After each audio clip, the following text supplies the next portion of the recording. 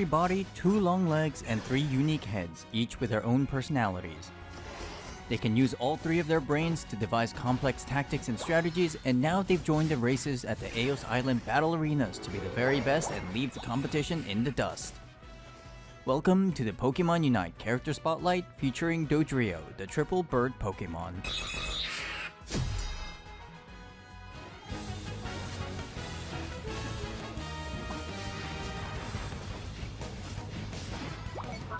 Hello everybody, Jake your resident content cowboy here, yeehaw, as I'm going to talk about my favorite Pokemon inside Pokemon Unite, the one and only Dodrio. Dodrio is a hit-and-run speedster who specializes in diving in and out of fights while dealing massive damage. Her unmatched speed makes her nigh uncatchable as she roams all across the Sky Ruins to fight and run down her enemies. Dodrio requires expert trainers with a need for speed who can deftly utilize her unique scoring and targeting mechanics while keeping her on the move to make the most out of her passive. It's a lot to keep track of, so let's begin at the starting line. Ready, go! Doduo and Dodrio's passive Runaway has 2 parts. When near enemy Pokemon, this Pokemon gains a small boost to their movement speed. Additionally, this Pokemon becomes increasingly faster the longer they're in motion, up to a cap indicated by the sprint gauge below the health bar. Slowing down or stopping entirely depletes the sprint gauge rapidly, so be sure to watch your speed and keep it high. When scoring, Doduo divides up the Eos points evenly between their 2 heads if possible, and takes turns scoring one after the other. After all, 2 goals are better than 1. Similarly, Dodrio will divide up the points 3 ways before taking turns to score. After all, 3 goals are better than 2. However, for the purposes of scoring items like Attack Weight or Eos Cookie, Doduo and Dodrio must score all their points for the items to grant their stat boosts. Doduo's basic attack becomes boosted every 3rd attack, dealing additional damage. This Pokemon gains a stronger boosted basic attack when they reach and maintain their max speed. Performing a basing attack in this state will have Doduo charge forward in the direction they are facing, dealing damage to enemies in the way, and reduce ability cooldowns if this attack hits an enemy. Sprint boosted basic attacks can also traverse over small walls and other obstacles. Note that unlike normal basic attacks, Doduo and Dodrio's sprint boosted basic attacks will not automatically turn to attack enemies. Doduo's first basic ability is Peck. Doduo stops and jabs her beaks forward, dealing damage to enemies hit. If the sprint gauge is full, Doduo dashes forward in the direction she is facing, dealing bonus damage and consuming the gauge. Note that a sprint boosted Peck can traverse small walls and other obstacles. Doduo's second basic ability is Quick Attack. Doduo dashes forward and gains increased movement speed for a short duration and deals damage to those in the way. If Quick Attack hits an enemy Pokemon, the move's cooldown is slightly reduced. Like Peck, this ability can traverse small walls and other obstacles. Once Doduo levels up to 5, they evolve into Dodrio for getting Peck to learn either Tri-Attack or Drill Peck.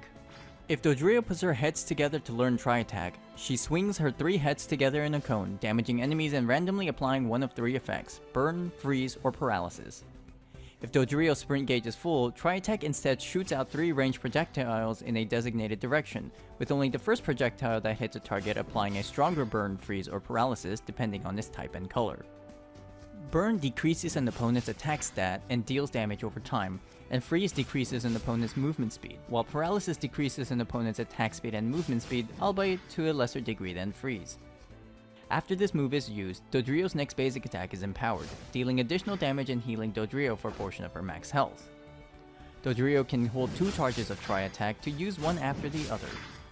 When the move upgrades at level 11, the basic attack following this move heals even more health than before. Additionally, sprint boosted basic attacks will reduce Tri-Attack's cooldown if it hits an opponent. You'll almost always want to use the sprint boosted version of Tri-Attack for the additional damage and range, unless you need a quick burst of damage to finish off a low HP opponent. Why attack once when you can do it 3 times? Tri-Attack is the only move in her arsenal, not including her Unite move, that allows her to aim independent of her movement.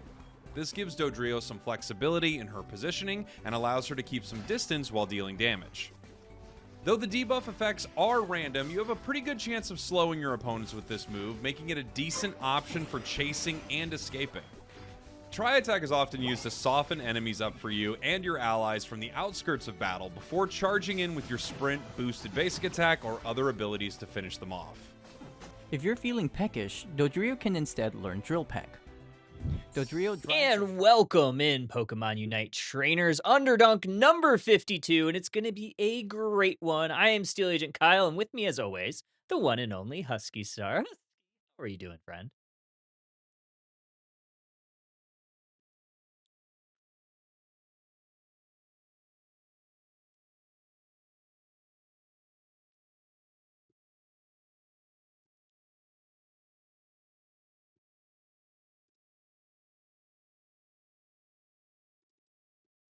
And I wrote a whole paper. So that was nice. A little tired, excited to get to sleep at some point. And here we are. Oh, yeah, it's going to be a good one. I'm glad that you're able to get some sleep. Hopefully, it won't be a too long of a night for you. I think we're going to have 3 sets, you and I, and then Dracu and Kelosaurus will be taking us home the final 3 sets. So, full casting desk today. We have 13 teams, I believe, in the bracket currently. And Apparently I'm muted. I fixed it already. I noticed it like Oh. almost right away. Gotcha. So, something when we switched Discord things, it got a little funky. Yeah, we got it. We nailed it. We nailed it. It's fine. Everything's fine. But some general housekeeping news. As per usual, best of 3 on the upper side of the bracket, best of 1 on the lower side of the bracket, up through the grand finals, where it is a best of 1 or best of 3, and then a best of 1. If it goes to a reset, midnight clause still does apply. Bans, nothing. Zip, zilch, everything is on the table today. The amulet coin has been nerfed. I think that is the biggest bit of news that we've had since the last Underdunk about 2 weeks ago. We saw it a little bit that night, but it seemed like teams really started to ramp up like the day after when they realized how good and how broken score comp could be. But doesn't matter. It's been nerfed, at least for the time being. We'll see how it kind of shakes out if teams still want to prioritize it. I still think it might have some, maybe a little bit of use here, but Husky, how are you feeling about the current meta, the current state of Pokemon Unite? Obviously, we've had a little bit of time to digest this current meta. Like the meta with the most recent patch has really shifted a ton. I think we've just kind of moved from we're still in a melee focused meta, but instead of heavy dive with burst with speedsters, it's just kind of shifted to a little bit more of a tanky front line with a lot of all-rounders. We've had this meta before. Teams know what they're doing with the meta. I think that amulet coin was like never as insane. I don't know, maybe I'm coping, but I was like, it's never as insane as people were saying it was before it got nerfed. I just think people wanted to do something different. I think people just wanted to score comp a little bit. I still think there's some use cases for it, and you can run like a roamer who farms pretty well and just puts in a ton of points. I just don't know if teams are really willing to go for that when it's not as easy because Amulet Coin's not as good. I think that the other piece of news that we have missed, though, is that we are getting our first supporter battle pass, and the girlies are excited about that one. Myself included, because as a support main, well, I guess As a girly. as a girly, we'll go with it. I'm super girly. excited. I'm excited and I'm not at the same time because like Clef already had like one of the few supports that had a purple tier skin. So it's like, man, I would have really loved like Eldegoss. Hoopa could have been a good use case. Obviously, Psyduck Yeah. now has like the orange tier hollow air with the superhero, which is really cool. Yeah, like Clefable really does already have like a really good It's piece of pretty hollow air. I feel like I don't know if it's even the most played support. Like I feel like it's Blissey, like and Blissey has a lot of hollow air, but nothing like crazy good like what Clefable has, like the purple tier one. But I do like it. I think it does look good. And I know they wanted to do like a fairy thing and, you know, the battle pass would be something fairy related. I feel like it makes sense. And I do love Clefable. It's one of my favorite Pokemon to play. Imagine if it was Comfey, though. Oh, I feel like that would be like the Comfey Battle worst Pass? support. Like, don't get me wrong, Imagine. I do have the fancy Comfey skin because it was like on sale at one point for really a good amount, enough for me to I be have like, all it right, go for actually it. too, but I got it out of a Oh box. yeah, that's right. When they did the 500 point box, Yeah, that was yeah. pretty nice. Yeah, I'm excited. I'm also Blissey would have been cool. There's so many good supports out there. I feel like Blissey probably is deserving of something since it doesn't have any. I think the best Holloware it has is like that blue tier, if I'm not mistaken. Purple would be cool. Mhm. Battle Pass one would be cool. Let's talk about the tournament. We have 13 teams today. Some familiar faces, some new teams, some pickup stacks. So we have a pretty good showing today. Looking at the bracket, we have some mainstays. The previous 2 weeks, or 2 weeks ago, the champions of 2 weeks ago, the Goofy Goobers are back. They have a first round bye. We're going to take a look at two teams here, a pickup stack, and then a team that has run through the grassroots, you know, gauntlet over last offseason, but kind of took a little bit of a hiatus during UCS, the Pocket Rockets, and we're going to get to see them here in match one. Yeah, I'm excited. Pocket Rockets is one of those really fun teams that I feel like would love to take advantage of a score composition if Amulet Coin was still considered to be broken. Hmm. But I Yeah. haven't seen this team in a while, and it was a team that was kind of like a favorite of Hmm. the Underdunk community, because they're just interesting to watch, and they do funny stuff, and they do things that tilt the other team, and that makes us laugh. So we love it, and I'm excited to see kind of after a little break, not being able to see them play for a while, what they're going to bring back to the table. And obviously, against, a pickup stack, still some fun players, still some fun opportunities for them. MQL, obviously, very well known in the community as well. It should be fun to see. This is going to be a good one already off the bat. We are going to see a couple of bans. One thing that I'm very interested in is this Wigglytuff ban. Not something that you normally see, especially in competitive, but it is quite annoying to deal with. Yeah, the Wiggly ban. I mean, we've got Rollout Guy, so I That's imagine true. that's who they're trying to ban that away from. They don't want them to have it. And the Sableye ban as well. Just two annoying supports to have to go up against. So, I mean, I'm sure Callies and Valleys has a little bit of a plan here, and they are going to grab a first support when three supports are currently off the table.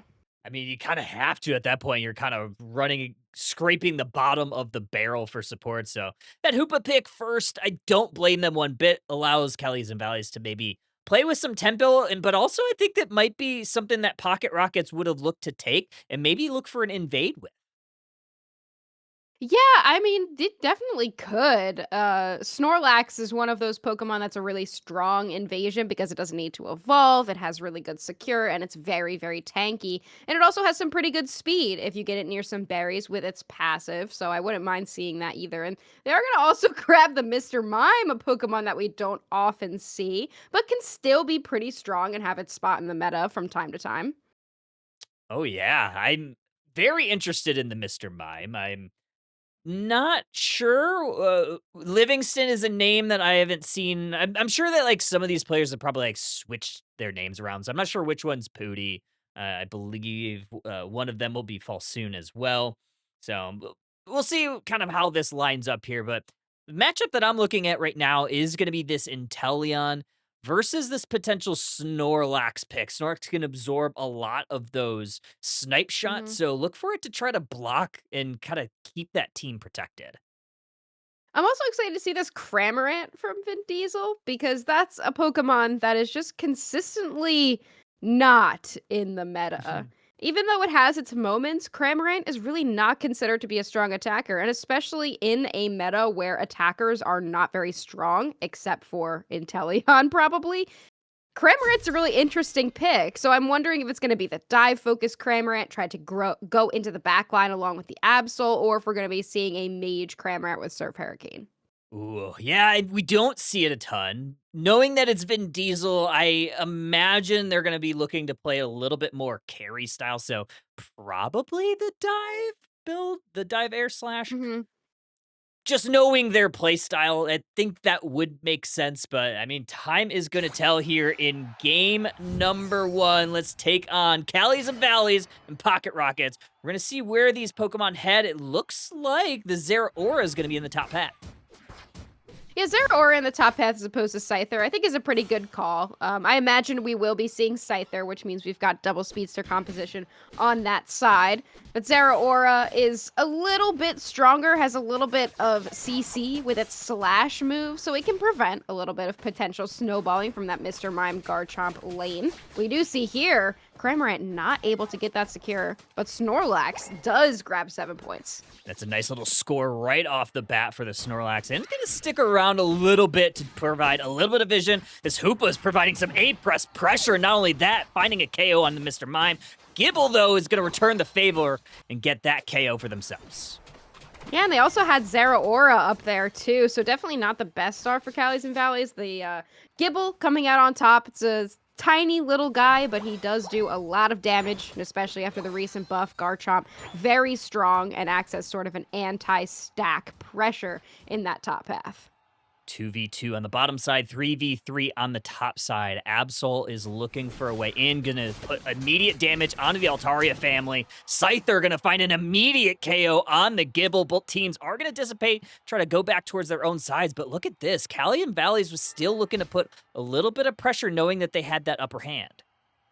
It's a really interesting play for the Gibble to go in there, and what they were trying to do is jump in and get their level 5 so they could immediately Dragon Claw out. So it was kind of like, if I get that secure and I'm able to evolve to level 5 there, then we win this fight, and if not, I go down. But that was a chance they were willing to take. Didn't work out for them, unfortunately, as Scyther was there.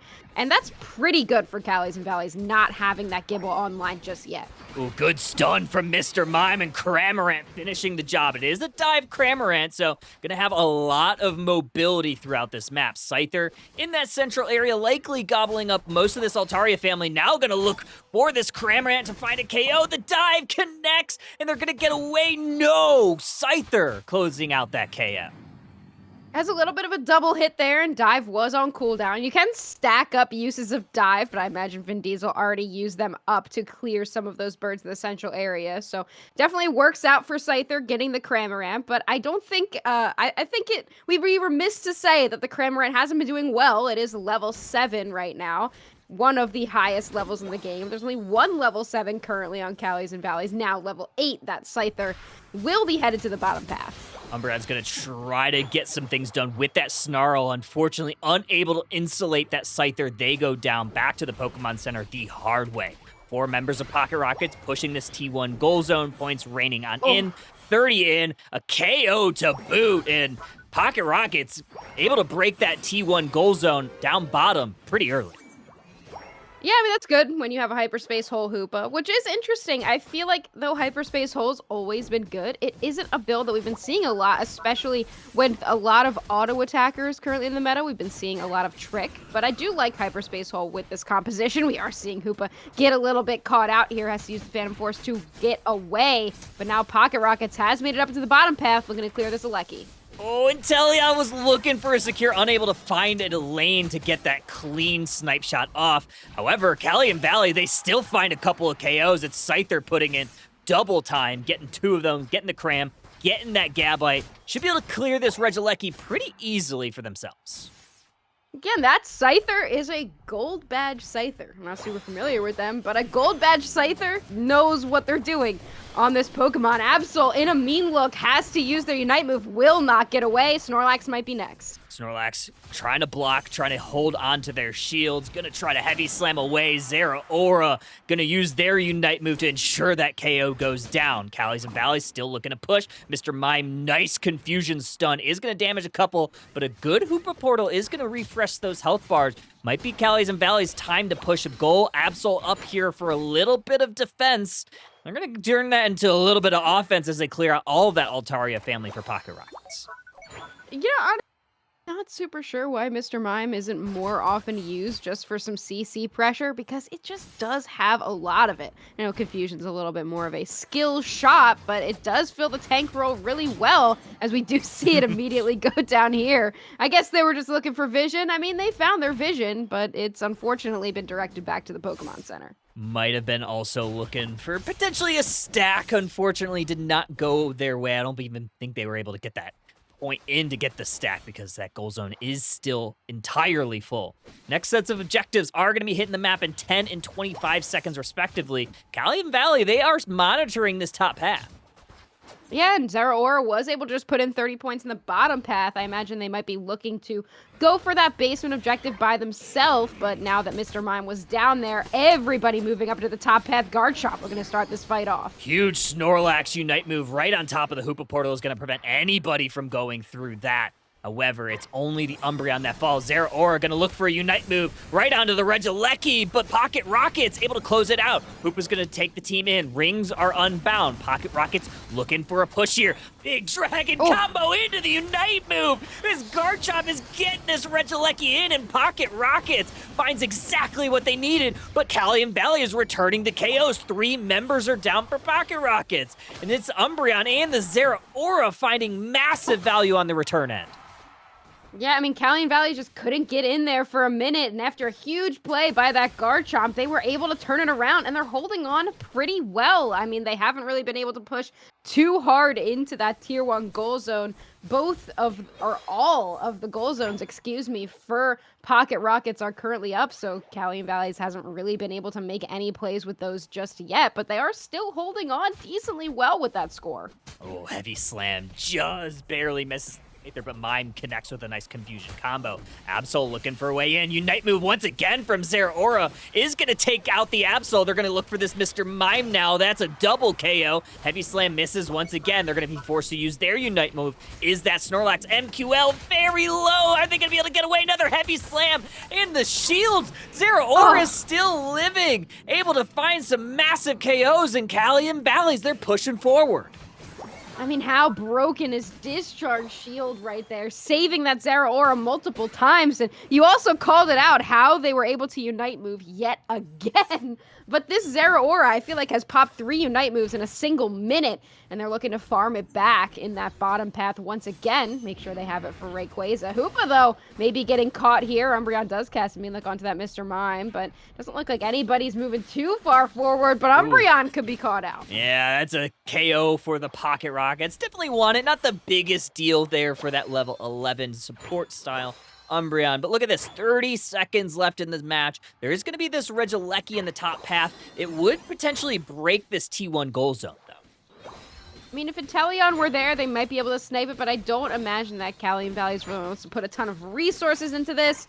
Correct in my assumption, Absol is going to get that secure, send that toward the Tier 1 goal zone and let them just break it even. Definitely the smart play, and if anybody needed to grab some experience on Cali and Valleys, they could now in the top path, but everybody's levels are looking pretty good on both sides. Look connects onto the Snorlax. Might not have been the perfect target there, but Absol is quite low, going to be forced to retreat back to base to get a refreshed health bar. No real healers for Pocket Rockets here.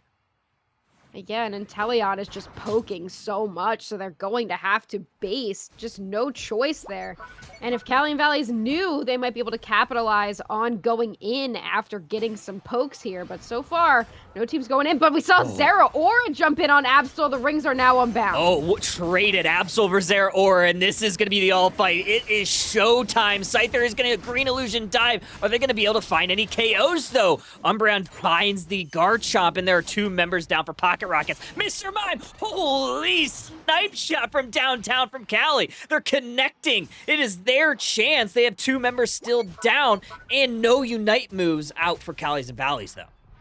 But we've got a level 14 Cramorant, and they do still have that Gatling Gold Missile available, so they could do a ton of damage. Will grab the Hoopa as well. A back cap here for Umbreon will put Cali and Valleys in the lead. Vin Diesel now very low, has to back out, and Pocket Rockets has barely been able to chip at this Rayquaza. This could be Cali Valley's opportunity to defend this Rayquaza and hope for the best here. That's the truth. 192, 175. Zeraora sees the play. Dragon combo into the Cramorant Unite move. Wow. And Pokemon are falling down for Callies and Valleys. This Absol goes down as well, though. No. This is going to be traded back and forth. They're going to need to find a score. Mr. Mime on the back end. They got 40. That's going to put Pocket Rockets in the lead. Snorlax also going for it. And Callie and Valleys with 3 members down. They're going to be going down here in game 1. Wow, I don't think they know either what the score ends up being in this situation. Not able to get any more points in, but it doesn't matter. The Mr. Mime with the hero play, 40 points, puts them on top. A no Rayquaza game number 1 on stream tonight for Underdunk. Wee, what an exciting Rayquaza fight that was, like you said. Didn't even result in a Rayquaza being taken, just a couple of timely backcaps for both squads. One for Callies and Valleys, who got that T1 goal zone broken, and then one for the Pocket Rockets to secure their victory as a 40-point dunk from that Mr. Mime. Yeah, I mean, I talked about how Mr. Mime maybe should be a little bit more used, and maybe that is the reason why. But I do also want to say here, Callie on that Inteleon was just putting in so much work throughout that fight. They were not getting dove. Their front line was protecting them heavily, and they were dealing enough poke to force Pocket Rockets into that situation. It is just unfortunate that Mr. Mime could not be stopped. But at the end of the day, that was some great playing from both sides. It just really leads us into a really fun potential setup for our game number 2. It really does. And unfortunately, our observers' blue stacks crashed. So unfortunately, we're not going to have these stats up just yet. Once we get that back up and running, we'll obviously be able to get the second game.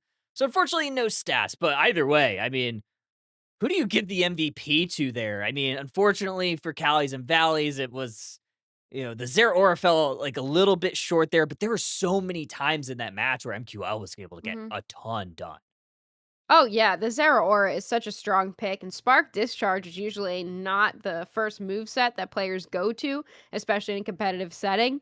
But I like the Spark Discharge a lot. It provides a lot of opportunities for chase. It has a little bit of unstoppable built in with each of those individual sparks, and the Discharge Shield is very good. It has a lot of spell vamp as well, which allows Zeraora to heal as it's casting the discharge move. And they did a great job, MQL, with chaining KOs back to back, getting out a ton of Unite moves. Unfortunately, in the last fight, they're just too squishy, where once Zera's in without cooldowns, it's really easy to just catch, stun, and take that Pokemon out.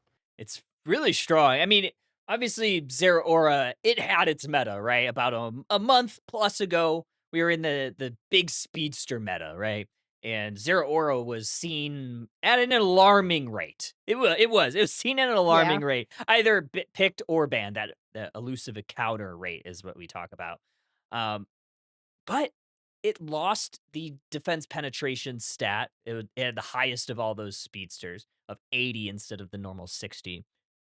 But it's still very good in situation. I mean, we saw how much damage it still provided. Like you said, that discharge shield, very valuable in quite brawly comps when you might just need a little bit of extra sustain. And I don't know, it seems like there are still some ways to incorporate it into a lot of these in these compositions. No, it's very good. And I mean, I think that it's a speedster that's still really strong. And speedsters generally are still very strong. I mean, dive and burst are really valuable. I think the problem with a lot of speedsters is they're a little bit too squishy and they just kind of get blown up at the end of the day. But I think that, a double speedster composition, the Zeraora, the Scyther, a 2 Pokemon that can provide that dive and burst with a lot of poke from Inteleon in the backline can be really, really strong. It just might struggle a little bit in that end game fight. But I really don't think that they did. That game wasn't a game where a team played better or a lot one team made a lot of mistakes. It was very even the entire time. The fights were very high level and very well thought out from both sides. And it just so happened that Mime got those little bit of extra points in just to put Pocket Rockets on top. it's very fun to see this new Pocket Rockets squad. Obviously, adding Vin Diesel is probably a positive for them. A very notable trainer heading to Worlds once again. I'm very interested to see Pocket Rockets play more of their game because they didn't seem like they were able to play their normal Pocket Rockets style of Pokemon Unite, which is heavy invades, a lot of weird compositions with interesting XP Mhm. share choices, which I Yeah. love. I love the innovation that they normally provide, but we saw a very kind of straightforward outside of like maybe that Cramorant pick. Yeah, they were very normal, surprisingly normal. I mean, Mr. Mime, Cramorant, they're picks you don't see a lot, but they're still pretty solid. We didn't see any crazy EXP share choices, and maybe that's because of this Wiggly ban that we keep seeing, the Sableye ban that we might see again here from Callie's, but here we go, game number 2. We're gonna see that Wiggly and Suicune ban once again. Very mirror of so far how the ban section went in game number 1. We are gonna see that Sableye once again. Again, likely to kind of slow down the Pocket Rocket invade, which they like to do. And Pocket Rockets, they did not like that Scyther pick from Cali and Valley. I like this choice to ban out that Scyther because it forces Callie and Valleys into either do we pick that Blissey so that they don't use it, or do we stick with the Hoopa, which if they don't stick with the Hoopa, then Pocket Rockets gets that Blissey, and they don't want to let that happen, so they are going to go ahead and grab that Blissey, which might mess with their kind of style that they were playing with the Hoopa in the previous match. I love Blissey first pick. If it's available, you almost have to take it. It's one of those big enabler type Pokemon, right? Like any type of speedster that you want to attach it to is kind of game changing if you get the Unite move in the right spot. You even throw it on that Blaziken if they are thinking about taking that one. So it's just one of those Pokemon that's just super tough to deal with. It could go into any composition, whether there's a heavy CC, you could pick Safeguard, or if there's a lot of poke, like the Centellion, you could go with the X. I like the Inteleon pick here from Pocket Rockets, taking that away from Callies and Valleys in response to them grabbing their Snorlax. But it seems like there's just kind of a lot of swapping between the two teams. Pocket Rockets takes Inteleon and Umbreon, and that means Callies and Valleys gets the Snorlax instead. But they are sticking with that Garchomp pick that was very strong, as well as the Mr. Mime, whereas Callies and Valleys going to switch their speedster choice over to this Leafeon. I'm looking at this Venusaur pick, and Ooh. I'm intrigued and very interested as I mean, we don't see it a lot. It could be really strong. It did receive some buffs relatively recent, not this most recent patch, but or I guess technically the most recent patch, where you saw some buffs to the Giga Drain Pedal Dance build, and that's kind of what they have lined up right now. They got that muscle band on it right now, along with that full heal. So potentially we're Mhm. going to see more of a brawly composition for Cali and Val. Yeah, I wonder if even we see soft-boiled Blissey, especially with a Petal Dance Venusaur, can end up being a really strong raid boss. Obviously, Safeguard is still insane, and there's a lot of CC on Pocket Rockets to cleanse, but I feel like maybe Copium, that soft-boiled wouldn't be too bad of an option either. I don't think so. I think it would be fine. I think you could go either way. If you have Safeguard, it's kind of like an additional full heal for Venusaur, who obviously doesn't want to get interrupted while those pedal dances are going off. So you can make sure that you hit those Giga Drains and kind of chain and reduce those cooldowns. So you kind of try to keep up that pedal dance as long as possible. Like you said, you called it out best. It is a raid boss, so look for that Pokemon to really want to get that level 13. Yeah, also, I just want to shout out that MQL played Zeraora previously and is now on the Blissey, I love it. which is always fun. See your carry player swap to support next match. So that's always interesting. They are running the drive lens as well on that Blissey, so looking to get some assists early for the second game. Game number 2, Pocket Rockets is up 1-0 versus Callium Valleys, who's on your left side. They're taking this Leafeon up there. Loser is going to be going down to that lower side bracket where it is a best of 1. The top path Leafeon is definitely something I really, really like. I've practiced it a lot, and I think it's really strong. It is interesting to not just get it that level 4 real quick, but I also think there's a ton of value in making sure that Torchic gets online as fast as possible. Nice stacks here early on for this Umbreon, along with this Sobble. Vin Diesel pushing very forward, very aggressive. However, they might be paying for it. They do. Bulbasaur finds that KO pretty early, and Snorlax and Bulbasaur likely getting some points in. I don't know how worth it was for Umbreon to go for those berries in that situation. I guess they knew that Vin was going to go down, so they just wanted to get their level 4. But now that Absol has arrived, Snorlax in a similar position. There we go. That's a nice KO there. It's going to set them up for these 850 burrs, but it's going to be 3v3 down here. Bulbasaur's going to try to Razor Leaf through, but it is Inteleon securing that last little bit. Well, basic attack, unable to get the KO, and that allows Cali and Valley to clean up that Altaria family.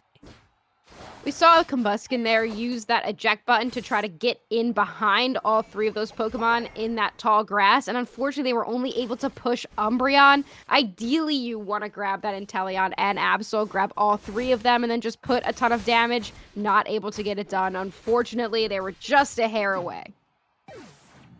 And we are gonna try to see what's going on here in this central area as Bulbasaur, now an Ivysaur, is able to take out that Mr. Mime. The Diesel gonna try to Fell Stinger away, gets themselves to safety. 8-man Altaria family in the central area, and Cali and Valley, they are going to be quite in favorable position here.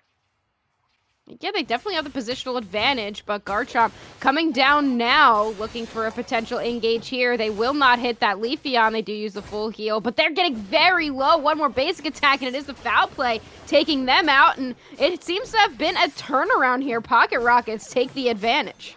That is a nice couple KOs for Pocket Rockets as they're going to continue pressing forward. MQL with that safeguard build is going to get to safety. Mr. Mime still pressing forward in that T1 goal zone top, where Leafeon is kind of hovering. Roll out guide down here. Looking for another 12-point stack. Snorlax going to heavy slam just in time. The Snarl, though. I like the foul play Snarl here. The mean look is always strong, but you're really only trying to mean look that Leafeon, and foul play can really do a lot in terms of getting a little bit more area of effect. And if you mean look a Venusaur, it doesn't really matter because it's still doing a ton of damage in that area, and it's still going to heal a ton. So I really do like the option for the little bit of extra stuns with that foul play. Garchomp online at 7 minutes. That is quite nice for the Pocket Rockets. Reggie Ice going over to the Pocket Rockets as well. So that is a nice objective for them as they're looking to kind of take advantage on both sides of the map. Yeah, looking here at Regieleki, Garchomp just kind of ripping it down. Leafeon might go for a secure. They're looking for it, but not able to get their Razor Leaf on top of it. Blissey, though, with the helping hand. MQL does get that secure. Garchomp will look for revenge. Ooh, that's a nice KO, but nice secure Blissey basic attack is able to take that Regieleki, like you said. Ooh, and this Garchomp gets 2 and gonna push forward on this T1 goal zone. 40 points plus 40 equals a 30-point overcap for the Pocket Rockets as they take that T1 goal zone down. Pocket Rockets definitely a little bit stronger this match, coming out on top of more fights and having a little bit of a level lead. But in the bottom path, Venusaur does have their level 9. This Umbreon, though, is so rough for them to deal with, having to use that full heal.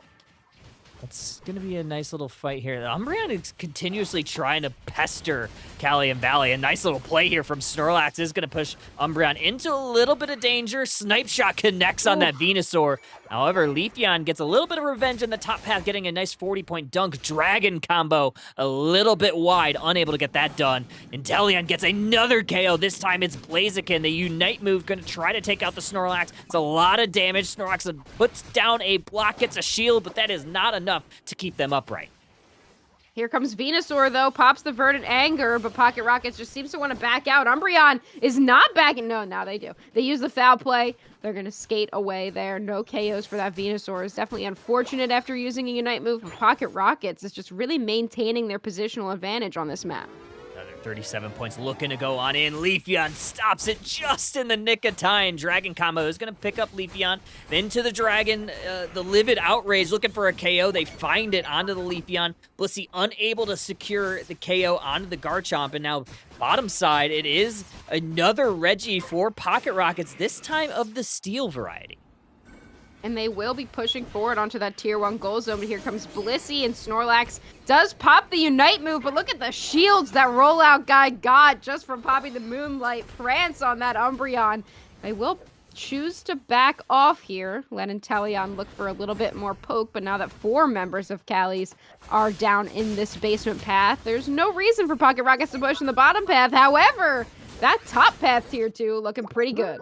40 points in from Mr. Mime. Leafeon finding a KO onto the Umbreon is going to be nice. Maybe a little bit of a consolation prize because it is Garchomp that is shredding through this Regieleki. They grab it for themselves. 14 points also looking to go in from Leafeon. Calian Valley, they are able to break at T1 goals down bottom, but Inteleon once again finding maximum value in Garchomp, getting that Regieleki in T2, and that's a Quadra KO for Vin Diesel. Really interesting play there from Cali's to go for that tier 1 push, seeing Regieleki walk into the tier 2. It's good to try to distract the teams. They can't get a lot of value in that top path, but it didn't end up mattering, and now their tier 2 goal zone is gone at 3 minutes and 30 seconds, and I do believe that means that there will be another Regieleki. Is that right? Before? Yeah, or right before. It'll be close. I didn't see exactly like what time, but like usually around 4 minutes. You might have an opportunity depending on when it gets taken down. But look at this, 25 seconds until another basement Reggie is on the map, and it looks like Cali's and Valleys are going to be in position to potentially take that as they're pressing forward, looking to find a KO on this this Inteleon, and that might have been an ill-advised push from Cali's and Valleys because they lose their Leafeon, and not only that, but now Pocket Rockets might be in position for this basement. That Leafeon just so hard countered by that Mr. Mime with all the barriers, the confusions. I mean, you can get in and immediately KO an Inteleon, but not when Mr. Mime is frontlining for it. And we do have Cali's looking for the secure here on this Regirock. They look for the overheat. Great defense there from Cali's to be able to get that secure. Ooh, Mr. Mime is caught between a couple of walls, a block in a hard place. They go back to the Pokemon Center. 140 to 306, 15 seconds until Rayquaza. Cali and Valleys, they are down, but they are sporting this Regirock buff. Yeah, it's not bad for sure. They've got level 13 on the Leafeon and the Blaziken. We haven't seen too much of the Blaziken yet, but this is really the Blaziken's time to shine. They have a fantastic Rayquaza fight opportunity here with that Garchomp going in with a Dragon Claw. Could be looking rough. Oh man, this Rayquaza goes down immediately, as well as Cali's and Valleys. 4 members go back to the Pokemon Center. It's just the Snorlax standing tall, but that might be just about it. Pocket Rockets likely taking this game 2 set. Clean sweep. There it is. We went with that Garchomp rip and flip right there. The grip it and rip it, as we like to say. And the Rayquaza, I didn't even see the Rayquaza get hit before it was suddenly down. There was so much chaos right there in that central area. I mean, that's kind of the way you gotta play when you have a Blissey on your team. You send the Blaziken in, go for the Bliss assistance, and then just hope for the best. But that Garchomp just shredded through that team.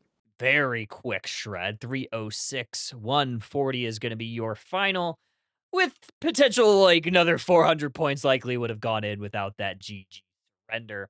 MVP, though, we're going to look at Garchomp as being that. But honestly, Husky, I feel like Vin Diesel on this Inteleon made a great case for MVP. Vin Diesel with the Quadra in that moment, 81,000 damage, only 19k taken. Definitely great to see from your backline attacker player, and I just don't think that anybody on Cali's could really get in enough on that Inteleon. Leafeon was their only option, and though the Leafeon put in some work, they were just not able to reach that far into the backline. Man, Mr. Mime, too. Mr. Mime was super fun to watch. You don't see a ton of Mr. Mime in this meta, but man, it's one of my favorite Pokemon to play because it provides so much value in I think you called it a couple times. That Leafeon had such a tough time, like penetrating through the barriers, getting stunned with the boosted autos or with the confusions. Like it's a machine sometimes.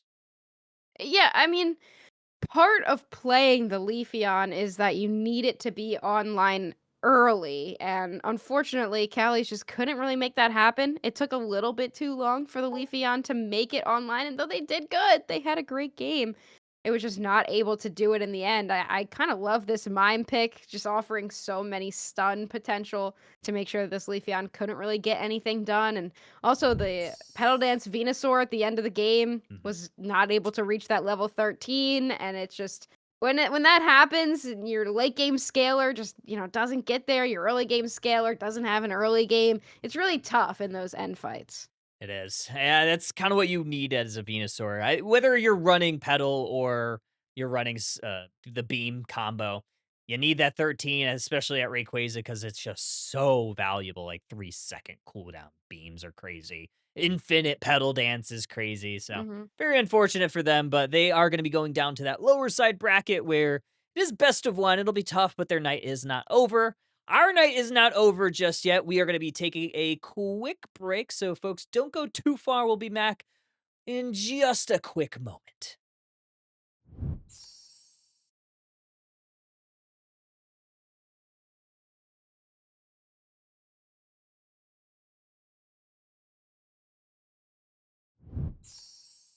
Put the right bracket.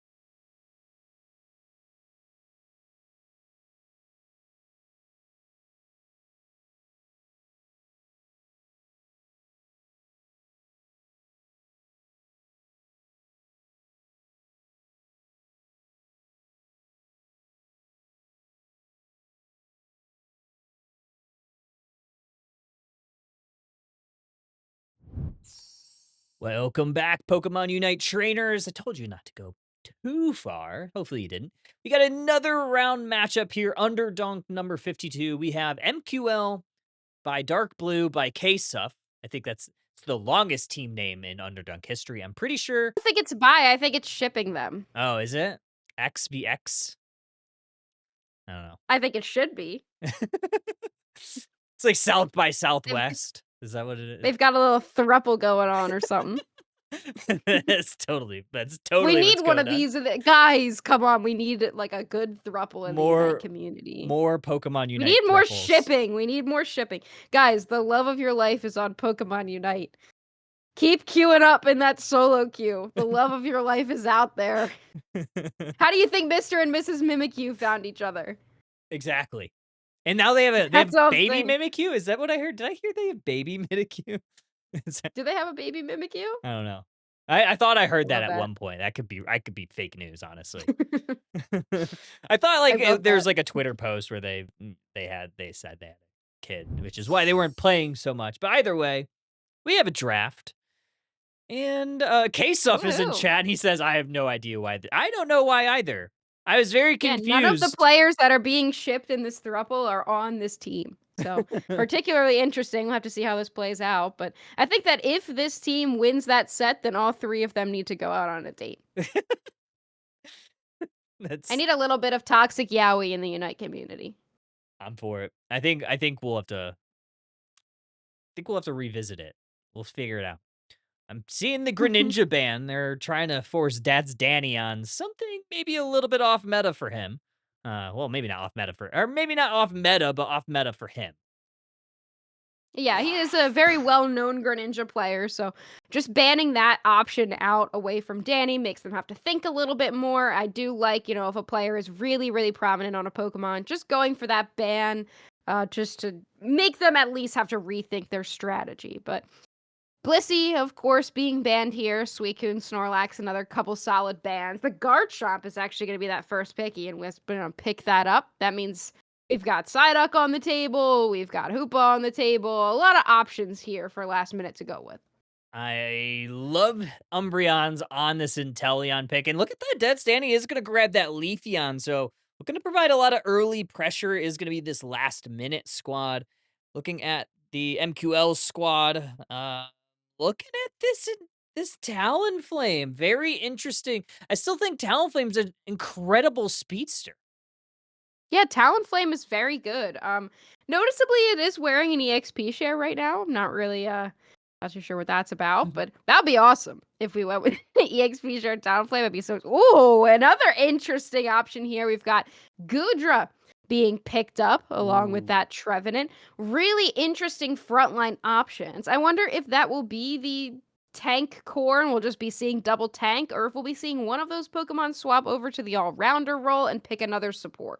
I am kind of liking this, but I am liking the counter pick, right?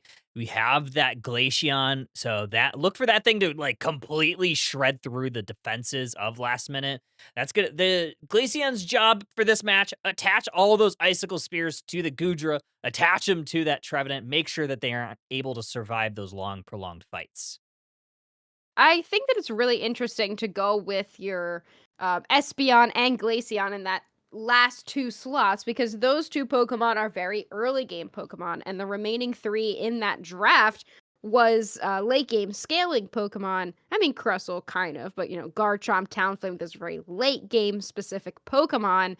And we were seeing kind of last minute shaping up to be a more early game focused with that Leafeon. And so MQL, whatever, what should we abbreviate this as? MQL X Dark Blue X K-Suff, whatever. We'll just say K-Suff. It's K-Suff now. They're kind of countering with that early game pressure of their own. Maybe MDK, like MGK. MD. Yeah, okay, I like that. I'm MDK. just gonna change it to MDK because I'm gonna like struggle. We'll go, MDK and last minute. There we go. I'm down. All right, down. we've come to a consensus. What hasn't Yeah, come I to a do consensus, like. though. Yeah, I like a lot of these picks. I think the Gudra is probably the most interesting thing on the board, but we also don't see Espeon too often. So I wonder if we'll be seeing Psyshock or that stored power against Double Speedster. I'd imagine stored power, but we will see. Game number 1, MDK versus Last Minute. This is game number 1 of your winners round 2. We're going to see MDK heading towards this top path with this XP share Talonflame. Yeah, so they did keep that EXP share on the Talonflame.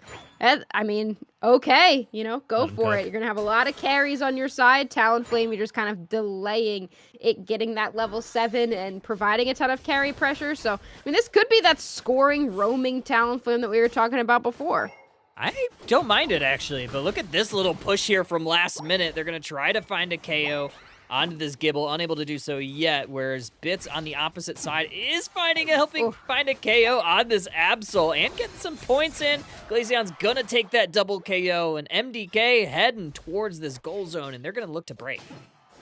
Wow, losing both paths right now, and Teleon also going down. Leafeon going down. It is Psyshock on the Espeon. Okay, I'm all for it. I mean, you got to hit those skill shots, but you trust in yourself and you trust in your button pressing and your aiming ability, and Psyshock can be very, very valuable. So far, MDK proven to be on top of that early game. 850 birds. It's going to be 3v3 top, 2v2 on the bottom side. So even strength for both squads as Garchomp. It's not a Garchomp yet, but it does get that second evolution into Gabite there. And early on, it's MDK taking advantage of this top path and finding a lot of value. Inteleon has not been able to find the same on the bottom side. Yeah, unfortunately, Inteleon not being level 5 at this point is definitely detrimental, especially when it's so strong in the path early because of its secures. But we saw Espeon and Crustle just do a really great job early, really doing a good job of countering the pressure of that water gun secure and able to keep that Inteleon at a low level for as long as possible.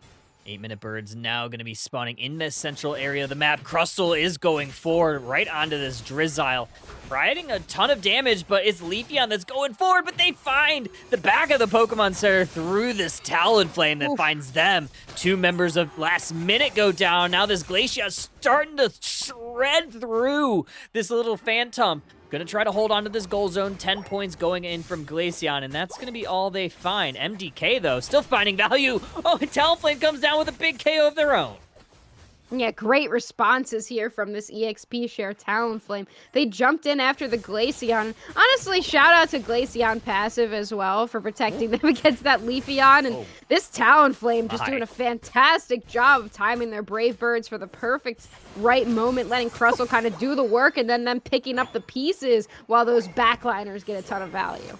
The EXP share Talonflame is the highest level in the game. Let me just kind of talk about that for a second. 141.22. 7-minute objectives, going to be hitting the map. MDK is going to be able to take this pretty much uncontested down on the bot path. It is a Regirock.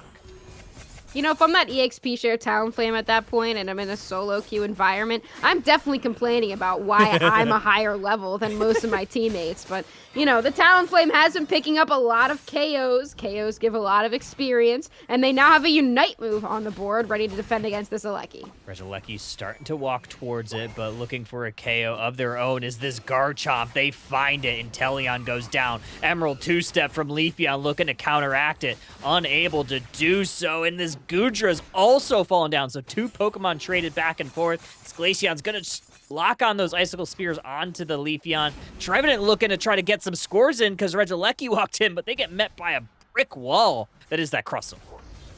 This Psyshock into Brave Bird is just so strong. They stun with the Psyshock, and then the Brave Bird comes in and cleans it up. It's just too much burst to really be able to deal with. And this Talonflame, now level 10, is looking so solid. You would think that it could just use the EXP share all the time. I mean, what damage items? I don't need damage items. You just run EXP share. Maybe they're just doing it for the speed. You get the extra movement, like 150 on a fully level 30 XP share, so it is moving faster, so I'm not going to say that that's not providing value. Definitely is the point.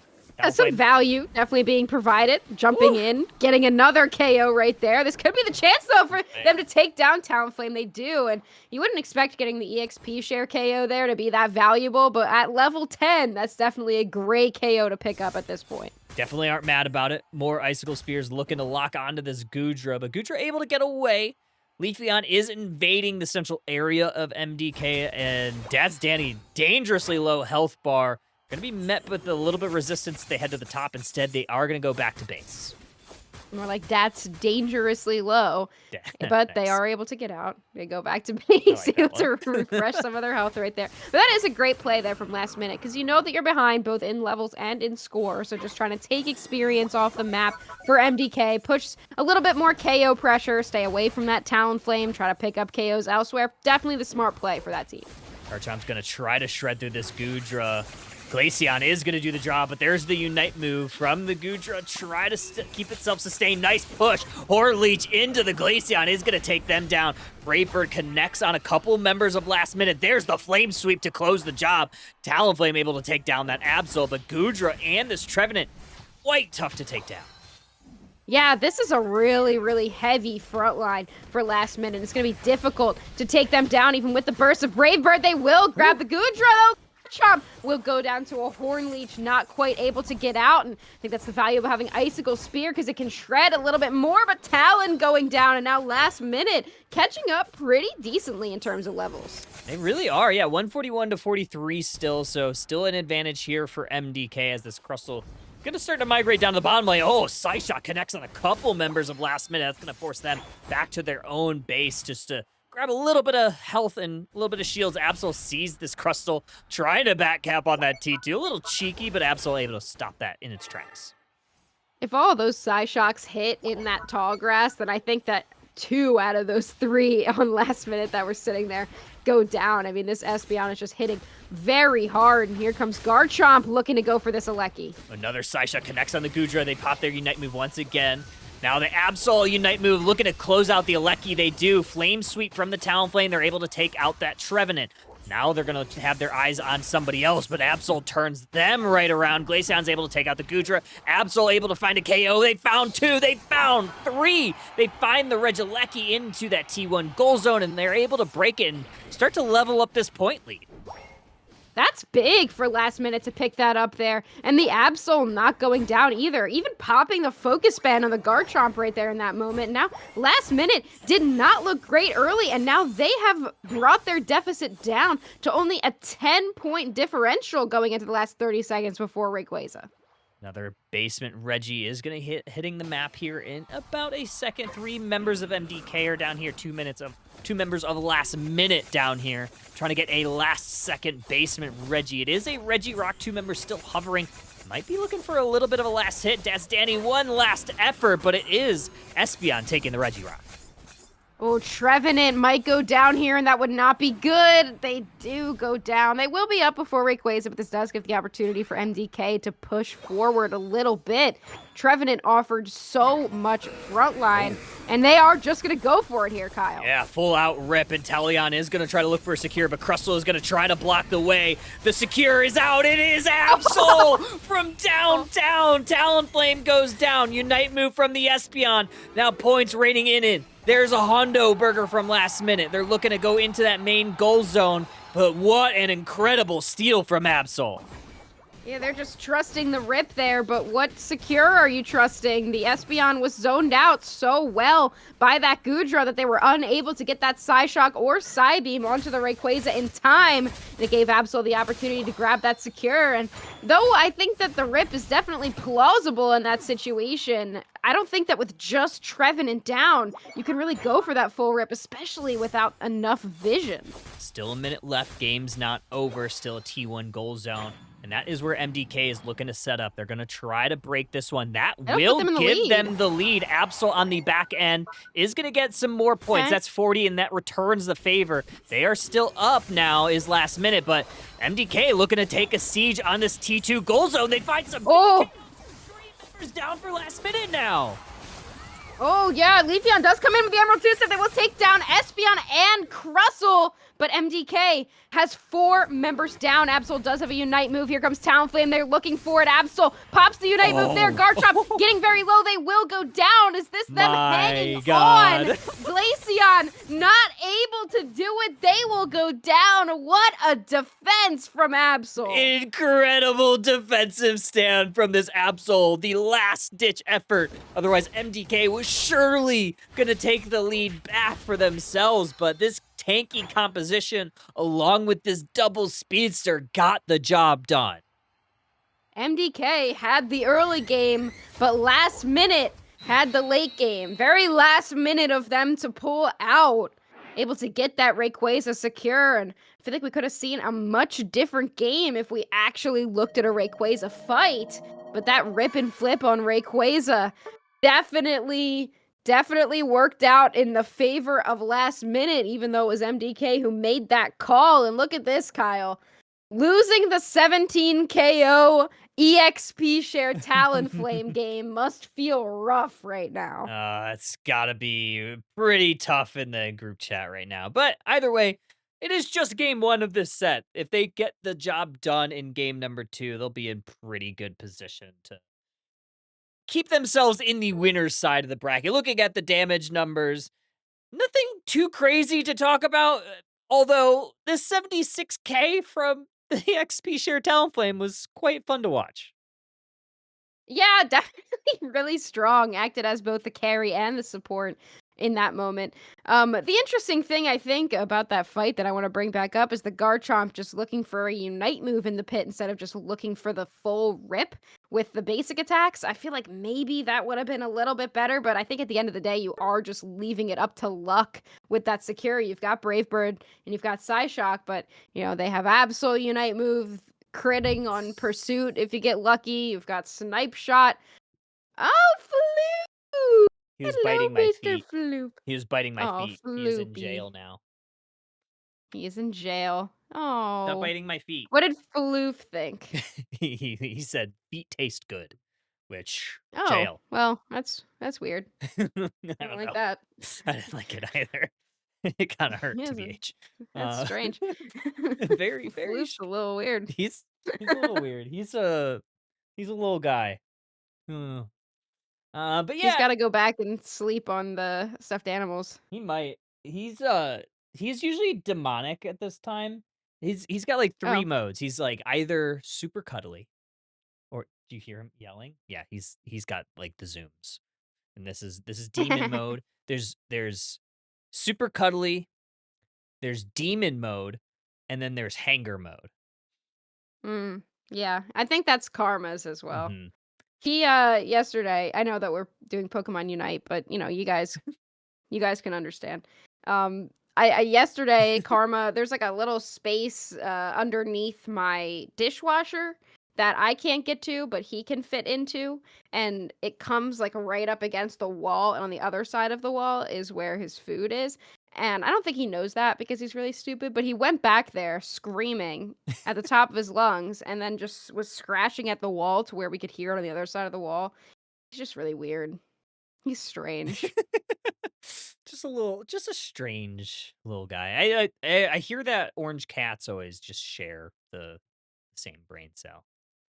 Yeah, they've got like one that circulates through all orange cats, but you know, if anyone's got an orange cat in chat, I'm sure you know what I'm talking about.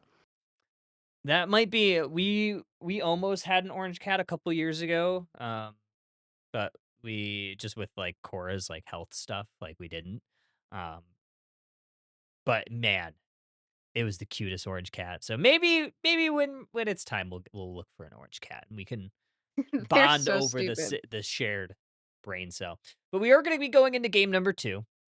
What a transition. Last minute. Yeah, no, what my transition idea was, oh, we're talking about orange cats. What we saw was the orange team win in our that's last better. game, which was gonna Cooked. lead us right in. But you know, that's fine. You don't trust me to take that. It's whatever. My bad. It was good. We'll figure it out. Thanks. We'll use that some way. But last Thanks. minute got it done. I'm looking to see if the teams are switching sides. Currently doesn't look like they're switching sides, so they're gonna stay exactly how they were. And we are getting back into the draft. So let's talk about that as we get into our game number 2. MDK going to need a level up here in game number 2. Honestly, MDK played great. Their comp was great. I just don't think the rip was the call. And I mean, you go for it with a 50-50 shot, and you think that maybe you have a little bit more than a 50-50 shot because of Bravebird secure, Psyshock secure, and you're like, okay, they've got, snipe shot, but we think we can do it. But I just think that they could have had a little bit stronger of an option there if they went for that fight. But we will see the Psyduck get banned, which hasn't really been banned or picked in today's tournaments so far. And they will keep with that Greninja ban. Yeah, just once again trying to force Dad's Danny onto another pick. Look at this, though. They might just, take away his own Pokemon, take away that Leafeon as well, but instead they are going to line up that Blissey pick, which I will never complain about a Blissey first pick. Yeah, I mean, you could take away the Leafeon from Dad's Danny and just force him into a position that he's not super comfortable being in, but I think you got to take that Blissey. I think you'd rather let him have the Leafeon and take the Blissey instead. I love that, and like you said, Dad's Danny does lock in the Leafeon. Umbreon's true to name is going to lock in the Umbreon. We'll see if they stay on that Pokemon, but you kind of imagine that they will. MDK looking to line up their 2 picks. It is going to be this Crustle once again, and then Ian is going to grab the Garchomp again. Yeah, the Garchomp always really strong. We didn't see it do a ton in the last match, but there wasn't as much fighting. It was more just Talonflame blowing everybody up. So, we'll see what ends up happening here with the Garchomp this time. Not too Mewtwo X coming out in last minute, taking away that Glaceon option. I do like that choice. They've got 3 Eevees on their team, definitely leaning into that early game composition. But on the other side, they will respond by taking away the Absol. Father versus son, Mew versus Mewtwo is going to be the matchup that we will be watching. And I love Bidoof on Mew. I don't know if you've ever gotten to see them play it a ton, but very proficient on that character. It's not something that gets played a ton outside of maybe LG in that supportive role by Otter, but Mew still can get it done, and it is going to be a damage carry Mew this time. Yeah, and Mew definitely in the back line can do some solid work. Glaceon is a little bit more difficult to go up against, and I think that's a really good pick into Glaceon, especially with how much Shred Icicle Spears can do, because it gives a little bit of extra damage, especially if your Garchomp is locked on with the Icicle Spears. You could throw some coaching on top of the Garchomp. You've got the Safeguard just to make sure the Icicle Spears don't do a ton of damage. What's interesting here is this Mewtwo X pick. I think that Mewtwo X, if it is played, definitely played more in that support tank role, and that's exactly what we're seeing here. And I'm kind of excited to see how this ends up working out against this comp, especially with a Machamp on its side. Yeah, I mean, imagine that we'll see kind of this carry Machamp. I still think submission is still good, so I'll be interested to see if they are going to play submission or if they're going to go that other set. I still think the crowd control that you have, but I think you got to watch out for that, right? If you see a Safeguard Blissey, you might not go submission. Yeah, I think if the Machamp was playing in that supporter slot, which we've seen a couple times, submission is definitely the call. But if you're looking for damage, Dynamic Punch might be the way to go, especially if you're going up against this Garchomp, but we will see. Game number 2, MDK on your purple side, last minute on your orange side. MDK is going to need to win this game, otherwise they are going down to that lower side bracket where it is a best of 1. We're going to see this Mewtwo EXP share along with the Machop head to the top path for the last minute. Double all-rounder lane versus a very classic Blissey Garchomp path, and they do send Danny into the central area. Last time, he didn't really get online as quickly as they would have liked a Leafeon to, so sending him to make sure he gets that level 4 early, I think is a really good call. Getting some early stacks in is this Umbreon pick. They're going to try to disrupt the flow of this Dwebble along with the Mew. A lot of damage on the Umbreon. Umbreon is going to take a Citrus Berry, just try to survive as long as they can, and they do. Glaceon is able to get a nice 14-point cap in as well, but they are going to pay for it. They go down. Don't know how worth it that 14 points was for them to go down here, just kind of handing KOs over to MDK. But right now they do get 48 points on the board, a couple points in that top path as well, and we've also got a Machoke so far last minute with the 3 EV composition having a solid early game. Ooh, Gibble's going down there, and more points are going to go on in for last minute. Bits is going to scramble to the central area of last minute, maybe look for some last hits, and maybe try to get evolved as fast as they can, and Absol is going to join them. They find a little bit of XP on that side. Yeah, just kind of swapping central areas here. Poor Gibble just can't get online into a Garchomp, and instead handing over some more experience to that's Danny, who's now level 6. Got that aerial ace on board, and MDK, all they kind of got out of it was they've got their Blissey at level 4, and now they might be able to do something with that. We're going to push onto this T1 goal zone. They find that Machoke. They find 22 points for this Absol, 12 for this Gabite. Last minute, though, is going to find this entire batch of central area Altaria family. Glaceon's going to lock on those Icicle Spears onto this poor Crustle. Going to force the eject button out, and Crustle just barely able to get to safety. Yeah, Crustle's one that we also don't see a ton, but it can provide a lot of damage, especially a little bit more poke damage. Unfortunately for this Crustle, though, they won't be getting out alive this time. Neither will the Mew. 3 members of last minute pushing into this basement path. Get a ton of points. Absol, Unite move right onto the Umbreon. Not able to find a KO, and they're going to retreat. They see 3 members of MDK hovering that T1 goal zone. They looked for the KO, unable to find it. Leafeon is going to find a majority of this Altaria family in that bottom path. A little bit of a weird Unite move choice, if I'm going to be honest. I think they could have waited for their team for a second and looked for an actual fight there, but they wanted to see if they could grab a quick KO just to push last minute away, and they weren't able to do that. Instead, they now are forced back to the central area to look for that Unite move again, giving last minute the opportunity to keep pushing forward. I love this shred from the Glaceon onto this Crustle. It's providing a lot of value. Getting some points on in. Regieleki, though, going over towards MDK. Going to march towards that T1 goal zone. Leafeon, however, on the bottom side, away from the fight, able to take that Regirock for last minute, and a 27-point overcap for them as well. MDK maintaining parity with the score, though. Garchomp was finally level 9, able to push that into the top path, and Crustle here getting a little bit more on the board. Very close game in terms of score. That's a 9-point differential, but at this point in the match, no one's super concerned about it. Ian Wisp might be caught out here. Garchomp Unite move force. They almost find a KO, unable to do so. There's that Mew Unite move, try to insulate the squad. Looking for a KO for themselves. There's the Bliss assistance. Last minute, MDK unable to find a KO. Last minute turns that script around, finds the Mew. And they do pay for it with their Mewtwo, but I think they're okay with that. Another bit of weird Unite move there. The Bliss assistance on top of the Mew. I don't know if they didn't mean to or they wanted to put it onto the Mewtwo X. I feel like that would have been a better option, but the Mew being so low health, getting that Bliss assistance, it didn't really provide the value that it could have in that moment. That being said, MDK has a now level 11 Absol, matching that of the Leafeon and the Machamp, as both teams kind of push a little bit forward in the top path. Ooh, Emerald 2-step is going to just quickly take out that Blissey.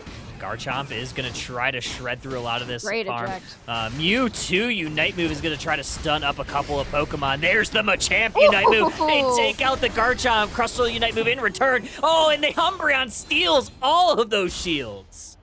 What a fantastic reaction there. I feel like Umbreon is a very reactionary support type Pokemon. Just being able to see the Crustle pop its Unite move, immediately go for the shields. I mean, that's why Umbreon is still so valuable, because so many defender and tankier Pokemon have a lot of shields to steal.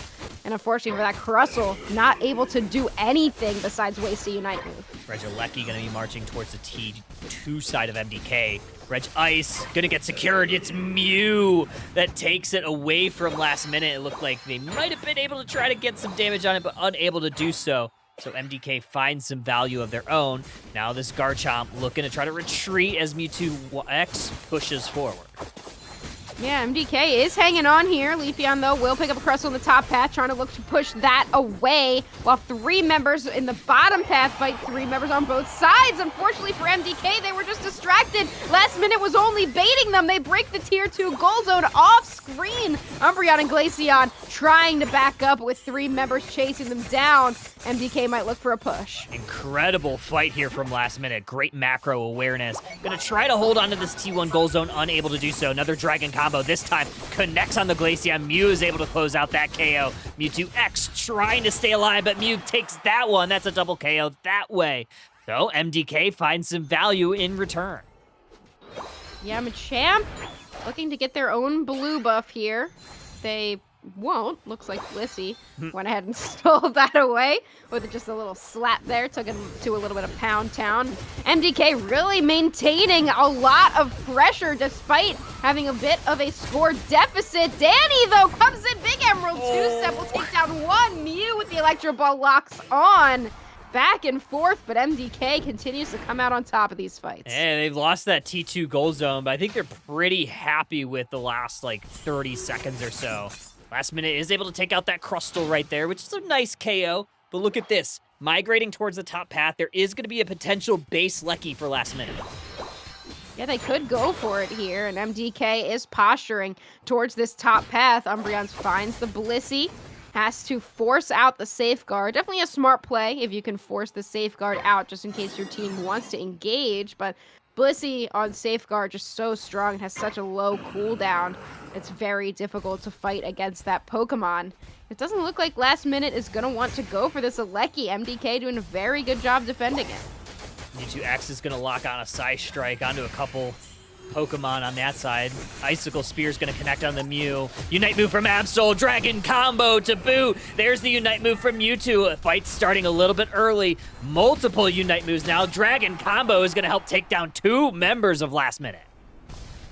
Yeah, the Mewtwo does use a Unite move, but nobody else on last minute has. Meanwhile, MDK popped a ton of Unite moves, and they might go for the rip and flip once again. Here comes the Emerald 2-step. Leafeon goes down, though, Kyle. This is big. Blissful Assistance is going to try to do some damage. This time, it's MDK coming out ahead. It is Crustle. It is 3 members down for last minute, and MDK needs to get their points in, but with 4 members down of last minute, it looks inevitable.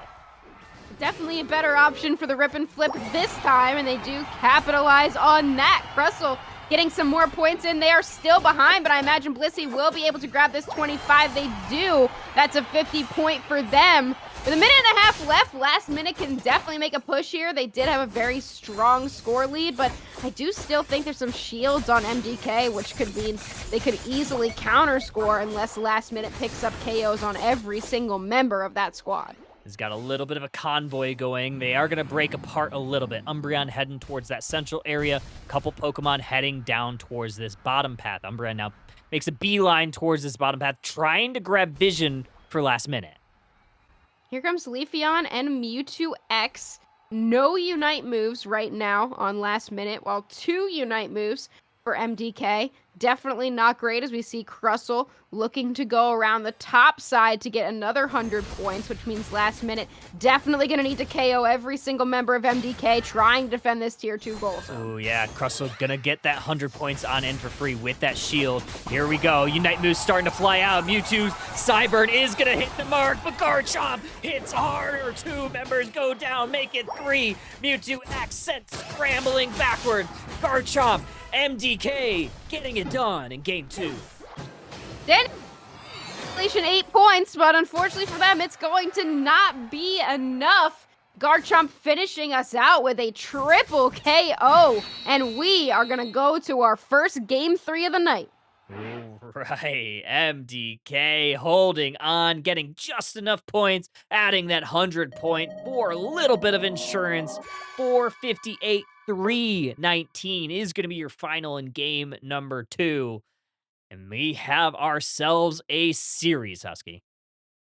Yeah, this is a fun one. I mean, MDK looking a little bit behind early, kind of what you'd expect with a triple EV composition. The Leafeon looking fantastic that game, but once again, we saw in the end it just kind of fell off a little bit more. And MDK with the strong team fight, and especially with that Blissey, they were really able to bring it home. And I think the Blissey just needs to be it needs to be banned. I don't It I needs to think be you need banned. to keep the Blissey off the board.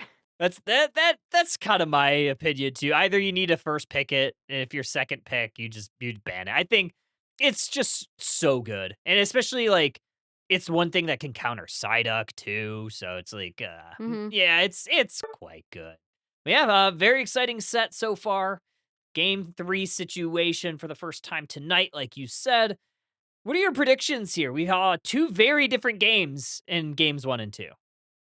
I think we're gonna see some mind games in this draft, especially in the bans section. We didn't see Blissey banned in that game. The bans didn't get updated there. We saw the Psyduck ban with the Greninja. I imagine we'll continue to see that Greninja being banned because I guess, teams would rather just play against Danny's Leafeon than against the Greninja. But I think we could see a little bit of mind gaming happening. I wonder if we will see MDK go for that first pick slot again. Um, I don't know. I think this is a real toss up. I don't think that either team has looked like so much better to where they, deserve these wins because last minute played really, really well in that early game and just an unfortunate late game fight. Both, like, the first time they got the lucky secure, second time they didn't. So it could go either way. It really could, and looks like teams are going to stay on the same side. So I think both teams are relatively happy with their side selection, their draft. And Mhm. I like to see that because it just means that we're going to see potentially likely a lot of the same, but maybe a better game plan and maybe better execution on both of their sides. And that's going to be an exciting game number 3 as we go into the draft. Yeah, I'm interested to see what bands we're gonna see come out. We do see the side up ban again, so I don't think MDK really wants to change much up. But I wonder if we will see last minute instead look for that Blissey ban. I feel like you gotta ban Suicune still, which they do, but I wonder if you kind of let Snorlax slide in favor of a Blissey ban. I'm not sure kind of what the plan is gonna be there. I don't know if they want to give that Blissey over. I guess they might here. Looks like they will ban out the Snorlax. Same bans as last time. Same bands. I'm gonna update that this time. I forgot to hit save. That's all that happened. I updated the Psyduck and I didn't hit save, so Oh. that griefed it. Hovering the Lapras, I don't think that will be the pick. I think, like you said, Blissey kind of rules all, and that is the case here. MDK locking in their support first. Yeah, not surprised. The Blissey. Is that a float stone? I didn't even notice that earlier. They go fast. What a time. What a time.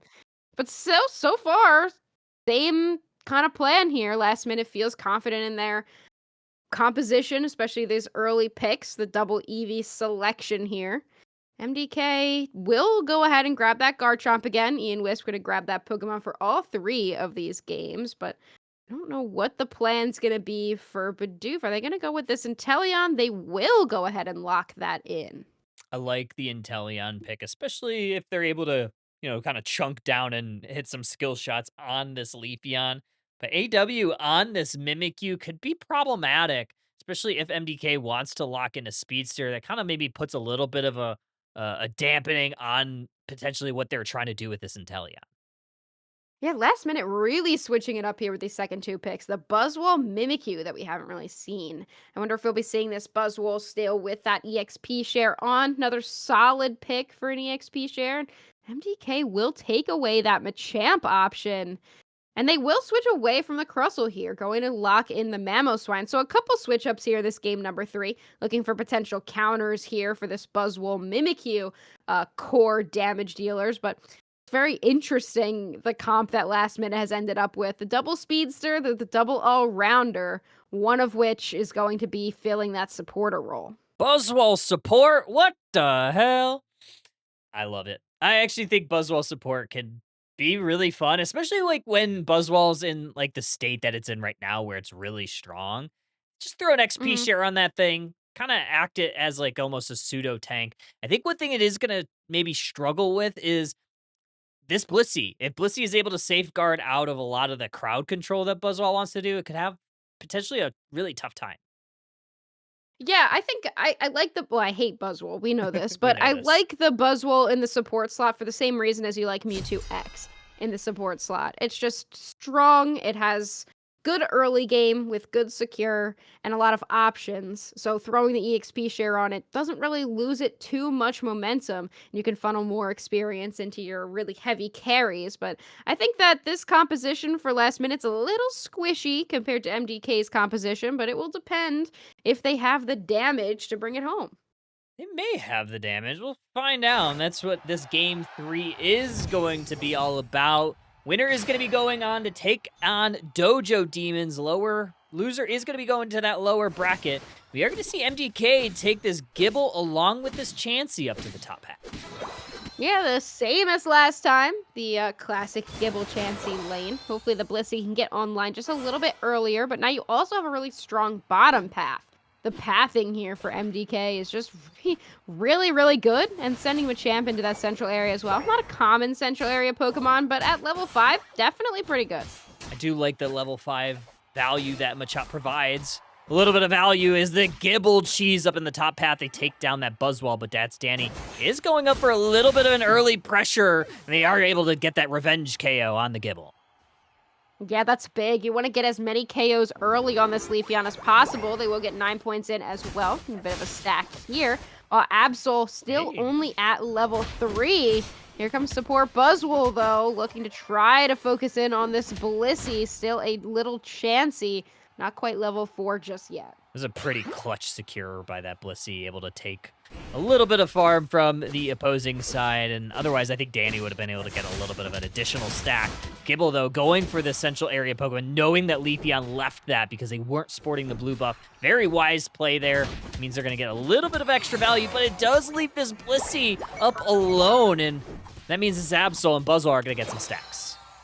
Yeah, it just means last minute just puts out more of a score lead. But I think that MDK is responding pretty well. You send Bits over there into the central area.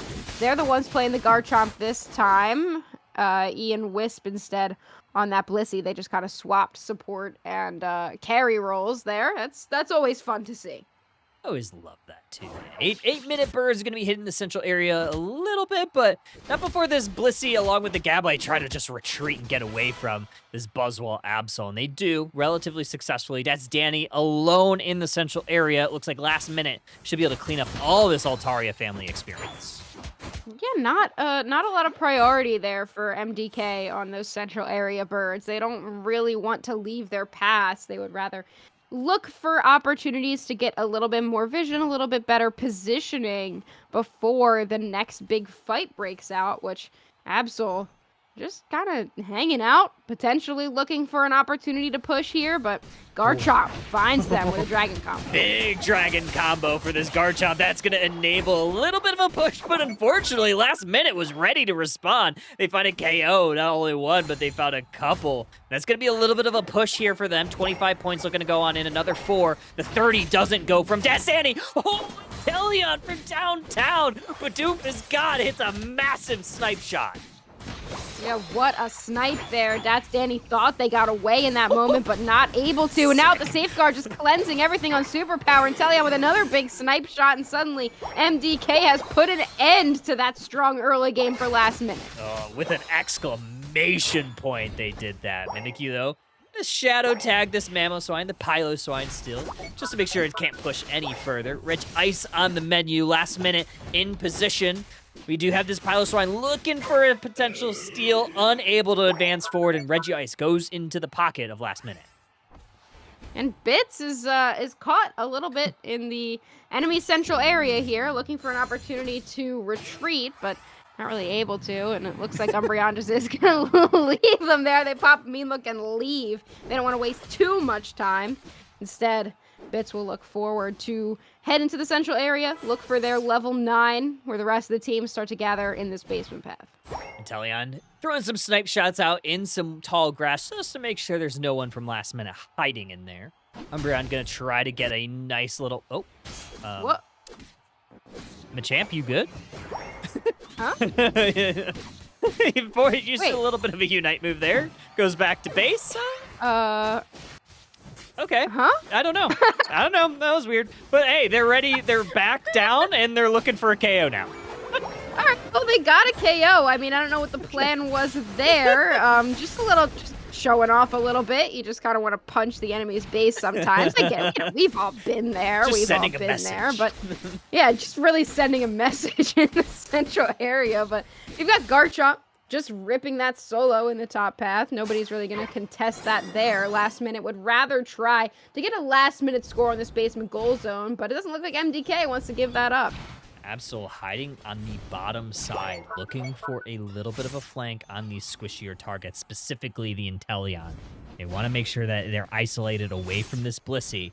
Looking for a 31-point score. They get it. Absol gets 40 on the opposite side. Now Garchomp looking to come on down, but that's Danny finds a Unite move, takes out the Piloswine. Machamp looking for a way in. Finds a couple Pokemon, but Leafeon is continuing. They're pressed forward. They find a couple. Absol finds a couple, and Machamp scrambling back to that T2 pad while Mimikyu gets a 31-point overcap. Another 40 points there, 191 to 114. For a second, I thought the Absol might be griefing by going for a score where the rest of the team was pushing, but I was wrong. It looks like they defended it very, very well and able to pick a couple KOs up to boot. Leafeon will go ahead and secure that Regice in the basement path. And again, Kyle, we are seeing a very even back and forth game between these two teams. Oh, there's a Unite move that connects. That was the message. The first one, the second one gets the job done, takes out the Mimikyu. Now Machamp gonna try to run away from the crowd control of this Buzzwole. Good peel from this the Mamoswine now, along with the Inteleon. I imagine that MDK saw the Machamp being played from last minute in the previous match and was like, that kind of looks fun. I want to try that. And it's working pretty well for them so far. It's a level 12 on the Machamp and on the Garchomps. We do see a snipe shot connect there onto Umbreon's. But with the Wish, it's not going to do too much here. Wow, last minute caught out in that tall grass. Garchomp looking for a fight. Oh, massive Dragon combo picks up 3, finds 1 KO. Machamp finds another. The 2 members of last minute go down. That pushes this Absol back to the T2 goal zone. Umbreon just gonna try to continue to grab vision. Leafeon, though, Death's Danny should be able to get a 41-point cap unless Blissey is able to stop it just in time. They're going down, but they don't. Inteleon grabs the Regieleki. Super Jump would have stopped that, and I miss it every day.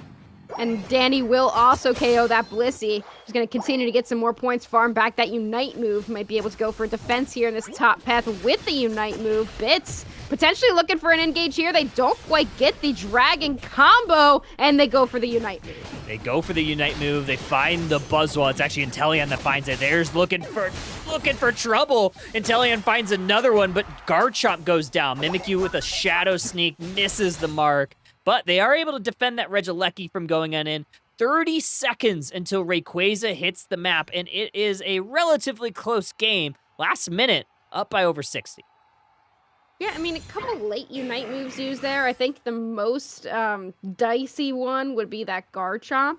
But they are going to have access to a lot of experience in that top path, so hopefully they will be able to get pretty close to getting that Unite move, but doesn't look like last minute wants to go for that Registeel. Instead, they're going to opt to watch for that rip. I mean, MDK has done it twice. You don't want to give them the opportunity to do it a third time. Here comes the Rayquaza, last minute, currently in the lead. They're going to hover around this Rayquaza, look for vision. It is Bidoof checking some tall grass with those snipe shots. AW has not used a Shadow Sneak just yet. You don't want to give up their positioning, but a snipe shot almost connects, and that almost gave up the positioning. Buzzwole is going to superpower that Mamoswine away. Leafeon was potentially looking for a little bit of a back tap there, but now that Garchomp is chipping down this Rayquaza, you don't want to see it, Kyle! The fight has broken out! Oh, man. Trades each wave. 1 Pokemon down each side. Unite moves out. It is Machamp with the secure! An MDK team wipes last minute. Do your dance. You're moving on. Wow, what an end game there. I don't know. Again, I feel like I have no idea what happened, and we just ended up with the rip and flip. You have Garchomp chipping it down just a little bit, and then suddenly it's far enough down where you just have to go for it. And MDK is the one to come out on top. The score doesn't reflect it, but they are moving on in the winner's side bracket. 170, 237, your final. Like you said, the score doesn't reflect it. The surrender does. MVP for the Machamp. How broken is Machamp? How broken is Unite moving on the enemy base? Yeah, that really did send the message, and the message was, we are going to take this set. Just you watch. Also, they were the one to get the secure in the end. So I feel like, I feel like that's the perfect story. True. So true. I think there's also one common thread here between these three games, and it was that Blissey got let in, game got won. True. Yeah, Blissy's pretty broken. Yeah, looking at this, Yeah, very strong showing from MDK. Not necessarily, like you said, in the score line, but the levels, the secure tools that they had. The snipe shots were plentiful from Bidoof. And that's what happens when you have a good front line. You just allow this Inteleon. Not a ton of damage, but a ton of value, only taking 14k as well. That's what you definitely want to see out of that attacker player. Yeah, I mean, a great set. I feel like that was honestly one of the best sets that I've seen in a Yeah, while. Two that was very close. solid teams, very even back and forth the entire time. Very exciting and interesting team compositions as well. It was an awesome set. Both teams should be, I mean, both teams did a fantastic job, and I hope this isn't the last that we see of Last Minute in this tournament. They will be heading down to the lower side bracket. But yeah, what a good set. Fantastic set. We are going to be taking a quick break while the next matches get set up. It looks like we're still waiting for some results. We are going to go on to the opposite side of the bracket. The next two matchups, winner semifinals, we are going to see Dojo Demons and MDK. We're going to see the other matchup. Neither one of those games have been settled just yet. So we'll take a look to see what that will be. And we will be back very soon. So don't go too far, folks. More Underdunk 52 back after this.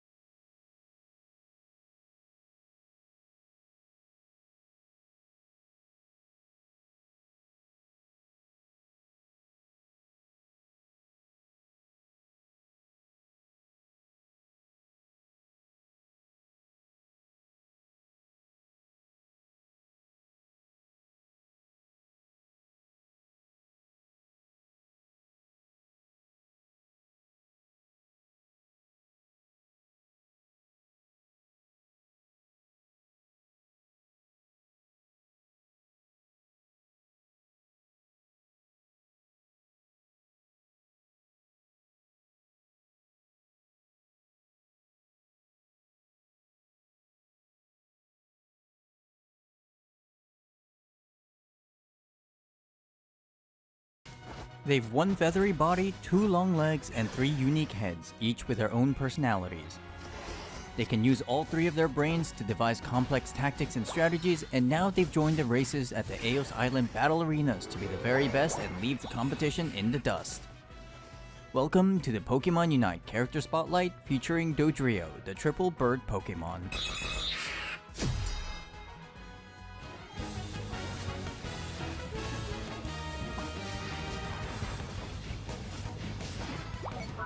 Hello everybody, Jake your resident content cowboy here, yeehaw, as I'm going to talk about my favorite Pokemon inside Pokemon Unite, the one and only Dodrio. Dodrio is a hit-and-run speedster who specializes in diving in and out of fights while dealing massive damage. Her unmatched speed makes her nigh uncatchable as she roams all across the Sky Ruins to fight and run down her enemies. Dodrio requires expert trainers with a need for speed who can deftly utilize her unique scoring and targeting mechanics while keeping her on the move to make the most out of her passive. It's a lot to keep track of, so let's begin at the starting line. Ready, go! Doduo and Dodrio's passive Runaway has 2 parts. When near enemy Pokemon, this Pokemon gains a small boost to their movement speed. Additionally, this Pokemon becomes increasingly faster the longer they're in motion, up to a cap indicated by the sprint gauge below the health bar. Slowing down or stopping entirely depletes the sprint gauge rapidly, so be sure to watch your speed and keep it high. When scoring, Doduo divides up the Eos points evenly between their 2 heads if possible, and takes turns scoring one after the other. After all, 2 goals are better than 1. Similarly, Dodrio will divide up the points 3 ways before taking turns to score. After all, 3 goals are better than 2.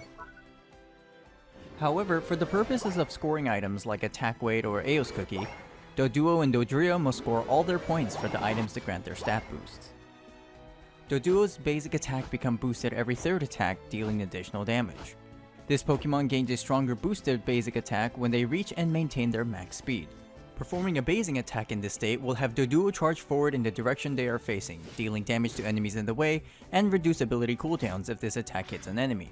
Sprint boosted basic attacks can also traverse over small walls and other obstacles. Note that unlike normal basic attacks, Doduo and Dodrio's sprint boosted basic attacks will not automatically turn to attack enemies. Doduo's first basic ability is Peck. Doduo stops and jabs her beaks forward, dealing damage to enemies hit. If the sprint gauge is full, Doduo dashes forward in the direction she is facing, dealing bonus damage and consuming the gauge. Note that a sprint boosted Peck can traverse small walls and other obstacles. Doduo's second basic ability is Quick Attack. Doduo dashes forward and gains increased movement speed for a short duration and deals damage to those in the way. If Quick Attack hits an enemy Pokemon, the move's cooldown is slightly reduced. Like Peck, this ability can traverse small walls and other obstacles. Once Doduo levels up to 5, they evolve into Dodrio for getting Peck to learn either Tri-Attack or Drill Peck. If Dodrio puts her heads together to learn Tri-Attack, she swings her 3 heads together in a cone, damaging enemies and randomly applying one of 3 effects: Burn, Freeze, or Paralysis. If Dodrio's sprint gauge is full, Tri-Attack instead shoots out 3 ranged projectiles in a designated direction, with only the first projectile that hits a target applying a stronger Burn, Freeze, or Paralysis depending on its type and color. Burn decreases an opponent's attack stat and deals damage over time, and Freeze decreases an opponent's movement speed, while Paralysis decreases an opponent's attack speed and movement speed, albeit to a lesser degree than Freeze. After this move is used, Dodrio's next basic attack is Empowered, dealing additional damage and healing Dodrio for a portion of her max health. Dodrio can hold 2 charges of Tri-Attack to use one after the other. When the move upgrades at level 11, the basic attack following this move heals even more health than before. Additionally, sprint boosted basic attacks will reduce Tri-Attack's cooldown if it hits an opponent. You'll almost always want to use the sprint boosted version of Tri-Attack for the additional damage and range, unless you need a quick burst of damage to finish off a low HP opponent. Why attack once when you can do it 3 times? Tri-Attack is the only move in her arsenal, not including her Unite move, that allows her to aim independent of her movement. This gives Dodrio some flexibility in her positioning and allows her to keep some distance while dealing damage. Though the debuff effects are random, you have a pretty good chance of slowing your opponents with this move, making it a decent option for chasing and escaping. Tri-Attack is often used to soften enemies up for you and your allies from the outskirts of battle before charging in with your sprint, boosted basic attack, or other abilities to finish them off. If you're feeling peckish, Dodrio can instead learn Drill Peck. Dodrio drives her sharp beaks forward, dealing damage with each of her 3 heads. If the move is used while going full speed, Drill Peck shoves enemies forward, consuming the gauge, and rapidly deals damage to enemies based on the percentage of their max health while moderately reducing incoming damage during the dash.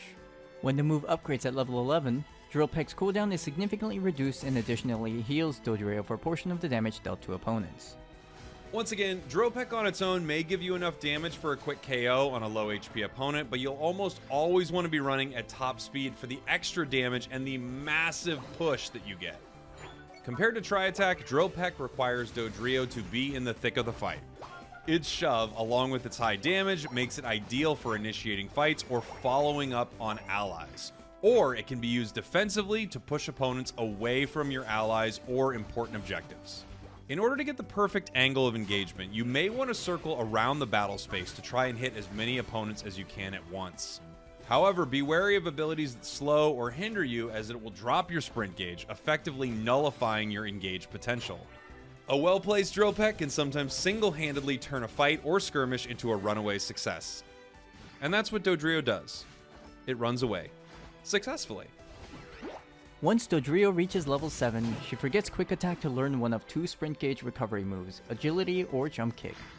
If Dodrio learns Agility, she puts some nitro in her steps, gaining a decent increase to her movement speed and gauge fill rate for a moderate duration. When the move is activated, Dodrio briefly becomes immune to hindrances while jumpstarting her sprint gauge by a fixed amount. However, when the move upgrades at level 13, Agility instantly brings Dodrio to full sprint. Agility is one of the 2 ways Dodrio can quickly get from 0 to 100 and make use of her full sprint gauge again. Skilled trainers can preemptively use Agility to try and cancel out hindrances thrown at Dodrio, but it's generally best used after depleting your sprint gauge. The added speed lets Dodrio stay extremely mobile and allows her to dodge abilities and reposition effectively. Make use of the boosted speed gain to string one sprint boosted basic attack after another to either escape from harm or rapidly reduce your cooldowns. If trainers want to give Dodrio some hops, they can teach her Jump Kick instead of Agility. Dodrio leaps feet first in the direction they are facing. On contact with an enemy Pokemon, Dodrio uses them as a footstool, dealing damage and stunning them briefly and leaps away or over them. Enemies in the landing zone take damage as well and are moderately slowed for a brief duration. Dodrio can also use walls and other obstacles to launch herself into the air and can choose which way she leaps. Dodrio gains a significant boost to her sprint gauge after vaulting over enemies or small obstacles. However, only footstooling enemies will reduce Jump Kick's cooldown on hit. At level 13, Jump Kick also stuns enemies in the landing zone for a brief moment. Jump Kick can be used to jump over enemies and obstacles to gain better positioning, or make a daring escape.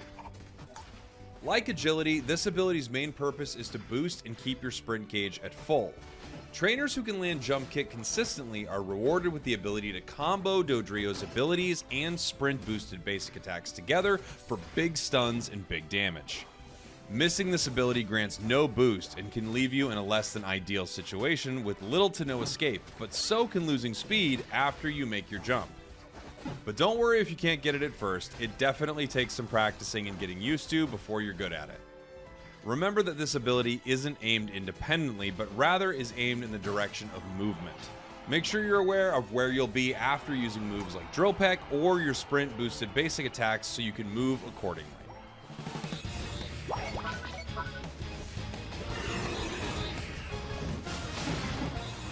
When Dodrio finishes lap 8 and gets to level 9, she learns her Unite move Triple Trample. Dodrio becomes unstoppable and runs at breakneck speed to a designated location. Dodrio will automatically find the most direct path and autopilot to her destination, navigating around terrain, as well as player-made obstacles. Enemies in the way are dealt damage and are briefly thrown into the air. Afterwards, Dodrio gains a boost to her attack stat for a few seconds while her sprint gauge charges faster than usual for an extended duration. Dodrio's Triple Trample is a high-impact Unite move for starting and following up on engagements for your allies, particularly if the enemies are grouped up. Knocking up 2 or more enemies followed by your other abilities can quickly shred opponents of their health and put your team ahead of the others in seconds flat. Triple Trample can also be used to dive straight onto the enemy's backline while doing some collateral damage to their front line due to its long range and unstoppable nature of the Unite move. However, the further away the trainer sets Dodrio's destination, the more aware trainers will have to be about how Dodrio will path to the location as well as how long it will take. Using this Unite move from long range carelessly can force you to join the fight at an awkward angle or an inopportune time. The Unite move can also be used in a pinch to run away or maybe even turn fights around, but as always, your mileage will vary. When the game starts, Doduo can be effective in lane, making use of her sprint boosted basic attacks or Peck to secure wild Pokemon KOs. Her unique scoring mechanic also makes it easier for her. And welcome back, Pokemon Unite trainers. Underdunk 52. We have the next matchup. Sorry, it took a little bit longer, waiting for some games to finish up so we could bring this next round matchup.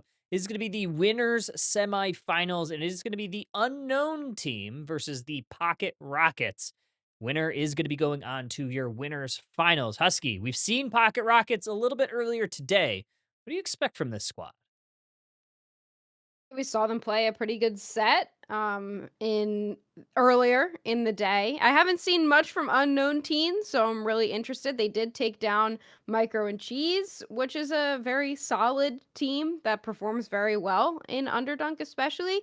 So I'm looking forward to seeing what this set has in store for us. Yeah, very unknown team. They've played in Underdunk a few times, and I don't think they've won, but they've performed relatively well. So not sure what to expect from them against a squad like the Pocket Rockets, who have really walked through this bracket so far. 2-0 versus Callium Valley, and then 2-0 versus the Miners, which is a very good squad. Like there's Ducky on that Mhm. squad, Rob, Chris Smith, Resu. Like this is a pretty good squad that they just 2-0'd. So imagine that Pocket Rockets is going to be coming out really firing on all cylinders. They have so far all night. They've added Vin Mhm. Diesel, which has clearly been a pretty good pickup for this Underdunk event. Yeah, I mean, they have not yet dropped a game in the first 2 rounds that they've played, and now in the winter semifinals, they're definitely not going to be wanting to start dropping games now. Mhm. The unknown team did drop 1 game to Micro and Cheese in the previous set, but I'm sure they're coming off of that final victory feeling pretty good about themselves as well. And I, again, not familiar with this team, so I don't really know what kind of picks they're going to be pulling out, and I'm excited to see. Me too. Waiting for the lobby ready ups before these match gets going. But we've seen a lot of Blissey bans. We've also saw a little bit of Blissey being played in that last set. Seems like a lot of teams are like Yeah. either they're banning it or they're first picking it. How are you feeling about this Blissey pick? Do you think there are any other supports? Surprising lack of Clefable. Yeah, I don't think anything holds a candle to Blissey. Like I'll be straight up. Like Clefable is pretty good, but it's still not enough to bring back a meta of healing supports. Yeah. We are still in an era of control supports, and with Blissey safeguards still being so unbelievably strong and its Unite move having the ability to completely turn the table of any fight. I think that it is far and away the best support and it deserves that ban slot every time. And then the healing support option is Wish Umbreon. It's not even an actual healing support. So I think that still having Blissey be banned or picked is the call. And we are seeing the Blissey ban immediately off the bat for the unknown team. They don't even want to give themselves the option to pick it. That's how good it is. Yeah, they don't even want to let Pocket Rockets have to be the ones to ban it. They're just going to take it out. Unsurprising to see the Suicune ban as well. Every game that we've casted tonight has had the Suicune ban. And, though Suicune can be pretty countered, I think that it just provides so much CC. And we see Clefable being banned here when we haven't really seen it picked at all. And Psyduck, again, being banned. We haven't get to see the Duck played in a single match tonight on stream. Still very strong, but it's not getting as much ban priority, I feel like, as it should. Yeah, sad quacks in chat. Yeah, I still think Psyduck, especially when there's no Blissey, Psyduck kind of goes almost unchecked. can get hurt by like some ranged Pokemon, but look at this. Inteleon first pick. That's going to allow Pocket Rockets to maybe grab some really strong picks of their own. Yeah, and they've got the Wigglytuff, so it was banned against them when we saw them earlier, so they do now have it. Blaziken, another very strong option in this all-rounder meta. I feel like Blaziken's a pick that when it's an all-rounder meta, it's great, and, you know, when it's not, it's not as strong, but it's looking pretty good here into what they've got so far on Unknown Team. I'm liking it. Yeah, Snorlax is gonna be a very strong pick for really any composition. It's relatively safe into whatever you want to have. It can provide a lot of crowd control, or it can provide a lot of, just self-sustain with and even damage with the flail build. We are seeing this Cramorant pick once again from Pocket Rockets. Vin Diesel took it with that dive build. And look at this. Gutter pick Decidueye from the Unknown Team. Wow, they want a poke comp over there. Poke secure, unless we're seeing Razor Leaf Decidueye. I mean, I'd honestly be down. But Kyle, is this like your dream Pokemon team over here that Unknown Team has drafted? They've got Decidueye, they've got Intel, they've got everything. They do. It's double sniper. Unless, I don't think that they'll go the Razor Leaf combination. But you never know. It's definitely a possibility. But I think you're going to have a really tough time against an Absol who can really just go through the front line and maybe find these squishier targets of the Inteleon and the Decidueye. So you're going to have to be on high alert if you're these snipers. Yeah, we've got the double sniper comp versus the double dive comp. One of the dive is by name, one of the dive is by mechanic. Double dive nonetheless. And Blaziken kind of acting as that frontline damage dealer, providing a lot of extra burst. So I think it's going to be interesting. These team comps are constructed in very different ways, and we're going to have to see which one comes out on top. One thing that Unknown Team is missing is that dive. No way to really get into the back line on top of Cramorant. But they do have a lot of options for one-shotting things. So we will have to see how this goes in game number 1. Game number 1, Unknown Team on your purple side, Pocket Rockets on your orange side. This is going to be your winner semifinal matchup, and this Inteleon heading to the bot path, and the Decidueye will be the central area Pokemon for the Unknown Team. That bottom path is the absolute dream path, I feel like. Inteleon Snorlax, I mean, what do you do against that? It looks like Pocket Rocket's solution is going to be to invade. Snorlax knows it's coming, and here comes the Jigglypuff, looking for it, gets a little bit of a stun. Ooh. Here it is, Mr. Mime taking it, the double invade. That's the Pocket Rockets we're used to. Yes, it is. Hoopa is going to stun them up, at least for the time being. Mime, though, criminal behavior, is going to grab a Citrus Berry and get out almost unscathed. They get a little bit of damage put on them, but the job is done. They're still sporting the blue buff. They take another bit of experience, and 3 Pokemon are going to look to converge directly on them, but Absol waiting right there for the counter.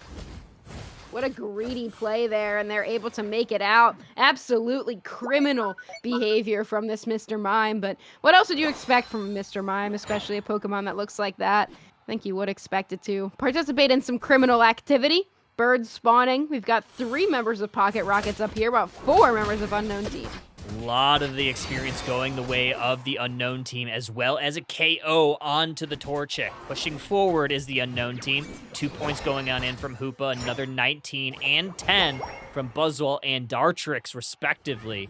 And a little bit of a push, a little bit of vision in the central area, just to see if they could steal away some of that experience from Pocket Rockets. I think it's a solid way for them to respond to that double invade by just sending a lot of members up into the top path, hoping to win a path, maybe pick up a couple KOs. But on the opposite side, Pocket Rockets is getting some value in this bottom path with the Cramorant and the Wigglytuff, but You have Inteleon, now a Drizzile at level 6. Oh, Vin Diesel stealing away that contested bit of experience away from the unknown team, away from the Drizzile. There is the rollout from this Wigglytuff, but Mr. Mime is the one to fall for the Pocket Rockets. Another KO for the unknown team as they press forward into this T1 path. Rollout is going to stun up a couple Pokemon and get themselves to safety, but unknown team, they found some XP there. Yeah, and the rollout with the no Umbreon on the opposite side. That's a lot of shielding when the Wigglytuff uses its Unite move. Especially if you're good mechanically with rollout, that Pokemon can be super dangerous. And I think we're about to see why this Wigglytuff got banned in both matches earlier. Spirit Shackles raining from downtown, hitting a lot of that experience from the Altaria family for themselves. This double sniper composition looking relatively good so far for the unknown team. They are in position for this basement Reggie while this Buzzwole hovering the top path. Oh, they find the Combuskin. They find the combo. They find the KO. Combuskin back to the Pokemon. Yeah, the poor Combuskin just hasn't been able to do anything. The rest of Pocket Rockets is kind of picking up their slack, but it would be nice if Combuskin had the opportunity to get some experience. Meanwhile, unknown team looking for some secures. It is the basic attack from the Decidueye, picking up that Regirock and a couple KOs. Unknown team gonna push onto this tier 1. Unfortunate geometry from Wigglytuff. They couldn't get that additional hit on the wall, and that wasn't able to push towards that Regirock. Instead, they're going to get a consolation prize with this Regieleki in the top path, break the T1 goal zone. So, all in all, pretty decent fight for unknown team and the Pocket Rockets. Yeah, the T1 goal zone's gone for both teams. Pocket Rockets in a very slight score lead of 13 points, and not too much to really do on the map right now. The teams have been a little bit more passive than I think we'd expect at this point. But Mr. Mime, for a little bit of experience, looking for some vision as well. And somehow, Kyle, both the Buzzwole and the Decidueye have crept up into level 10s. Gotta love that. A lot of experience that they've been able to gather for themselves of contested bits of wild Pokemon. So you gotta love that when your Pokemon can take away that experience off the map. As I say that, they get another bit of experience in the KO of that Wigglytuff. Yeah, Mr. Mime now looking for a way out. There's the double snipes waiting to kind of look for it here. Hoopa has to use their Magician, but they only get a Speed Berry instead. And this is the Trick Hoopa that I was talking about earlier. Saw a little bit of Hyperspace Hole, but I feel like Trick, definitely the way to play with the Inteleon and the Decidueye on your side. And then you can shield the Buzzwole as well. A lot of basic attacking happening on this team comp, so I think the Trick is definitely the way to go. But that being said, Hyperspace Hole, always still a good option, but, you know, when we were talking about the healing supports earlier, it's just definitely not as much of a place in the meta. Halfway mark. It is an even score, 145 a side. 4 members of Pocket Rockets hovering this basement path. Oh, downtown shot.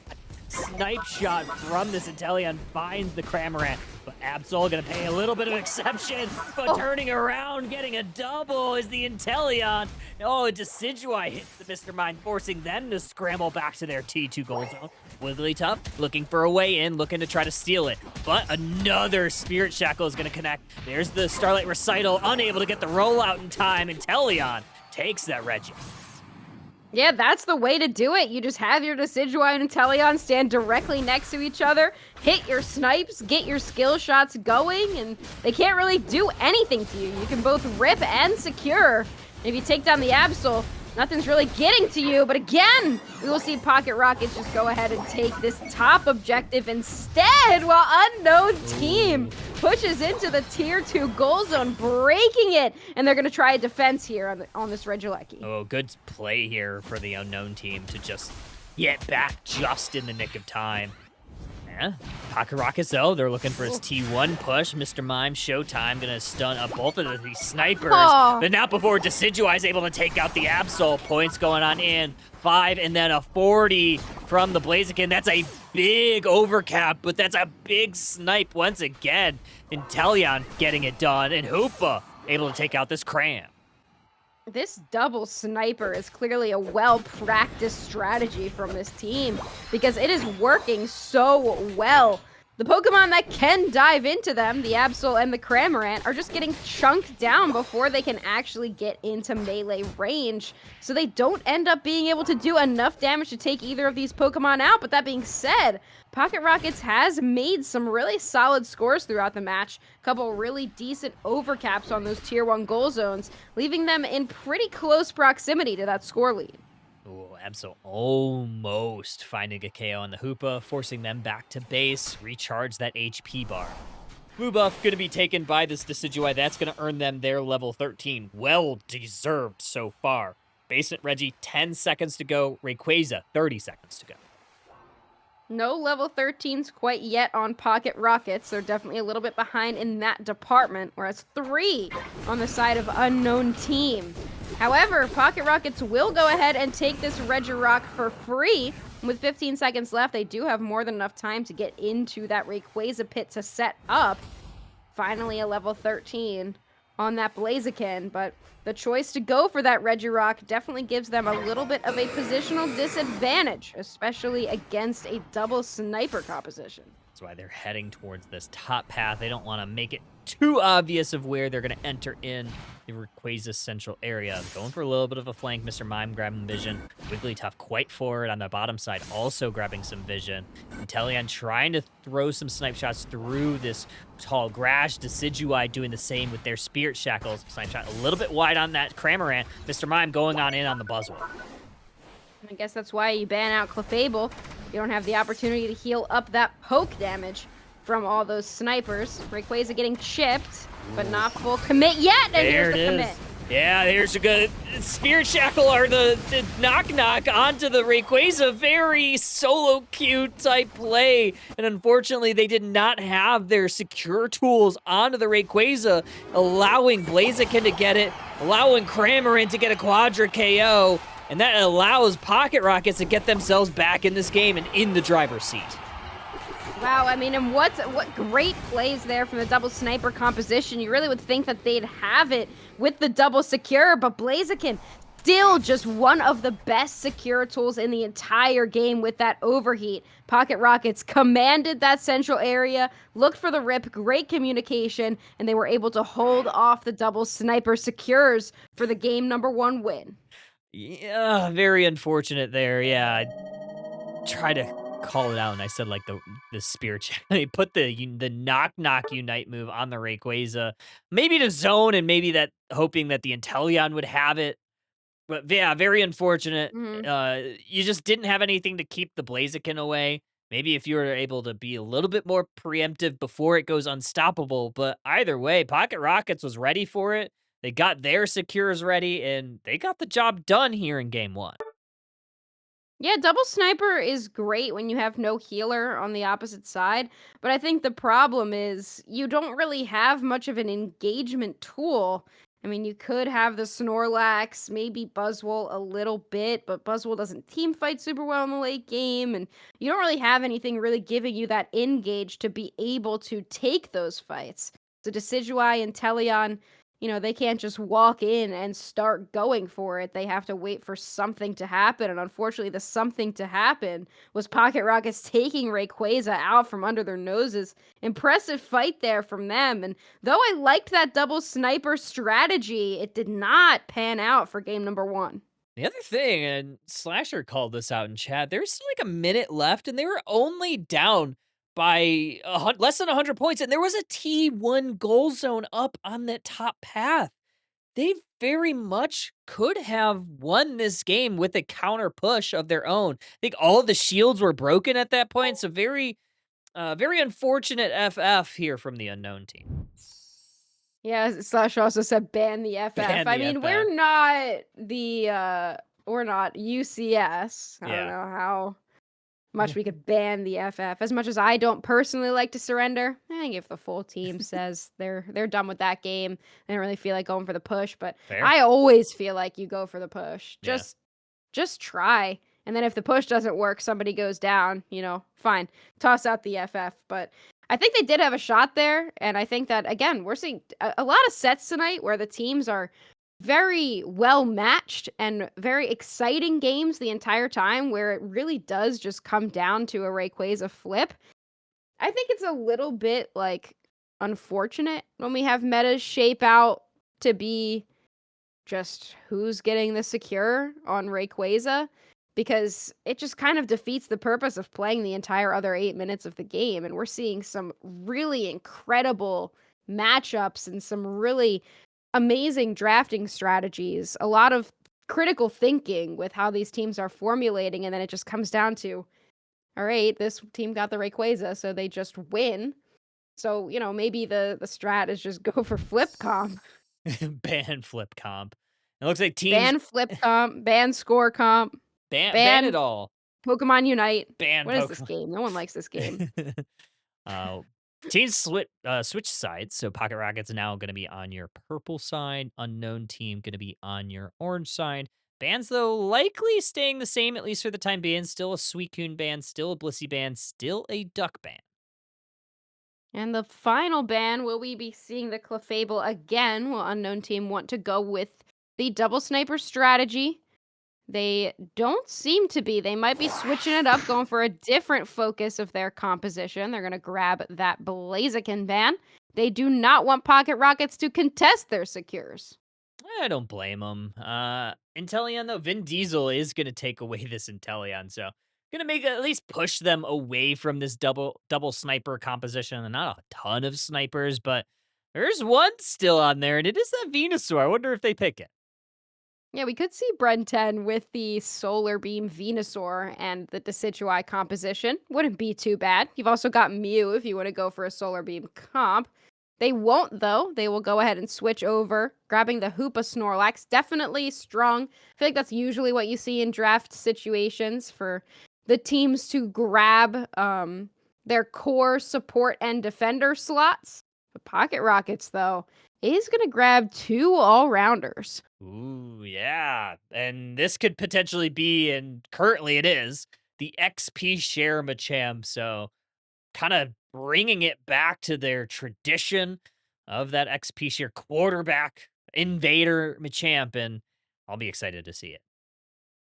Yeah, I mean, we saw the double sniper strategy kind of come in with Unknown Team previously. Could still see it if they go for Gutter Pick Decidueye here. They've got the Mew. But what we haven't seen yet is the Pocket Rockets, the Submission Machamp EXP share invasion. There we go. That's a classic strategy. And I think that's what we might be seeing here. We've got Falsoon. I was informed that Livingston is Falsoon on the Sableye. And then you've got the Submission Machamp Unknown Team rounding out their comp with the Absol. I'm loving this right now. This really This reminds is classic me. Pocket Rockets. Yeah, that's what I was just about to say. This is very much them. And I'm excited. And then I think like the addition of Vin Diesel just being able to play the sniper role and look for the KOs, look for the snipes off of the engage from those two like disruptors is going to be really fun to watch. We'll see if this Absol for the Unknown Team is able to kind of break the tempo though. I think that's what you can, kind of do if you're up a game. You can experiment a little bit more. You can kind of go back to things that are a little more comfortable. And it's weird to think that a team would be more comfortable with EXP share Submission Machamp and Cinderace and Sableye, but that's Pocket Rockets for you. They never fail to make things interesting.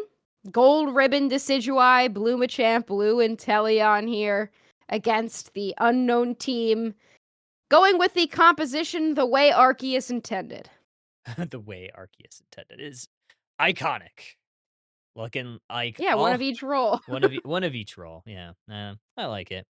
Looking at this Mew pick, I'm concerned about it, especially like with how like how much disruption is on the Pocket Rockets. If Mew's able to kind of slip through a lot of it, Pocket Rockets could potentially have a tough time to deal with it here in Game 2. Yeah, Mew could be difficult. It's a very high skill ceiling Pokemon. It can be very, very good, or it can be not as good and not really be able to do much damage, which is why we tend to see it in the support slot. Then we do have the classic Invasion with that Sableye, not able to pick that up, but is very successful in being the worst. There we go. Snorlax does secure that for themselves, and Machamp, still Machop, unable to grab both citrus berries, grabs one and is able to escape almost unscathed, doesn't get KO'd, but Sableye is up in the top path, able to provide a little bit of disruption, but not enough because Buzzwole able to still to get a lot of that XP for themselves. And again, we've got this Garchomp. The problem with sending a double invasion is that you don't have the EXP share sitting there with the Gibble. So they're not going to be able to get online as fast as they could have. But we'll see if that comes back to bite them here. 4 members of Pocket Rockets in the top path. Absol gonna retreat away, 4v3. A lot of damage immediately onto all the birds. Absol in some trouble as they go back to the Pokemon Center. Nice little Dragon Rush pushes Hoopa into some Pokemon. It is Reboot able to get the KO there as Buzzwole does find the Machop with a little bit of a consolation prize, but Pocket Rockets getting a ton of value up in the top half. Sableye will go down. I'm sure that the Unknown team is very happy about that, but at the end of that fight, you've got a level 6 on that Garchomp, now a Gabite, and you've got a level 6 on that Reboot, heading back to the central area looking for their level 7 and an evolution. Was not evolved yet is this Machop, still sitting at level 4. Buzzwole unable to find a ton of stacks for their own. Gonna take away some of this experience in the central area, though. Is going quite well for the Pocket Rockets, able to zone away the Snorlax. Absol looking for an engage. Dragon Rush onto the Absol is a little bit wider than they had intended. Sableye getting a nice little stun there once again, but no KOs either way. It is so difficult to play against a really good Sableye player because you can't just jump in on a low HP Gabite the way that you think you would be able to, especially with a bursty Pokemon like Absol, because you know Sableye is somewhere around there and it's just going to come out with a huge stun, giving time for Gabite to heal. So frustrating to play against, and again we see Sableye with the stun picking up a KO. Vision is king right now. Buzzwole is gonna get comboed by this this Garchomp, and it's not looking so good for them right now. They do finally get KO'd. It's Machamp getting that one. Absol does return the favor, takes down that Garchomp. In the bot path, it is going quite well for Pocket Rockets. Still a Basement Reggie up for the taking. We've seen a couple Absols tonight, but we have yet to have seen this Night Slash on the Absol. A little more consistent damage. They will be able to rip down that Regieleki very cleanly. The Unknown team looking to put in some points after not being able to get a lot of points in that early game, so they'll just go ahead and give up that Registeel in the bottom path. They will get some points, but with Sableye continuing to score throughout the map, Pocket Rockets has already built up over a 100-point lead. Oh, Heavy Slam just a bit short. Machamp is able to break that T1 goal zone. Even cap, not the best cap, but still able to break it nevertheless. Now we have the Unknown team cleaning up this Altaria family, trying to raise their levels, try to grab as much experience as they can. They still need a couple Unite moves online. The way that you watch Pocket Rockets move around the map is just they are everywhere and nowhere all at once, taking up so much space on the map. And they have put together a pretty good score lead, but the Unknown team is not out of it yet. They're continuing to put some points on the board.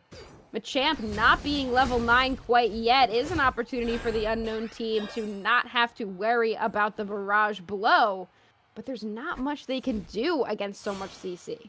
There's a lot. Yeah, you saw the submission there come out and find some value. Comes out again, but Absol is just able to get to safety for themselves. Good block there from Snorlax prevented any further damage onto their carry. Sableye looking for a 30-point cap on that T2 goal zone. Stopped by the Buzzwole, at least for the time being. Gonna stun them up. Oh, there's the Chaos Glower, but Buzzwole doesn't care about it too much. Able to find the KO on that Sableye, prevent those scores from going in. I mean, you'd always rather drop a Sableye Unite move if you're getting an Ultra Swole Slam out of it.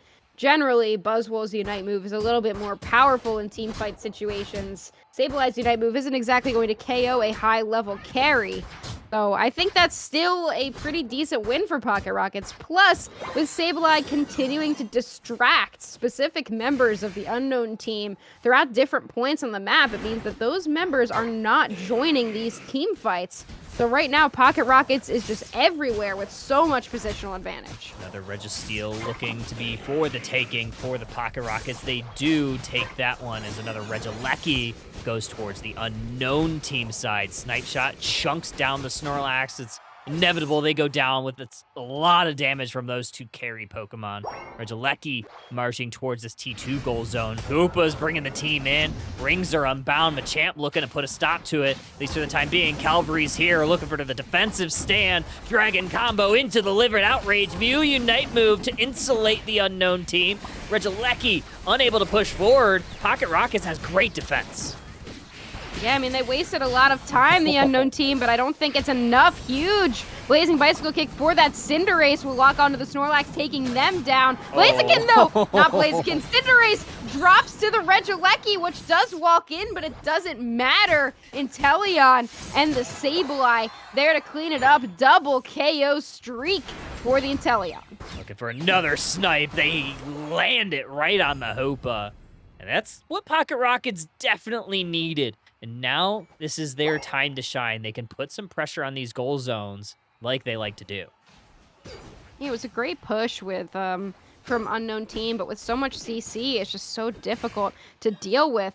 The Hoopa had some great plays, but unfortunately for that, you just got Sableye all over the map, scoring even more points. And the thing with Sableye is you don't even care about going down. You put some more points in, you extended the lead. It puts unknown team in a position to have to go for that Rayquaza if they want the lead. 262, 107, 45 seconds until Rayquaza hits the map. And you definitely want to get this level 13 on this Garchomp. That's definitely the name of the game if you're Pocket Rockets. But you could also potentially take this Basement Reggie. 5 seconds until that one hits. Yeah, it won't be a problem for Pocket Rockets to go for it here. You've got Cinderace and Inteleon down there. Easily rip it off the map. Garchomp might be caught out. No, they will go ahead and back up. Interesting play here from the unknown team heading up to the top path. Will score some more points, and I actually don't mind this play at all. They will grab that 50, but they are still a bit behind. But they're now not really struggling. They're just a little bit struggling. So they're still playing on their back foot heading into this final fight. Third Registeel for the Pocket Rockets as Rayquaza hits the map. Immediate damage onto it. Oh, they're going for the flip. You're going to hold up your Cures, and it's Absol taking it away from Pocket Rockets. Also, 3 members of their squad go down. 50 points on in. Double it, make it a hundo for both the Absol and the Mew. 44 from Buzzwell. That's going to put them in significant lead, but it's not over. Yeah, I don't know. I'm honestly just disappointed. I'm disappointed, Kyle. Yeah. How many times do we have to talk about the flip comp? Just not, the flip decision, just not really working out in the end. I know you've got some secure, but at the end of the day, it's anybody's game as soon as that Rayquaza gets low. It's really anybody's game. I think Pocket Rockets really had a really solid shot of taking that fight home. And instead, I guess they just wanted to finish the game, and it didn't work out. We're gonna have time for one final push. Sableye grabs a little bit of vision, stuns up a couple members, but nice play there from the Mew. Takes out the Sableye, their main vision tool, and still with 4 shields for the unknown teams means that they can just survive this poke game. Garchomp Dragon combo misses the mark. They get sent back to the Pokemon Center. That should just about be it. 3 members make it 4. That's a clean team wipe. An unknown team taking game number 2. Yeah, I respect the decision to go for the push there in the end, just to see. But yeah, wow, what a disappointing call to go for that rip. I really think the fight could have been won. They had such a good shot there, but you know, it's whoever secures it. And this time it was the unknown team.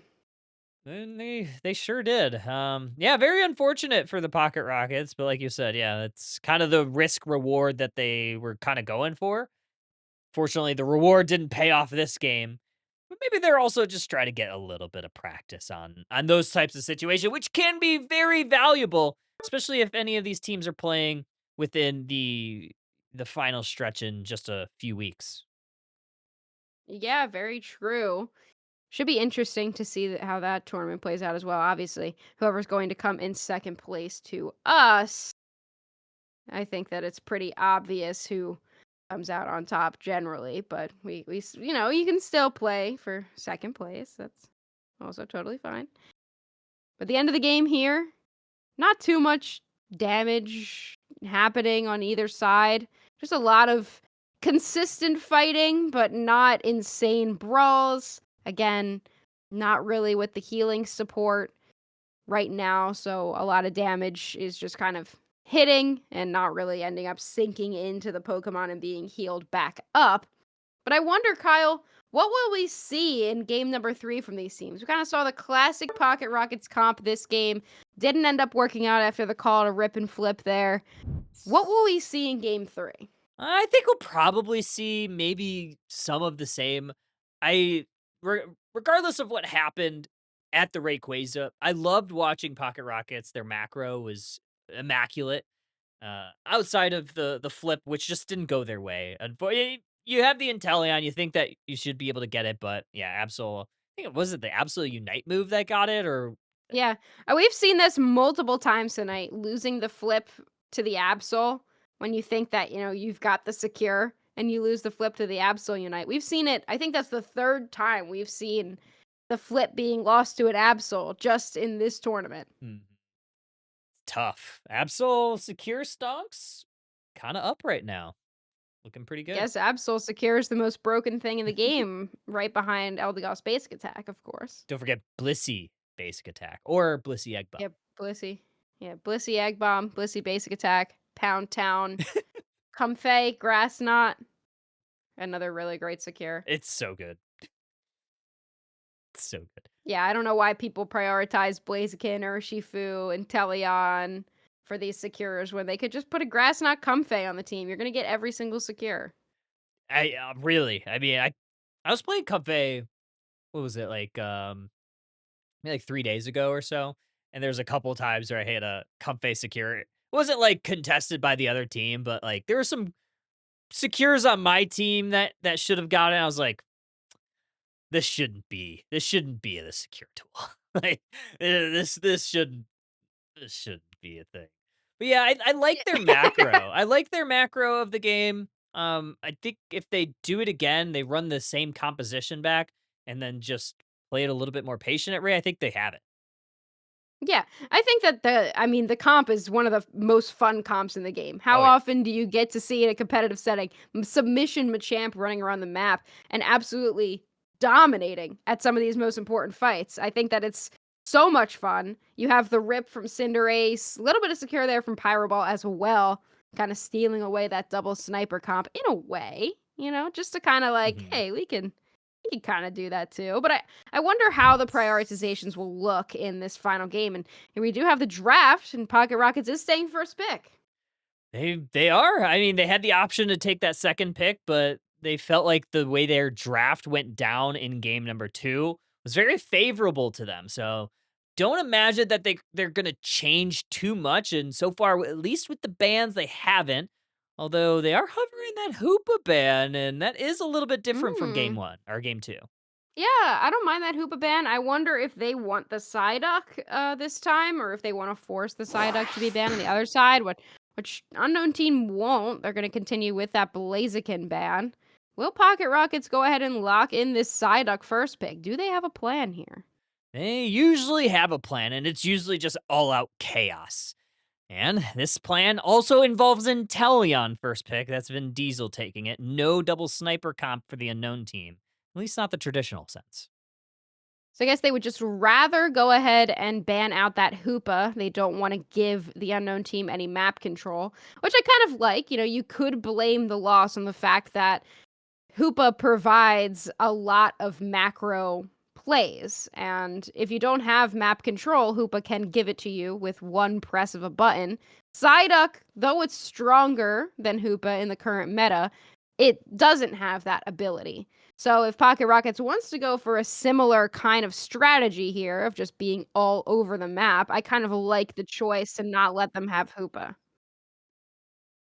I'm liking also kind of. One second.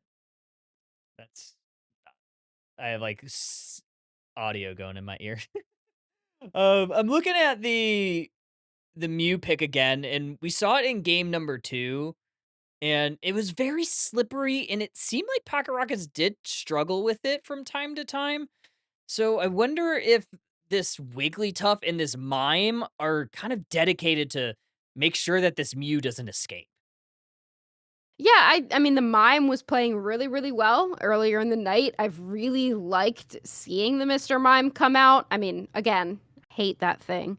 But I've liked seeing it for the purposes of having some extra CC and giving us that rollout Wigglytuff and knowing that you're not going to have an Umbreon get picked up on the opposite side to take away those shields. I think it just gives you a little bit of extra health that they might have been missing in the previous match.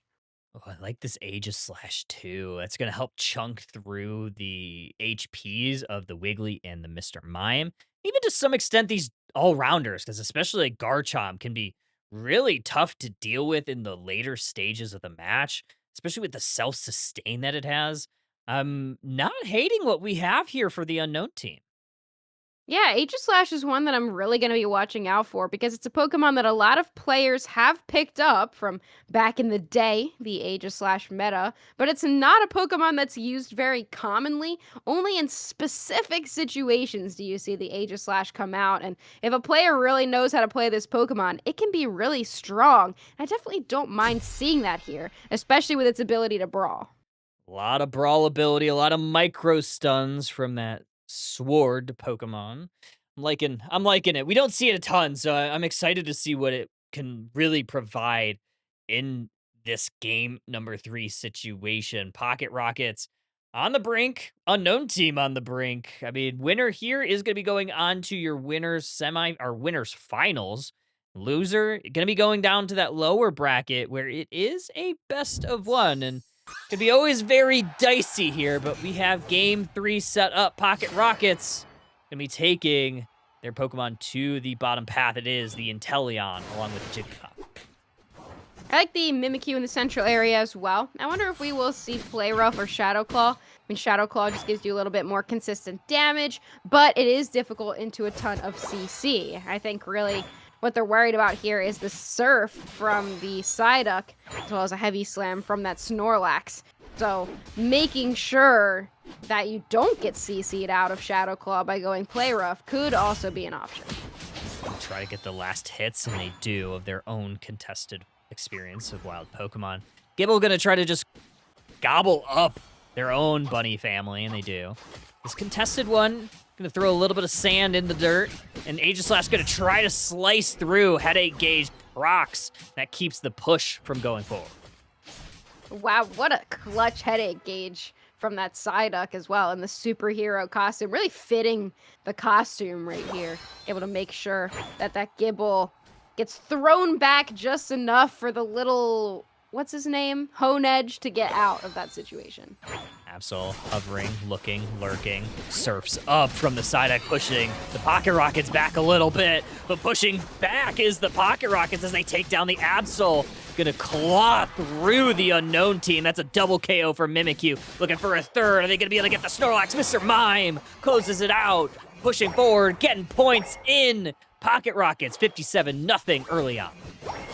I mean, Shadow Claw does work really well if the Psyduck Surf misses, which is what we saw.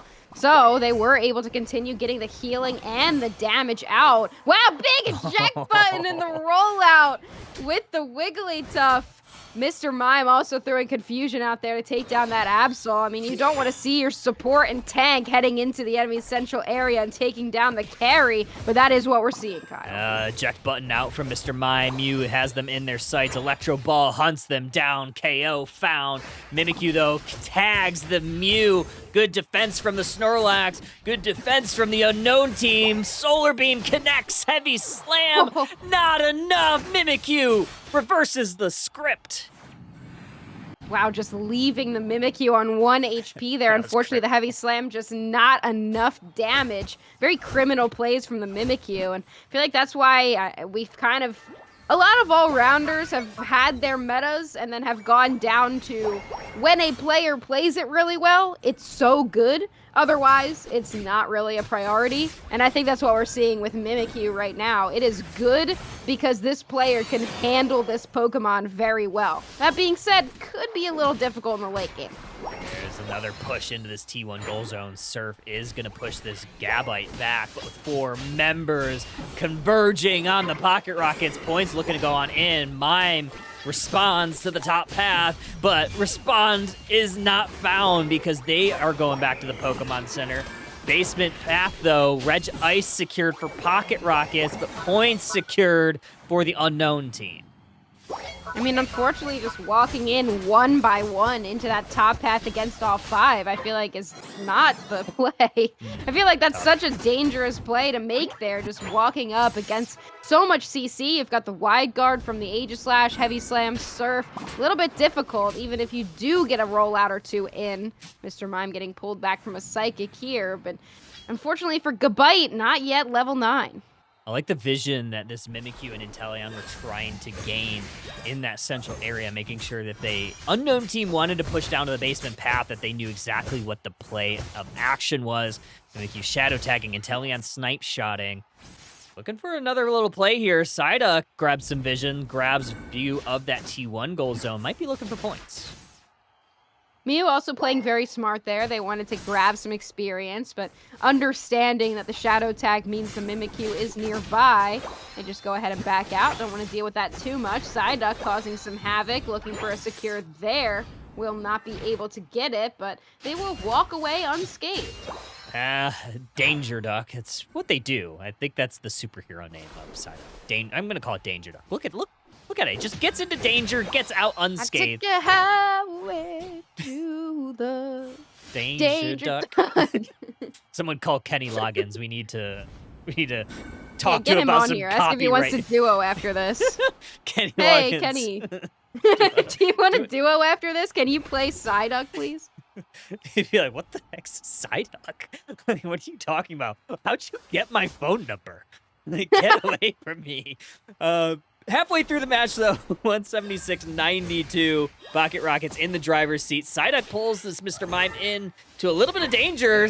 Oh, and a nice little slice there from Aegislash has helped take down this Mr. Mime.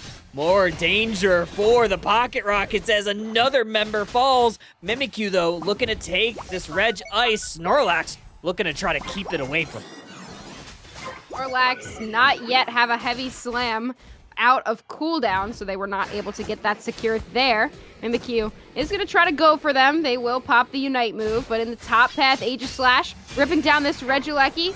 Basically uncontested for the unknown team up there. They will handle that themselves. Pocket Rockets, though, ready to fight back.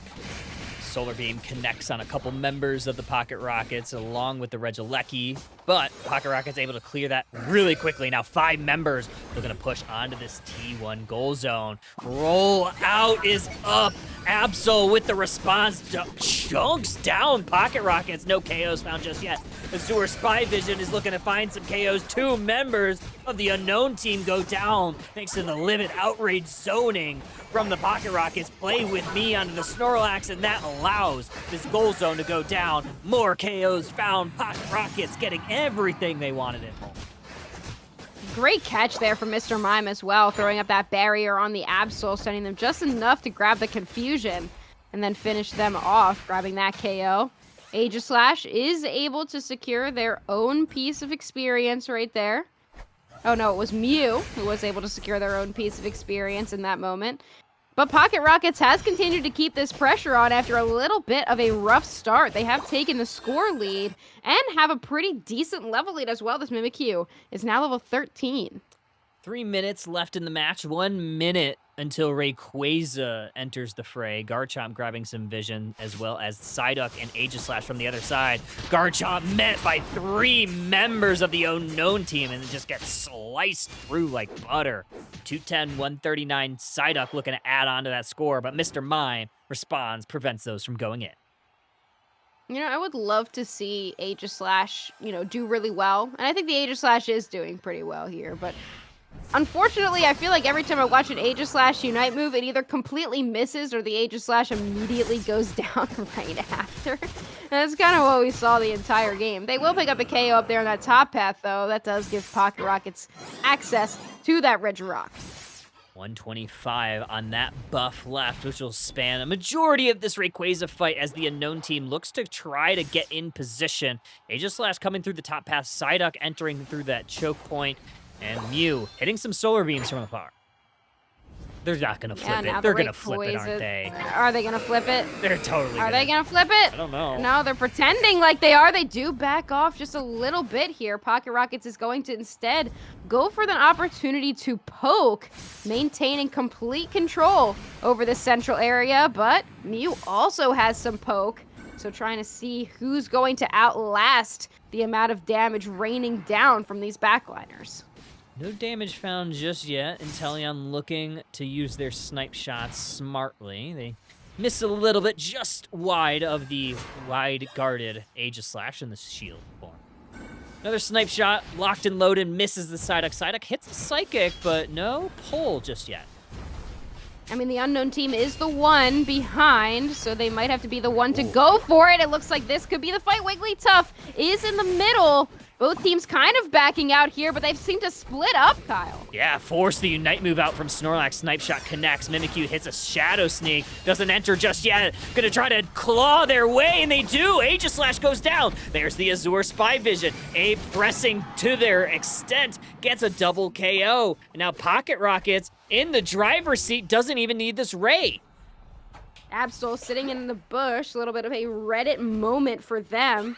They do have a Unite move, which could be the last hope. Huge Shadow Tag does hit them, and a confusion followed by the play with me. The poor Absol didn't even have a chance. Crazy work from this Mr. Mime. Roll out right onto the Mew. Are they going to be able to get to safety? They do, but not for long. Another Shadow Tag there, and they're holding out at the goal zone, but that's not up, and there it is. There's the GG. Unknown team, FFs, 15 seconds and left in the game, knowing their fate was sealed. They're going to the lower side. Pocket Rockets heading to your winter finals. Wow, see what you do when you don't just flip Rayquaza. You're a little bit more patient there.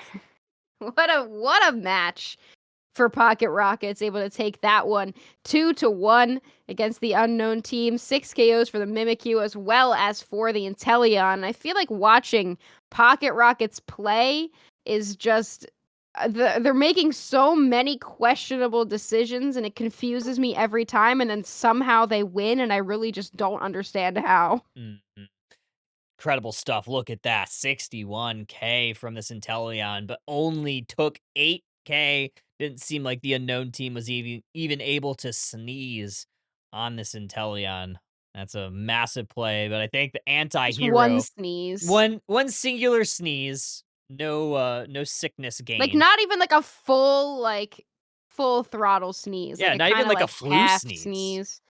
Yeah, like a little just like a little kitten sneeze. Aw, and that's cute. all. That's what happened to Inteleon. True. So true. I like this this Mimikyu pick. It's like one of those Pokemon that like you really need to be hitting your skill shots, and it didn't seem like they missed in the important moments, especially during Rayquaza. Yeah, no, they definitely did not. It was very consistent as well. I think that the Mimikyu just constantly hitting those shadow tags, the consistency is really what makes a good Mimikyu player, and it makes it a good option to choose that Pokemon in those moments. But what a great set. Pocket Rockets will be moving on into the winners finals, whereas the unknown team will head down into that best of one in the lower side bracket. And they're going to be going up against the Dojo Demons in the winners finals, and that set will be up very, very shortly. But that is going to be it from Husky and myself. We are going to be bringing on the other two casters, Draku-san, along with Kellosaurus. Will be taking you home with these next few sets. Husky, any parting words before we head off? It's been a fun couple sets here. A lot of games being played. and a lot of interesting compositions and a lot of interesting strategies. I'm looking forward to seeing how this meta ends up shaping up and how the end of this tournament plays out. Me too. Alrighty, folks. Well, don't go too far. We're going to take a quick break while we have the roster swap and get this next matchup set up for you all. We'll be back very, very shortly. We'll be back with more Underdunk after this.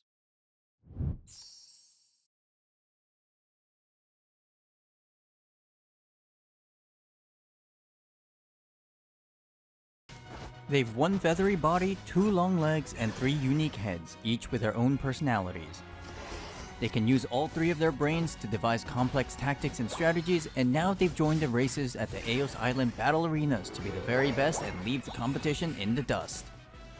Welcome to the Pokemon Unite Character Spotlight featuring Dodrio, the triple bird Pokemon.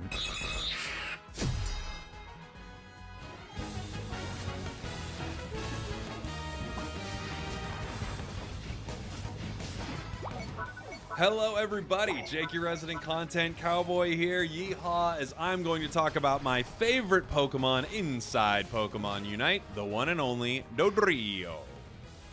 Dodrio is a hit-and-run speedster who specializes in diving in and out of fights while dealing massive damage. Her unmatched speed makes her nigh uncatchable as she roams all across the Sky Ruins to fight and run down her enemies. Dodrio requires expert trainers with a need for speed who can deftly utilize her unique scoring and targeting mechanics while keeping her on the move to make the most out of her passive. It's a lot to keep track of, so let's begin at the starting line. Ready, go! Doduo and Dodrio's passive Runaway has 2 parts. When near enemy Pokemon, this Pokemon gains a small boost to their movement speed. Additionally, this Pokemon becomes increasingly faster the longer they're in motion, up to a cap indicated by the sprint gauge below the health bar. Slowing down or stopping entirely depletes the sprint gauge rapidly, so be sure to watch your speed and keep it high. When scoring, Doduo divides up the Eos points evenly between their 2 heads if possible, and takes turns scoring one after the other. After all, 2 goals are better than 1. Similarly, Dodrio will divide up the points 3 ways before taking turns to score. After all, 3 goals are better than 2. However, for the purposes of scoring items like Attack Weight or Eos Cookie, Doduo and Dodrio must score all their points for the items to grant their stat boosts. Doduo's basic attack becomes boosted every 3rd attack, dealing additional damage. This Pokemon gains a stronger boosted basic attack when they reach and maintain their max speed. Performing a basing attack in this state will have Doduo charge forward in the direction they are facing, dealing damage to enemies in the way, and reduce ability cooldowns if this attack hits an enemy. Sprint boosted basic attacks can also traverse over small walls and other obstacles. Note that unlike normal basic attacks, Doduo and Dodrio's sprint boosted basic attacks will not automatically turn to attack enemies. Doduo's first basic ability is Peck. Doduo stops and jabs her beaks forward, dealing damage to enemies hit. If the sprint gauge is full, Doduo dashes forward in the direction she is facing, dealing bonus damage and consuming the gauge. Note that a sprint boosted Peck can traverse small walls and other obstacles. Doduo's second basic ability is Quick Attack. Doduo dashes forward and gains increased movement speed for a short duration and deals damage to those in the way. If Quick Attack hits an enemy Pokemon, the move's cooldown is slightly reduced. Like Peck, this ability can traverse small walls and other obstacles. Once Doduo levels up to 5, they evolve into Dodrio for getting Peck to learn either Tri-Attack or Drill Peck. If Dodrio puts her heads together to learn Tri-Attack, she swings her 3 heads together in a cone, damaging enemies and randomly applying one of 3 effects: Burn, Freeze, or Paralysis. If Dodrio's sprint gauge is full, Tri-Attack instead shoots out 3 ranged projectiles in a designated direction, with only the first projectile that hits a target applying a stronger Burn, Freeze, or Paralysis depending on its type and color. Burn decreases an opponent's attack stat and deals damage over time, and Freeze decreases an opponent's movement speed, while Paralysis decreases an opponent's attack speed and movement speed, albeit to a lesser degree than Freeze. After this move is used, Dodrio's next basic attack is empowered, dealing additional damage and healing Dodrio for a portion of her max health. Dodrio can hold 2 charges of Tri-Attack to use one after the other. When the move upgrades at level 11, the basic attack following this move heals even more health than before. Additionally, sprint boosted basic attacks will reduce Tri-Attack's cooldown if it hits an opponent. You'll almost always want to use the sprint boosted version of Tri-Attack for the additional damage and range, unless you need a quick burst of damage to finish off a low HP opponent. Why attack once when you can do it 3 times? Tri-Attack is the only move in her arsenal, not including her Unite move, that allows her to aim independent of her movement. This gives Dodrio some flexibility in her positioning and allows her to keep some distance while dealing damage. Though the debuff effects are random, you have a pretty good chance of slowing your opponents with this move, making it a decent option for chasing and escaping. Tri-Attack is often used to soften enemies up for you and your allies from the outskirts of battle before charging in with your sprint, boosted basic attack, or other abilities to finish them off. If you're feeling peckish, Dodrio can instead learn Drill Peck. Dodrio drives her sharp beaks forward, dealing damage with each of her 3 heads. If the move is used while going full speed, Drill Peck shoves enemies forward, consuming the gauge, and rapidly deals damage to enemies based on the percentage of their max health while moderately reducing incoming damage during the dash. When the move upgrades at level 11, Drill Peck's cooldown is significantly reduced and additionally heals Dodrio for a portion of the damage dealt to opponents. Once again, Drill Peck on its own may give you enough damage for a quick KO on a low HP opponent, but you'll almost always want to be running at top speed for the extra damage and the massive push that you get. Compared to Tri-Attack, Drill Peck requires Dodrio to be in the thick of the fight. Its shove, along with its high damage, makes it ideal for initiating fights or following up on allies. Or it can be used defensively to push opponents away from your allies or important objectives.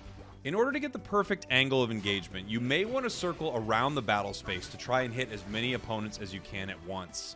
However, be wary of abilities that slow or hinder you, as it will drop your sprint gauge, effectively nullifying your engage potential.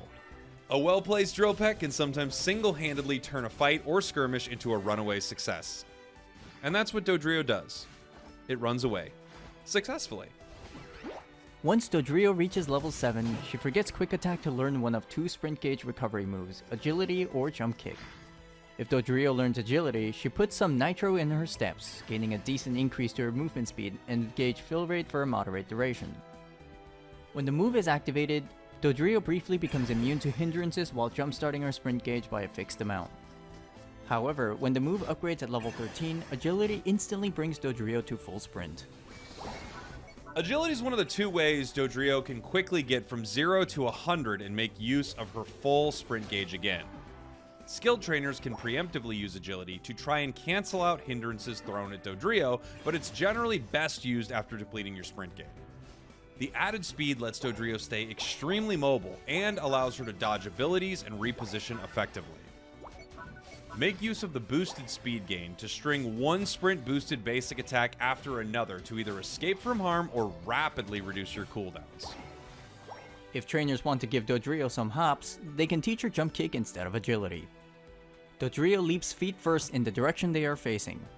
On contact with an enemy Pokemon, Dodrio uses them as a footstool, dealing damage and stunning them briefly and leaps away or over them. Enemies in the landing zone take damage as well and are moderately slowed for a brief duration. Dodrio can also use walls and other obstacles to launch herself into the air and can choose which way she leaps. Dodrio gains a significant boost to her sprint gauge after vaulting over enemies or small obstacles. However, only footstooling enemies will reduce Jump Kick's cooldown on hit. At level 13, Jump Kick also stuns enemies in the landing zone for a brief moment. Jump Kick can be used to jump over enemies and obstacles to gain better positioning, or make a daring escape. Like Agility, this ability's main purpose is to boost and keep your sprint gauge at full. Trainers who can land Jump Kick consistently are rewarded with the ability to combo Dodrio's abilities and sprint boosted basic attacks together for big stuns and big damage. Missing this ability grants no boost and can leave you in a less than ideal situation with little to no escape, but so can losing speed after you make your jump. But don't worry if you can't get it at first, it definitely takes some practicing and getting used to before you're good at it. Remember that this ability isn't aimed independently, but rather is aimed in the direction of movement. Make sure you're aware of where you'll be after using moves like Drill Peck or your sprint boosted basic attacks so you can move accordingly.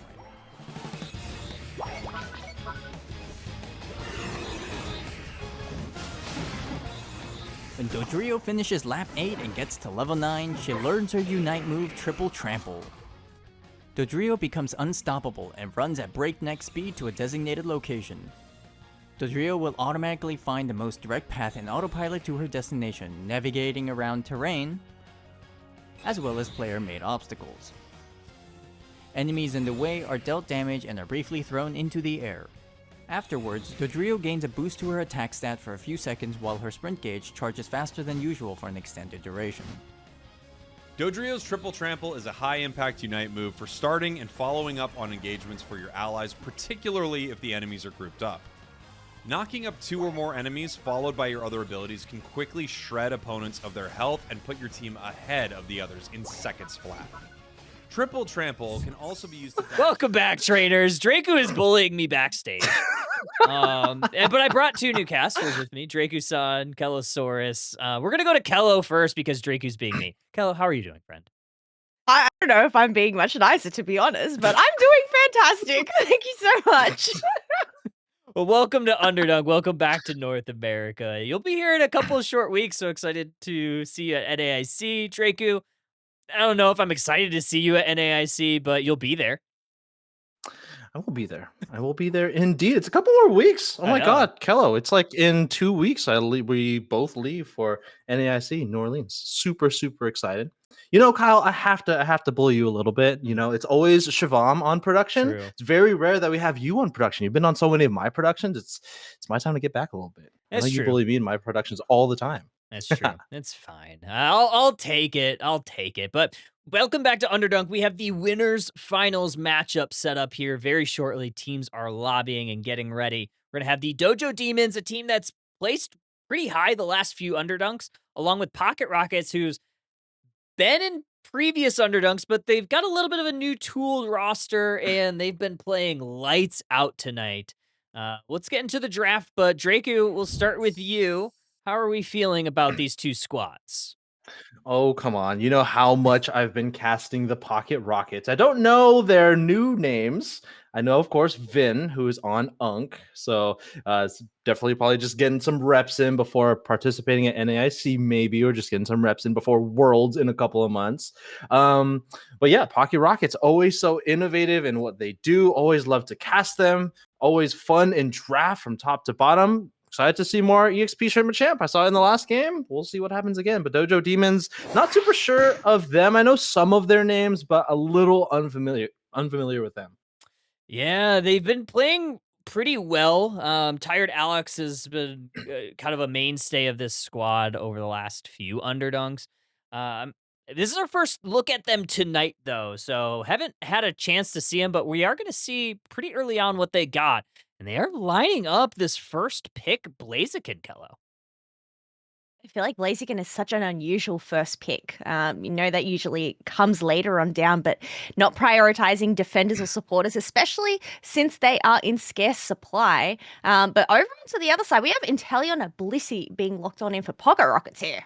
I like this Inteleon. Vin has been playing a lot of Inteleon. And Draco, this Blissey has kind of skirted the ban phase.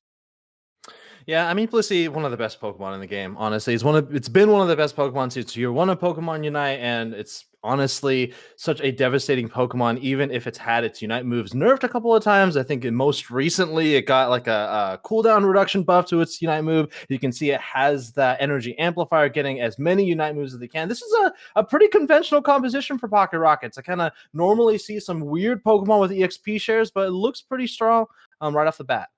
Right off the mat. Yeah, it's very traditional composition, which is making me wonder what they're going to pick in this gutter spot for the Pocket Rockets, because we know that they love to play a little bit of spice just to keep people on their toes.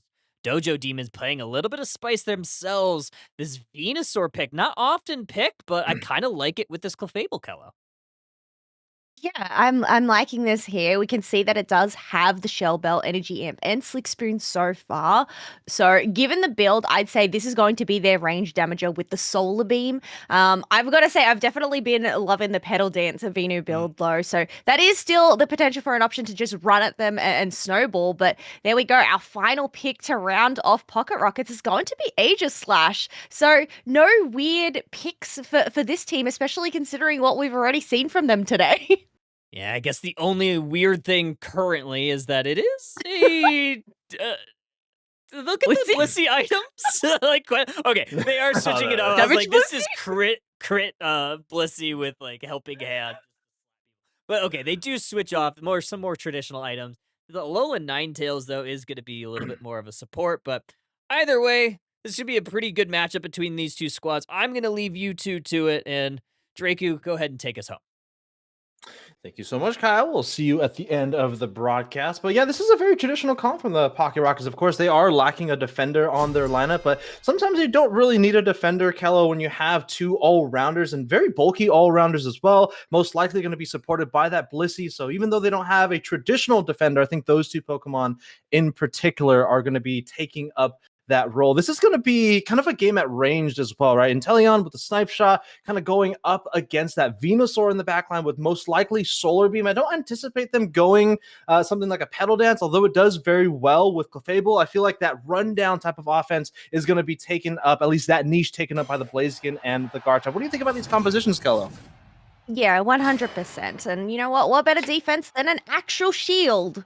But we are headed on into game one of our winners final here at Underdunk. Dojo Demons over on the purple side. Pocket Rockets, your orange team. Yeah, Umbreon is taking a little nap in the tier 3 goal zone. There may be a little disconnect there. We'll see if they can get them back in. We're going to be sending this Metang, or at least this Beldum at this point in the game, into the central area. It's a Pokemon that needs quite a bit of experience to get online. Level 5 evolution, and then that level 9 evolution. Yeah, we're going to go ahead and pause that since it looks like that Eevee is hanging out in the Pokemon Center for just a little too long. But yeah, that Metagross needs quite a bit of experience to get to level 9. And even once it does get to level 9, I don't think it has as much impact as some other stage 3 evolution Pokemon. But I mean, what are your thoughts about Metagross right now, Kello? I feel like right now all-rounders are kind of everywhere in the meta game, pun intended, kind of. But what do you think? Metagross? Yay or nay? I mean, considering the amount of all-rounders that we have on the roster, it makes sense that all-rounders are pretty much just running havoc in the Sky Ruins. But Metagross has always been a Pokemon that I love. I mean, gets big shields and has that chase down potential with the Zen Headbutt or your Magnet Rise. But also, it can build those walls around your opponents and set up for some insane plays. But as you mentioned, it's very... what's the word? It's very Experience heavy, I think. Yes, Yeah. experience hungry. I feel like I'm a tired Keller today.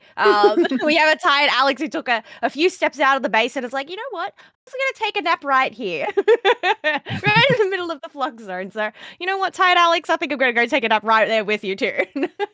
Well, I do think, if I remember correctly, Umbreon is a Pokemon that evolves only at night, and I don't know. I think the Sky Ruins has mostly been during the day, so I think maybe we might need to wait until a little longer for the friendship gauge to boost up at nighttime. I don't know. We're gonna try to get that person back in here as best as we can. But going back to the conversation of Metagross, I think Metagross actually does quite well into a Pokemon that is doing pretty well in the metagame right now, which is Clefable. I think Clefable, a lot of teams that build around a Clefable, like quite literally, not only in draft, but literally sticking around Clefable's Moonlight. It's a Pokemon that recently got buffed, and also its Battle Pass is coming up. But when you think about Metagross, right, Gyro Ball, the more Pokemon that you hit, the larger shield that you get. Well, you think about a Pokemon that kind of attracts other Pokemon, or at least teammates, is that Clefable. So I think, theoretically, Metagross should do well into teams that like to snowball together, or I guess moonball together. I don't know. Around Clefable, Metagross should do pretty well once they get Gyro Ball at level 5 and then further on into the game as well. But looks like we're heading back into the game. Eevee is starting to move on the mini maps. Hopefully it is not his actual player and not a bot Eevee, but yeah, we're going to be heading into this bottom lane. It should go over to Vin Diesel. Sabo in the early game, always consistently strong with that water gun, boosted by those critically hitting diamonds. Oh, but up in the top path, we have a bit of a tussle. Clefairy is running away, unable to take down the sword. Otherwise, we do have that Vulpix sword backing up, considering they are quite low HP. And now we have the Alolan Ninetales fully evolved. Lola Ninetales is another one of those attackers that were kind of the originators of the EXP share attackers. We're going to go into this fight really briefly. 3-on-3 in the top path. Evolution, I think that was the Aegis Slash. There is the evolution from the Hone Edge into the Doublade. So small win by the Pocket Rockets. Tired Alex is going to rotate on up here to help defend this tier 1 gold zone, but I think the damage has definitely been done. All of their points have been sunk into that tier 1 gold zone. An early lead by the Pocket Rockets. Yeah, 13 to 68 points. We actually, oh no, we do have the Metagross who is stacking the attack weight. Otherwise, nobody else is stacking. But I guess considering they have the level advantage so far, Ninetales and Metang are going to take a trip into that central area, unable to pick up any experience from that trip though.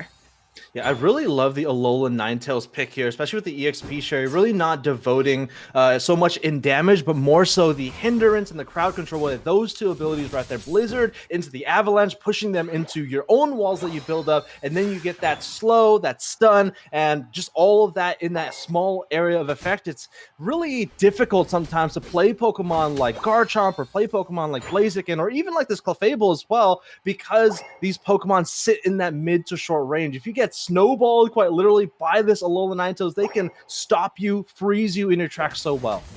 Yeah, I think the ability to just push them back with that Blizzard and then block them off as well. When they are all bunched together, it should work a treat, but it's just a moment of silence as we are waiting for these birds to spawn on up, and Blaziken is straight on top of it with that Blaze Kick.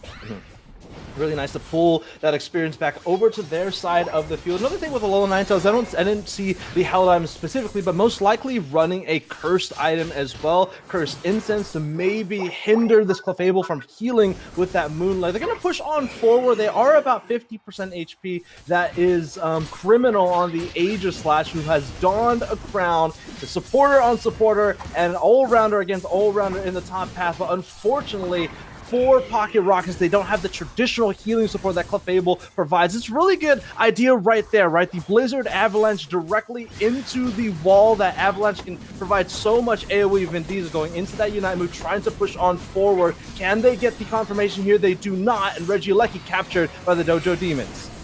I guess when you're outnumbered like that, you're going to get taken down and also out-secured. Otherwise, Bliss Assistant straight onto that Metagross, who has dove on in. He's getting pushed back by this Blaziken into the Flock Zone. But it does allow for the opportunity for Alolan Ninetales and the Inteleon to break that Tier 1 goal. So we're going to have some more dunks going into this Tier 2. Yeah, very aggressive push by the Pocket Rockets. They are going to lose their Metagross, unfortunately. One of the highest on the battlefield. And fast break by the Dojo Demons. I don't think they're able to catch anyone here. Regieleki crashes into the Tier 1 goal zone. Clefable closest to the goal zone. I don't think they have enough time here. Blaziken trying to close the distance, but unfortunately, the time expires. They are forced back to the left side of the field. A fight breaking out around the Tier 1 goal zone is in favor of the Dojo Demons. Again, this Clefable kind of acts as a tiered goal zone because of the healing that it provides, able to take down the Alola Ninetales as well, and Dojo Demons continues to press on forward for an Anger Unite move by the Venusaur is going to be able to push them back and break the goal zone with a 40-point cap. Yeah, that is a pretty great overcap there. 126 to 205 right now. Dojo Demons have done all they could do and have decided to back on out, especially when you look at the minimap. There is a lot of wild Pokemon available. 20 seconds left to go until the second basement Reggie spawns. Yeah, the fast break, or I guess the snowballing effect by Dojo Demons is sometimes very, very difficult to deal with. The only type of crowd control on the Pocket Rockets is really that Alola Ninetales, and maybe like Sacred Sword from the Aegis Slash. Other than that, there's not really anything to stop the Dojo Demons from pushing on forward. It's a lot of crowd control. Alola Ninetales can do that all by itself, but they are going to be very quick to this Regirock. Here comes the confirm. I think that was the Blaziken. Don't know which ability it was, but here comes the Continuing Crush, going to set up the Mausoleum. The first to fall, actually a lot to fall, is the Dojo Demons as Vin Diesel continues to push on forward. KO streak of 3 from the Aegis Slash. It is the Lord of the Sword coming out to play as Criminal with some criminal activity. Dojo Demons may have been able to secure that Regirock, but Pocket Rocket came out on top by getting multiple KOs over onto their side. They now have the 3 level 11s and 2 level 10s. We still only have Clefable and the Umbreon at level 9s, but I guess one objective after the other. Next sights is going to be on this Regieleki. Pocket Rocket's able to take They lost the objective, but they won the war after that, right? Dojo Demons taking that Southern Reggie spawn, but Pocket Rockets firing on back and getting a lot of KOs and getting that experience over to their side of the field. All members in double digits. Same thing for Dojo Demons, level 12 on that Blaziken. That is currently the highest on the battlefield. Aegislash just ticks in to level 12 as well on the right side of the field. We've got a minute and a half left. Both teams are going to retreat to their sides of the battlefield. Dojo Demons is going to take that Regieleki off of the battlefield. Any Pokemon to watch in the end game, Kella? What do you think?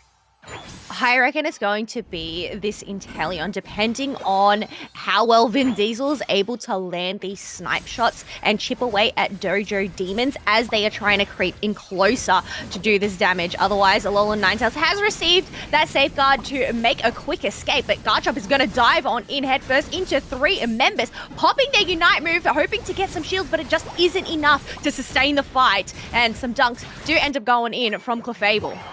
Yeah, really nice rotation by the Aegislash to the tier 2 goal zone. It is going to extend their lead to more than a 1-score game, even in the final stretch. 255 to 153, a 102-point lead by the Pocket Rockets. And not only did they defend this tier 1 goal zone very well, they have optimal positioning for this Registeel, and we all know how powerful Registeel can be. Blaziken starting to work on the Registeel, already brought down to 25%, and the secure so powerful by the Dojo Demons. Again, that overheat solar beam, some of the best securing tools in the game. Yeah, this is actually going to be huge for Dojo Demons to give them that attack and special attack buff to the team, whole team there. 10 seconds left to go until Rayquaza does spawn. Dojo Demons are just scattered around, hoping to find any wild Pokemon available, considering Venusaur doesn't have the Unite move available just yet.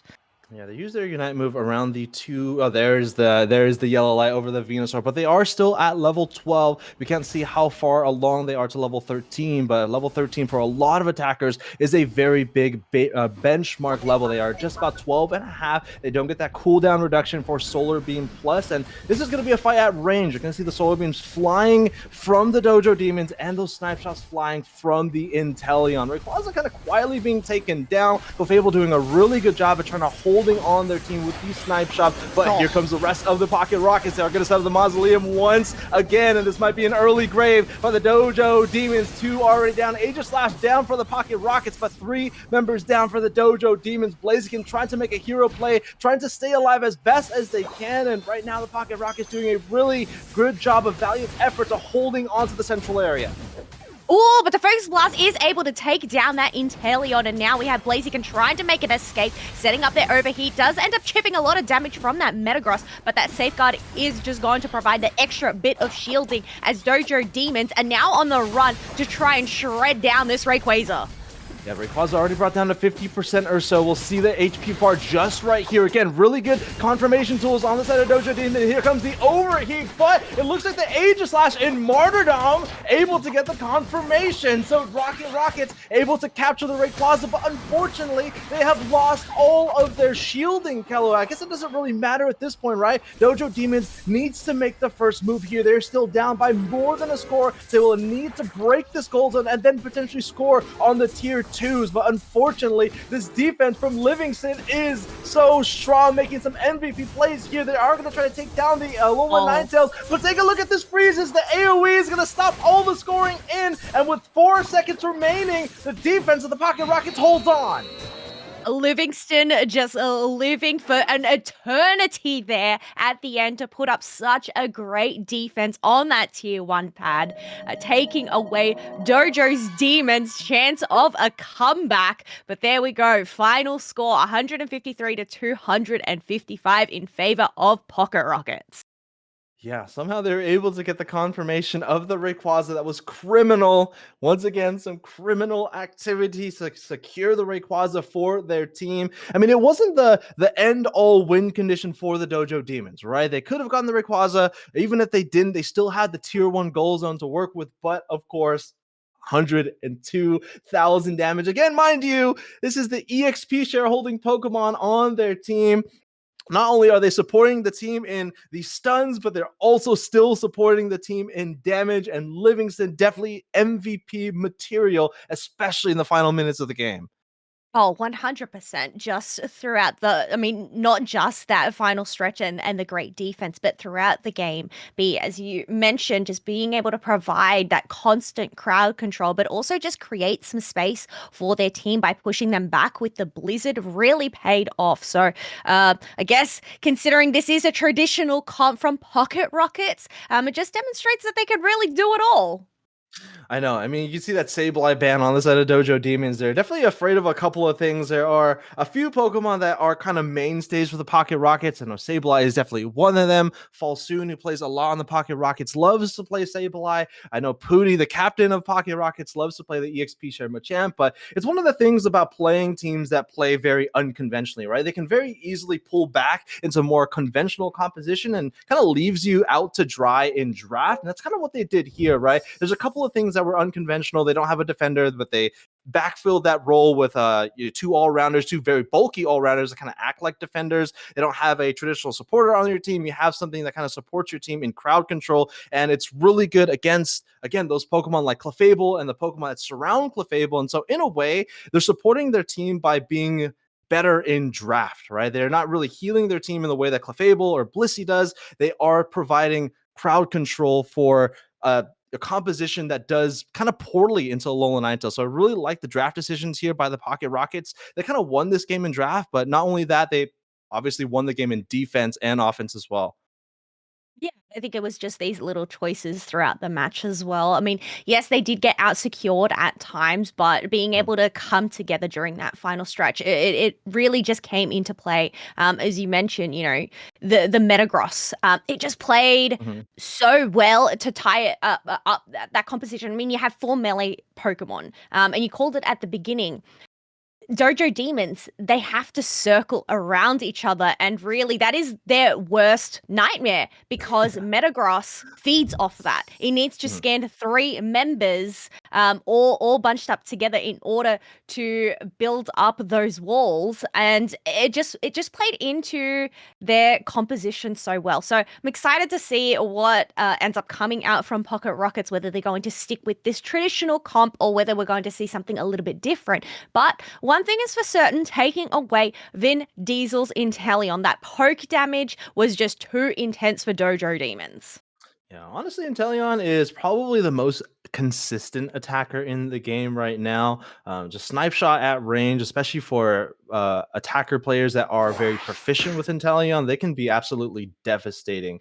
And it's a pretty unsurprising ban phase. I think maybe the unsurprising part to Blaziken possibly, but in all round, as you can see here, just some of the best Pokemon in competitive Pokemon Unite right now. But it does mean that all these supporters are available to be selected. So Pokemon like Psyduck or Blissey or Clefable, who have been frequently banned. You can kind of see that on the left-hand side there. Clefable being one of the most banned Pokemons in the ranked environment. And you can see here, Psyduck, the first pick for the Dojo Demons.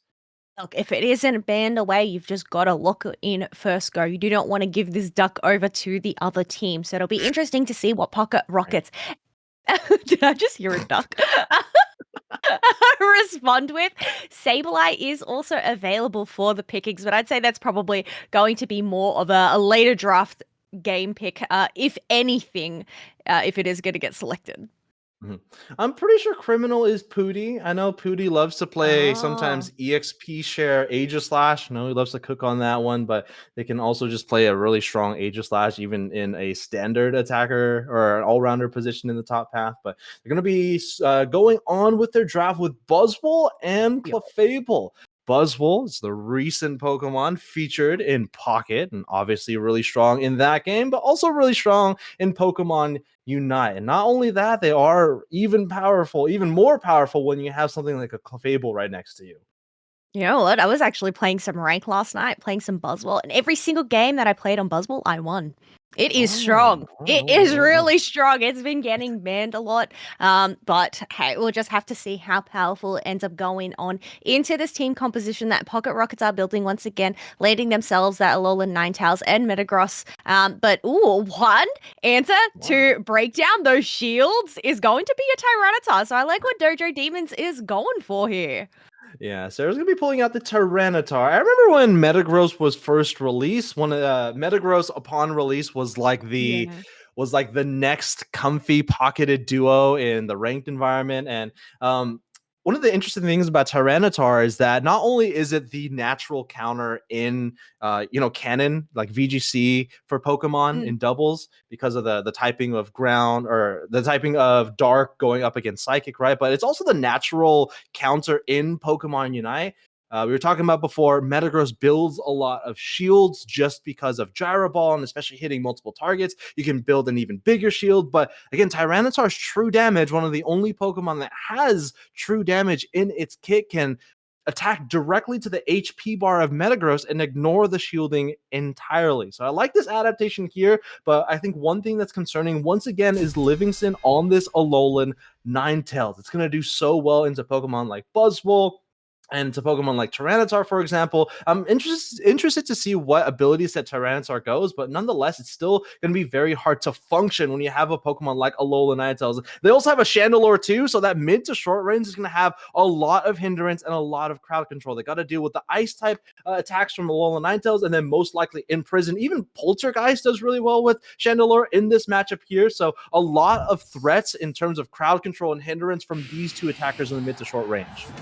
But I think that's going to be the key, is going to protecting this Chandelure. It doesn't have as long a range as an Inteleon does. But folks, we are heading on into our second match of the winners final. Pocket Rockets do have that one-up advantage against Dojo Demons. So we'll have to see how this one pans out. It's also the Cinderace on the side of Dojo Demons. I'm not a very big fan of it in this composition. I feel like Cinderace does really well in the later parts of draft, and it was picked in the later parts of draft, but auto attackers like Cinderace, they tend to do poorly into Pokemon or compositions that have a lot of short to medium range threats. And well, if you take a look at Pocket Rockets, that's literally their entire team other than the Blissey, right? You gotta watch out for the Alolan Ninetales. Chandelure kind of outranges you as an auto attacker, and then you don't really want to go toe to toe in the short range against an Aegislash and a Metagross. So I'm not a super big fan here, but I could be wrong. I think one benefit that the Cinderace does bring in comparison to the Chandelure is it has a lot more maneuverability.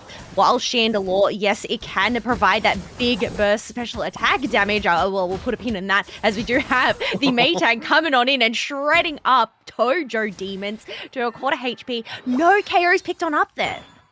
Yeah, nice confirmation on the tackle to close the distance on the reboot at this point here. A lot of experience going over to Pocket Rockets as two members hit their stage 1 or stage 2 evolution. I'm playing way too much Pocket. There's no basic Pokemon in this game, Kello. But stage 2 evolution for the Doublade, and then the stage 2 evolution for the Alola Ninetales. And again, this game doesn't really start until all the Pokemon get to their stage 3 evolutions. Talking about this Metagross and then this reboot into a Cinderace at level 7. But yeah, I'm just worried about the Cinderace. I don't know how they're going to be able to play when there's just so many threats in short range on the side of Pocket Rockets, but we'll see. I guess that's the thing. There is 3 late scalers on the side of Pocket Rocket. So once again, just very experienced, hungry. But you've just got to try and shut them down. Get some experience through some KOs, which the Buzzwole was successfully taken down by the Sword, who isn't actually given up. Both the Clefable and the Sword ends up falling at the same time. Yeah, Eternal able to get a couple of KOs in the top pass, supported by that Clefable. And you can kind of just see the impact of this Alola Ninetales, right? Especially into Pokemon like Buzzwole. It's just, you can't really play the game when there's an Alola Ninetales on the other side. You get all of those freezes. Even the passive ability is proccing more often. I think it was most recently buffed. The last time it was tuned up. And here comes the Pocket Rockets. They have 3 members in the top half, 4 members for the Dojo Demons. And right now they're circling around this Clefable once again, and that's exactly where you want them to be when you have an Alola Ninetales waiting in the bush. I mean, look at that! 3 stuns directly into a Gyro Ball from the Metagross. How do they deal with this Alola Ninetales, Kello? Yeah, that was such a good combo pulled off by the Pocket Rockets, being able to get a complete team wipe over on their side. So much Aeos energy is on the ground, and this is just going to allow them to go and stack in actually, nobody is... Oh, no, we do have the Metagross that is stacking that attack weight stack once again, but just got to whittle it down, and they're now at an advantage at 179 to 6 points. But I guess considering all members were at the top, majority besides this Chandelure, Dojo Demons are going to shred it down, this objective, but I don't know, Pocket Rockets have seemed to do it again. Vin Diesel locking in that objective for the team. Vin obviously showing his prowess as a world's qualified player with need coaching. He's going to turn out the lights with the Midnight Ignite. And unfortunately, there wasn't really a confirmation tool on the side of Dojo Demons to take that Reggie in the bottom path away from Vin Diesel and using that Unite move to secure the objective. And this is not looking good for the Dojo Demons. I mean, I'm not even looking at the score line yet. I'm just looking at the number of goal zones, and they are very close to breaking this tier 2 goal zone in the bottom path. Levels very much in favor of the Pocket Rockets. Score line is over 300 with still 6 minutes in the game remaining. Yeah, they already have three double digits over on the side of Pocket Rockets. No double digits just yet on the side of Dojo Demon. So they've really just got to try and come together, pick up a KO. This Metagross would be great pickings if they're able to isolate it 4-on-1. Whether Metagross is able to take him on, they do have their Unite move, but they have decided not to actually pop it just yet. Yeah, Psychic to try to potentially pull them back. They are able to make it back to the goal zone. But here comes the fast break the other way by the Pocket Rockets, led by Vin Diesel in the top path. They are going to turn out the lights once again with that Midnight Ignite Unite move. Tyrannical Rampage by the Tyranitar. They are able to KO the Alola Ninetales, but again, that is just the EXP share holding Pokemon. Their impact has definitely already been done. With Dojo Demons, they are fully wiped off of the map. And I feel like the Demons on the floor right now are the Pocket Rockets. They do have a jump pad available to them, so they got to be very careful scoring on this tier 2 goal zone, but it is already fragmented. Kello, 17 points on the tier 2, and I think something like 52 or 50 points on that tier 2 in the bottom path. Pocket Rockets are definitely way ahead in this game right now. Yeah, and look at this. You can already see the split on the mini-map between the team. Alola Ninetales down in that bottom path, a Sword up in the top path. Blissey does end up getting taken down, but probably not the best pickings for Dojo Demons. But I guess you just gotta take what you can get at this moment in time. Alright, can we get the Psychic confirmation here? Snow Globe, able to freeze that one away for the Pocket Rockets. And right now, I think in terms of experience, Dojo Demons is feeling a little bit frozen right now. Pocket Rockets is going to push on forward. They do need to take a little more risks because they don't have a goal zone broken on their side of the field, but it doesn't even matter. I mean, Kello, look at these levels. 2, 3, level 3rd, or now level 13s on the side of Pocket Rockets. Like, I don't know where they're going to find their hero. I mean, I know Cinderace has that superhero outfit, but it is only level 10 right now. Yeah, they definitely need a hero, and well, potentially this hero is going to be this Buzzwole trying to get an isolation, but we do have the Blizzard system coming on out just to go and sustain this shield, who is shredded on through. The Blazing Bicycle kick does absolutely no damage as Pocket Rockets is just charging on forward, blinding them out of sight, and being able to pick up 3 KOs. Cinderace, left all alone, has no choice left but to run. Yeah, that Buzzwole was part of that team fight, but it really wasn't at the same time. It was trying to find an angle, just commenting on what you were saying, Kello, which is one of the difficult things about Buzzwole, especially in these larger team fights, is finding an angle, finding that isolation, and, you know, by the time that Buzzwole made any sort of move forward, the team was already collapsed, and they were already retreating back over to their side of the field. 1 minute remaining, and we obviously know the win condition for Dojo Demons at this point. It is going to be that Rayquaza in double time, but of course that's a lot easier said than done. There's a lot of Pokemon you got to watch out for. Level 14 Vin Diesel on that Chandelure. Also this Alola Ninetales. They all might be 3 levels apart from each other, but they are making an impact significantly just between the 2 of them. This is an interesting choice from Dojo Demons to try and contest this Regieleki. They do end up missing the mark and not able to get the secure, but that does mean they're giving up that bottom tier 1 pad. Tyranitar has popped their Unite move, ejecting on forward, but they're not able to get to any hits on anyone on the side of Pocket Rockets. Metagross putting up a huge fight, so much shielding coming out from them. They're able to make an escape. 3 members of Dojo Demons are now down, and it's only the Buzzwole left standing.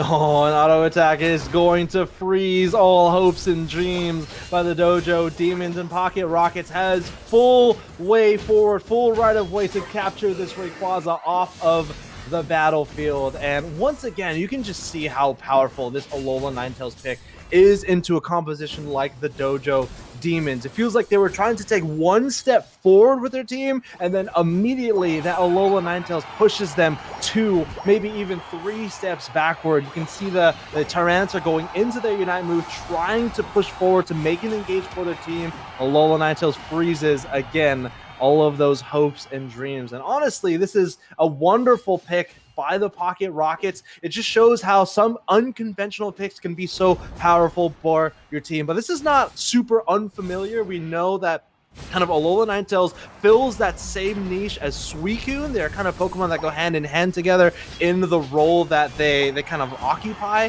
And this is why Suicune is banned all the time. And this is why maybe Alola Ninetales should get that same type of respect. I think, yeah, Pocket Rockets definitely did really well in draft. There's just so much kryptonite to the side of Dojo Demons. As you mentioned, the Alola Ninetales playing so well into that Buzzwole. Same with the Wide Guard Aegis Slash as well, just going and interrupting them. And even a Safeguard Blissey to just go and prevent that Buzzwole to pretty much do its job. Right, that's the thing. It needs to try and get those picks, get those isolations, but it just couldn't creep far enough to get those isolations and allow this Cinderace or this Tyranitar to do their job. So the cogs in the machines, well, they ended up just getting clogged. This is going to mean Pocket Rockets is going to be moving on to the grand finals of Underdunk 52.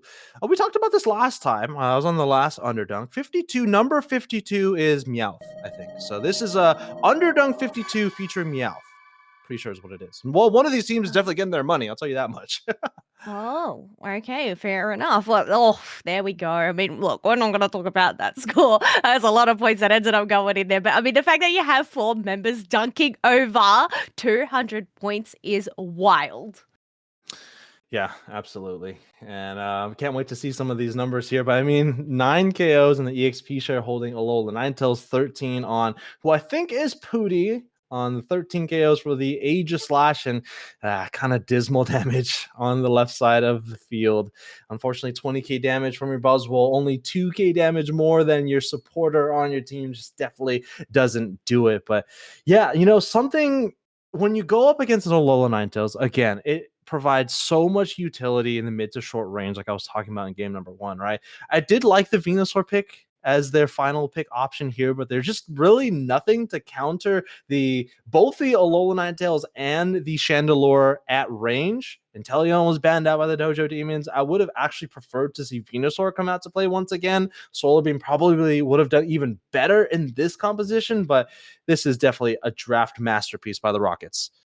I think one thing to note, it's not just the Pokemon picks, but it's also the item picks as well. You had both the Alola Ninetales and the Chandelure picking up Cursed Incense. So this just shut down the healing potential of that Clefable Moonlight or even just the self-sustain from their team so much. So, you know, it's just all of these pieces coming on into play. Really worked out for Pocket Rockets, and I'm really loving their draft strategies so far.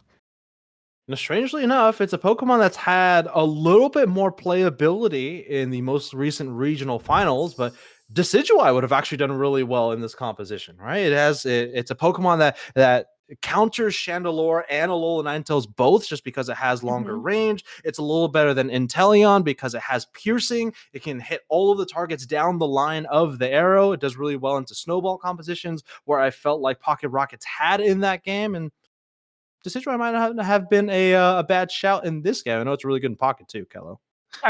Totally no bias from your end. Not that you have all of these, you know, plushies of Rowlets, a Rowlet tower. Of course, you're going to preach Decidueye here to the masses. All right, but that is going to be it for our grand finals. We are going to be seeing the Dojo Demons once again as we head down to the losers finals. It is now best of 1, I believe, and now Pocket Rockets takes a little bit of break before we see them once again on the broadcast. But Underdunk 52 will be back very, very shortly, hopefully with more Decidueye.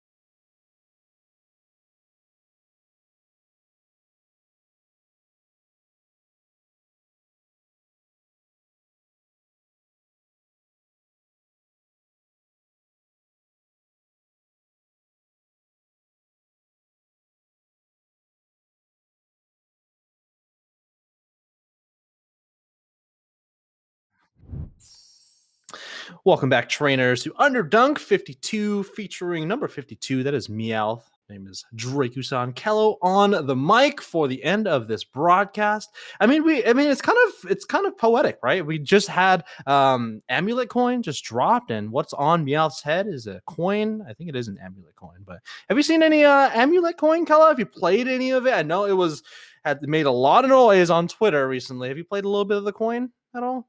No, I avoided Pokemon Unite during that time because I saw the chaos that Twitter brought, and I'm like, you know what? I'm gonna take a couple of days off. I was smart. Be like Kello, be smart. Yeah, amulet coin is a really interesting it's an held item, right? It's a really interesting held item. It increases your scoring speed by about 10%, I believe, but it also increases the amount of Eos energy that is dropped from wild Pokemon. So score composition is very much alive once again with Amulet Coin. And I know a lot of competitive players were not very happy about that. So they recently nerfed it. I think they added a cooldown to, I'm not exactly sure what the cooldown is. I think the cooldown to the scoring speed, the 10% scoring speed. So you can't do that as often. But, score compositions is definitely not unfamiliar to players in Pokemon Unite. I know a lot of Asia teams like to play score compositions, and I don't know. What do you think about score comp? I think it adds another flavor, but if every team is doing it, I think it does diminish the viewer experience, as some pro players have elaborated on. It's okay in small quantities. Mhm. I guess just like ice cream. You don't want to eat too much ice cream like Kyle in the background, unless you get a tummy ache, okay? So it's okay once in a while, in moderation, you could say. But when you have it all the time, it just becomes very hard to digest. And I guess you could say when you eat the same thing over and over again, it becomes boring. So yeah, I'm glad that we're not seeing it every single game now that they have gone and decided to nerf Amulet Coin. Yeah, Kyle gives me stomach aches too. Not only just ice cream, but Kyle gives me stomach aches too. All right, we're in the losers finals, best of one. We got a really long name, MDK. It's MQL, Dark Blue, and KSUF, none of which are on this team, by the way.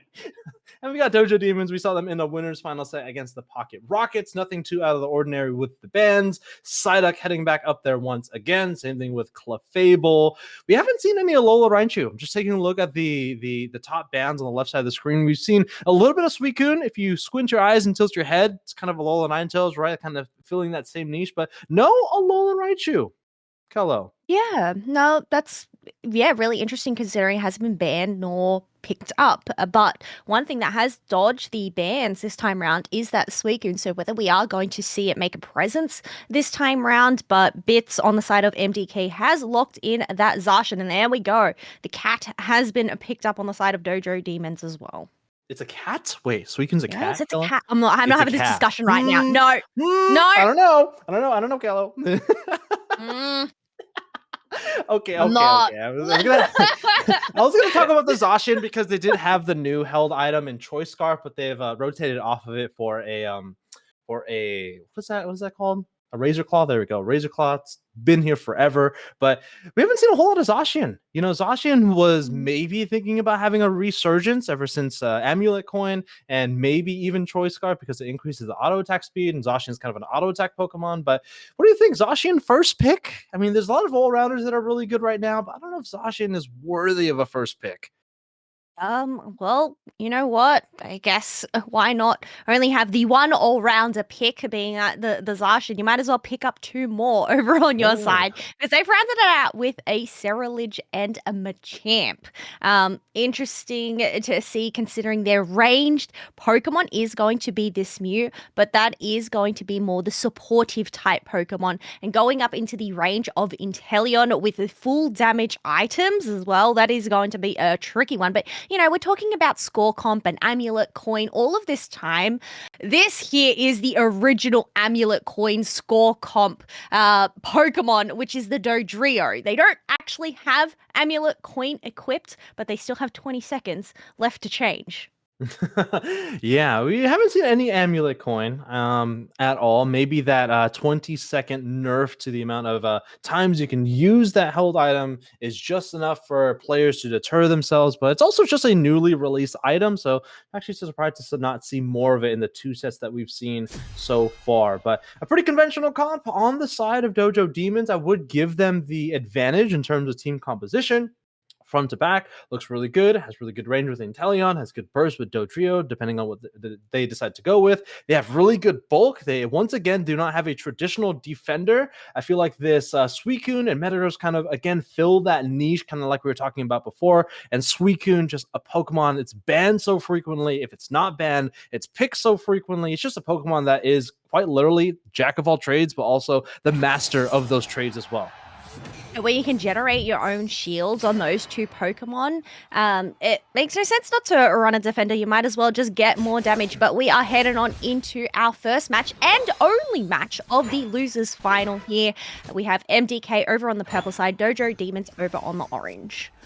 Dodrio heading up to the top path, going up against that Zacian. Definitely should be in favor of the Zacian. Suicune and Sobble in this bottom path. Really good confirmation by it's actually the Machop. It's able to get that with the Karate Chop there. Especially when you're going up against an Inteleon, Sobble at this point should expect that to go over to their side of the field. But an early lead by Fame Boys and MDK.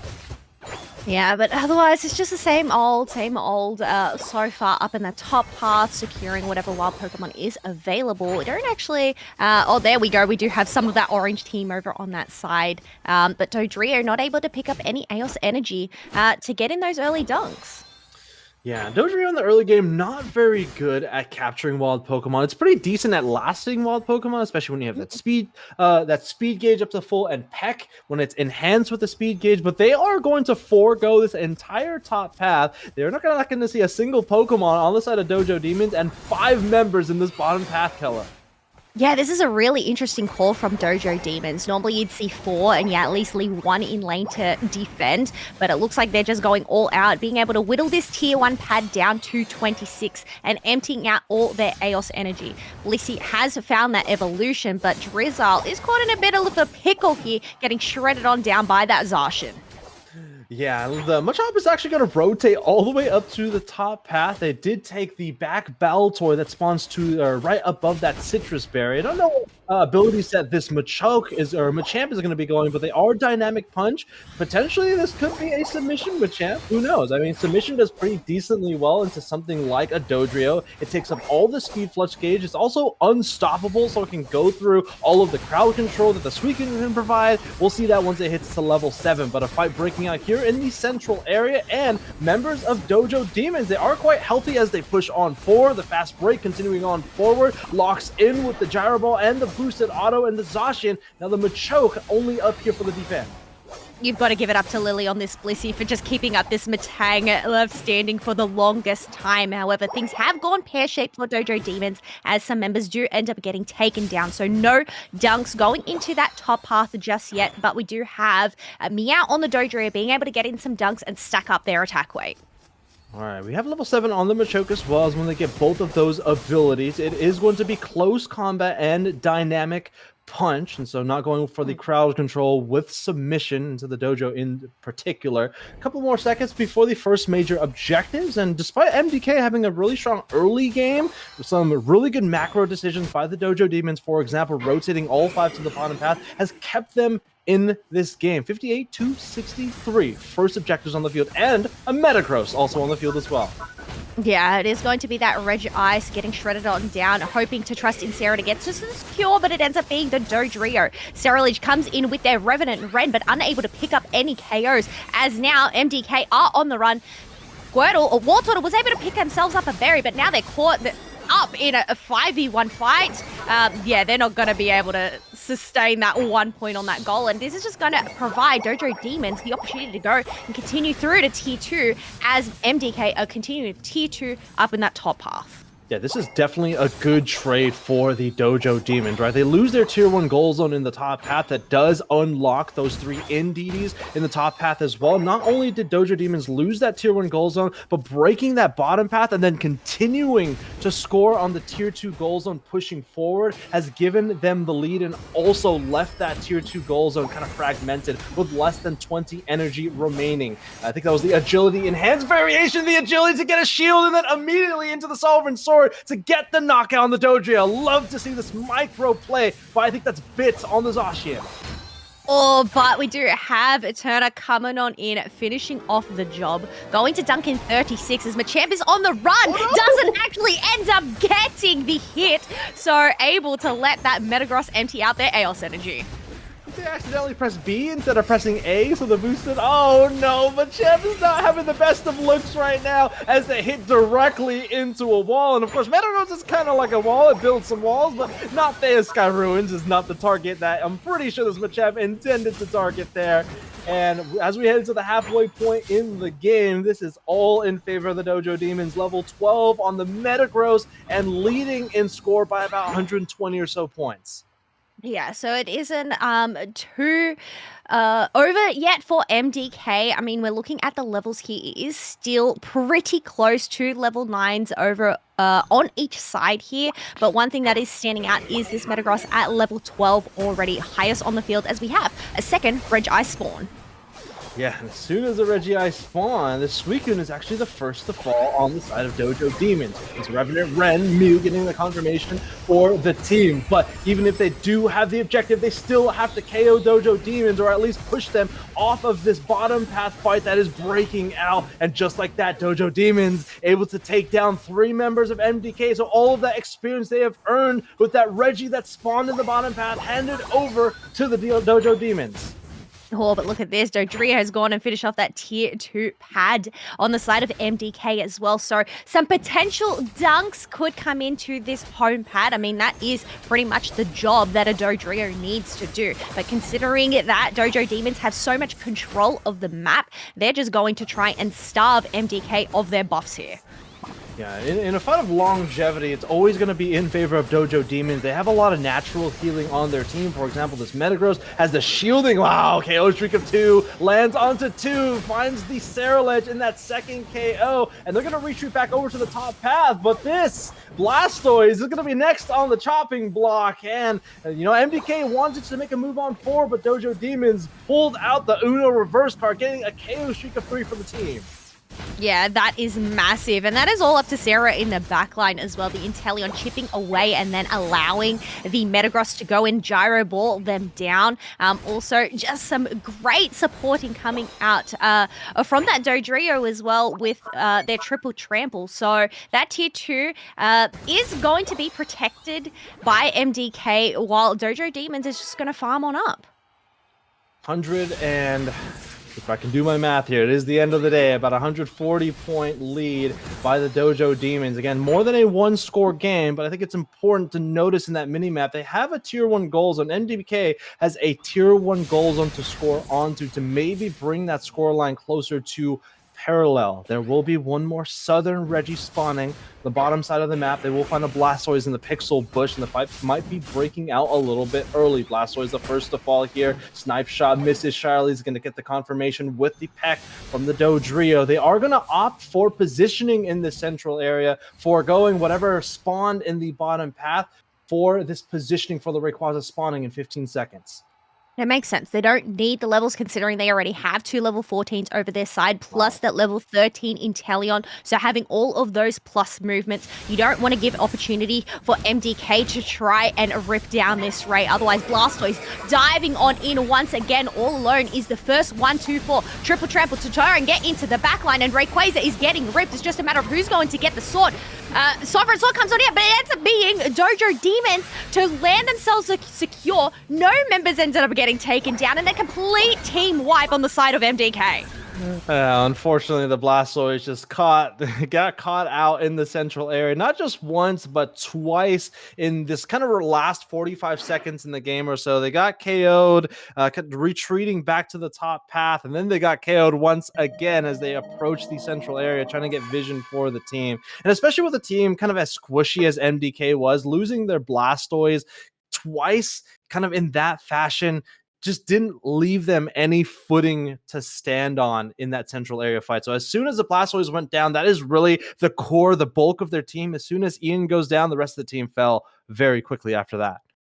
Yeah, pretty much. I mean, it's your defenders, the ones that are going in with the engages. Really, in those team fights, the ones that are making the calls. But when you don't have that follow up, or you're not, I guess, attuned to where the rest of your members are and whether they can get to you in time when you go and make those engages, it is way too risky. Not able, I don't actually think they ended up popping off their Hydro Typhoon during that time to get the stun and allow the rest of MDK to funnel on in. But I mean, I guess, not really much that MDK could do during that time, considering the level discrepancy, multiple members going down, so not able to go and defend those tier 2 pads and the dunks that were going to rain in. You might as well just go in with a surrender then.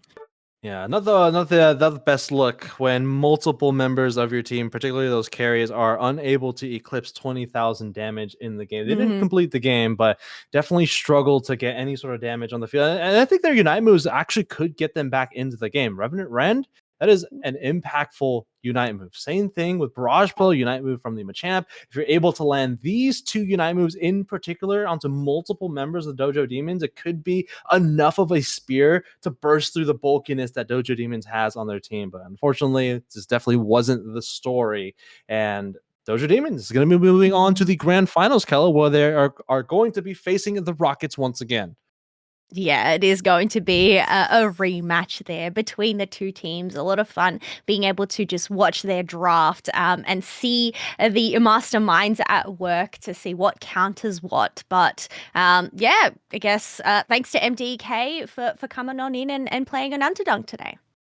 Absolutely. And I'm sure a lot of these teams and players are getting ready for the North American International Championships, the final stretch in a couple of weeks. And what better way to do it at Underdunk? But we got one more set to bring you, which is the grand finals of Underdunk 52. It is going to be Pocket Rockets on the winner's side, and coming up from the loser side, the Dojo Demons once again. Best of 3. And if Dojo Demons able to win that best of three, they will reset the bracket for a best of 1. Well, Underdunk 52 will be back very, very shortly, rumbling on very soon.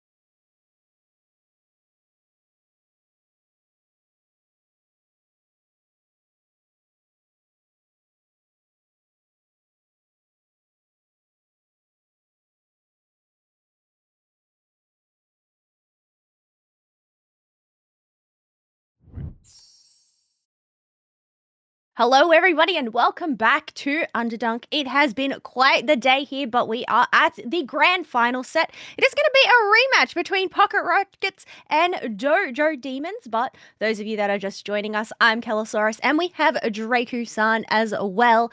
But how have you found today so far, Draku?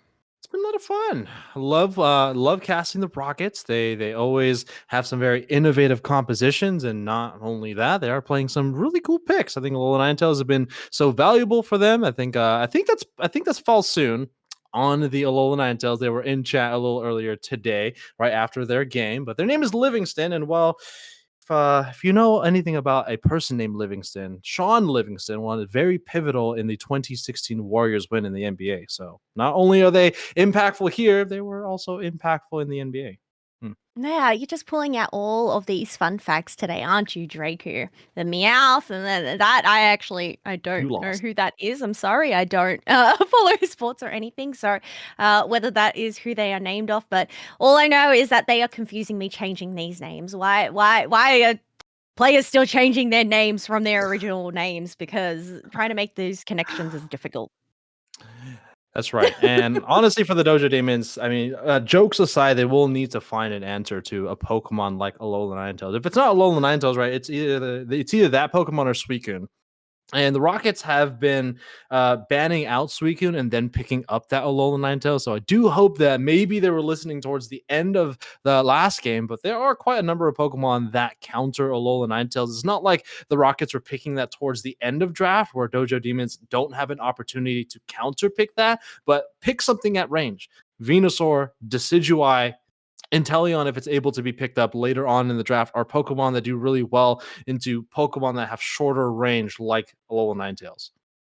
I think one downside for Alola Ninetales as well is its lack of maneuverability, and it Mhm. is quite squishy. So while these range characters would be a great answer, you could also opt for a little bit of dive, aka from a speedster. Mhm. Talonflame can provide so much burst and can whittle down in Alola Ninetales, even in Absol. So I'm actually really surprised that we aren't seeing more speedster picks coming into the mix. Yes, they do not have the defense penetration anymore when speedsters were ruling the meta, but I still think they have a place in this meta and are Mhm. still very viable to lock on in. Speedster's just not the flavor of the ice cream flavor of the week, Hello. It's Butterfingers, We're isn't it? I think it might be Butterfingers. Definitely might be Butterfingers. And you know what really helps with Butterfingers is an amulet coin. You know, you don't have to worry about Alola Ninetales if you don't fight it. Right? I'm not giving the teams any ideas because of course we want to do of course we love casting teams fighting each other in big 5-on-5 engagements, but you don't got to worry about a Ninetales if you just run around it, right? Curious. We've spoken about Amulet Coin a fair bit in that previous break while we were waiting for the teams to get on ready. What is your thoughts about Choice Scarf? We haven't actually seen anybody pick up this new item. Choice Scarf has kind of fallen under the radar. It's kind of a niche pick. I feel like Pokemon that would naturally run a Choice Scarf already has a lot of items that do really well in the held item slot. And of course, for held items, you can only have three, right? When you think about auto attackers where Choice Scarf is kind of leaning into, you have Muscle Band, which is kind of a must. It increases your percentage damage doing into Pokemon. And when you're doing attacks over and over and over and over again, Muscle Band just procs all the time and it just does really well. Rapid Fire Scarf, it increases the amount of auto attacks you can pull out. And so a lot of auto attackers generally have some mobility as well. Think about Cinderace; it has feints or flame charge. Greninja also has that as well. Decidueye has no mobility, so maybe it'll do well with Decidueye Razor Leaf. But generally, it's joining a cast of items that's hard to replace. So it's hard to, I guess, argue for Choice Scarf when there are other items that do kind of what it does but better. But sometimes you cannot replace the old with the new then. But you know what, Drake? We're heading on into our first draft of the grand finals. Pocket Rockets is going to be in that first pick position on that purple side. Dojo Demons in the second pick and have locked in Snorlax and Comfey. Comfey is a supporter that you normally don't see first pick. Usually comes later down in the draft, paired up with, say, another speedster.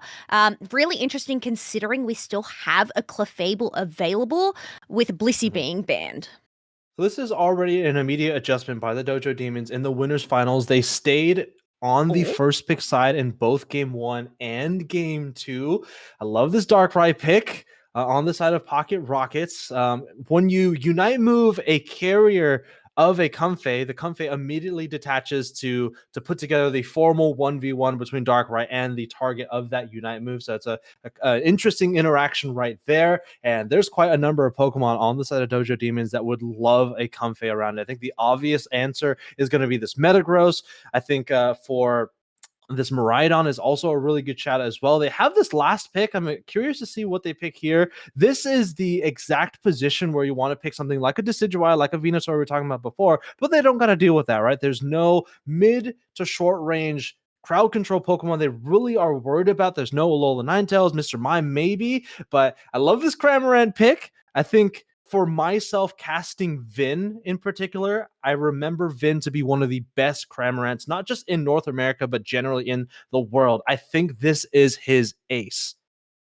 Oh, really? That is so odd to hear somebody say that their ace is a Cramorant. But I'm going to say I love Underdunk. Just this whole brand new draft coming out from Pocket Rockets and Dojo Demons. Obviously, we ended up spectating them earlier on. So to just see a different look from both sides is really exciting. And I'm just curious to see how these machines end up working together.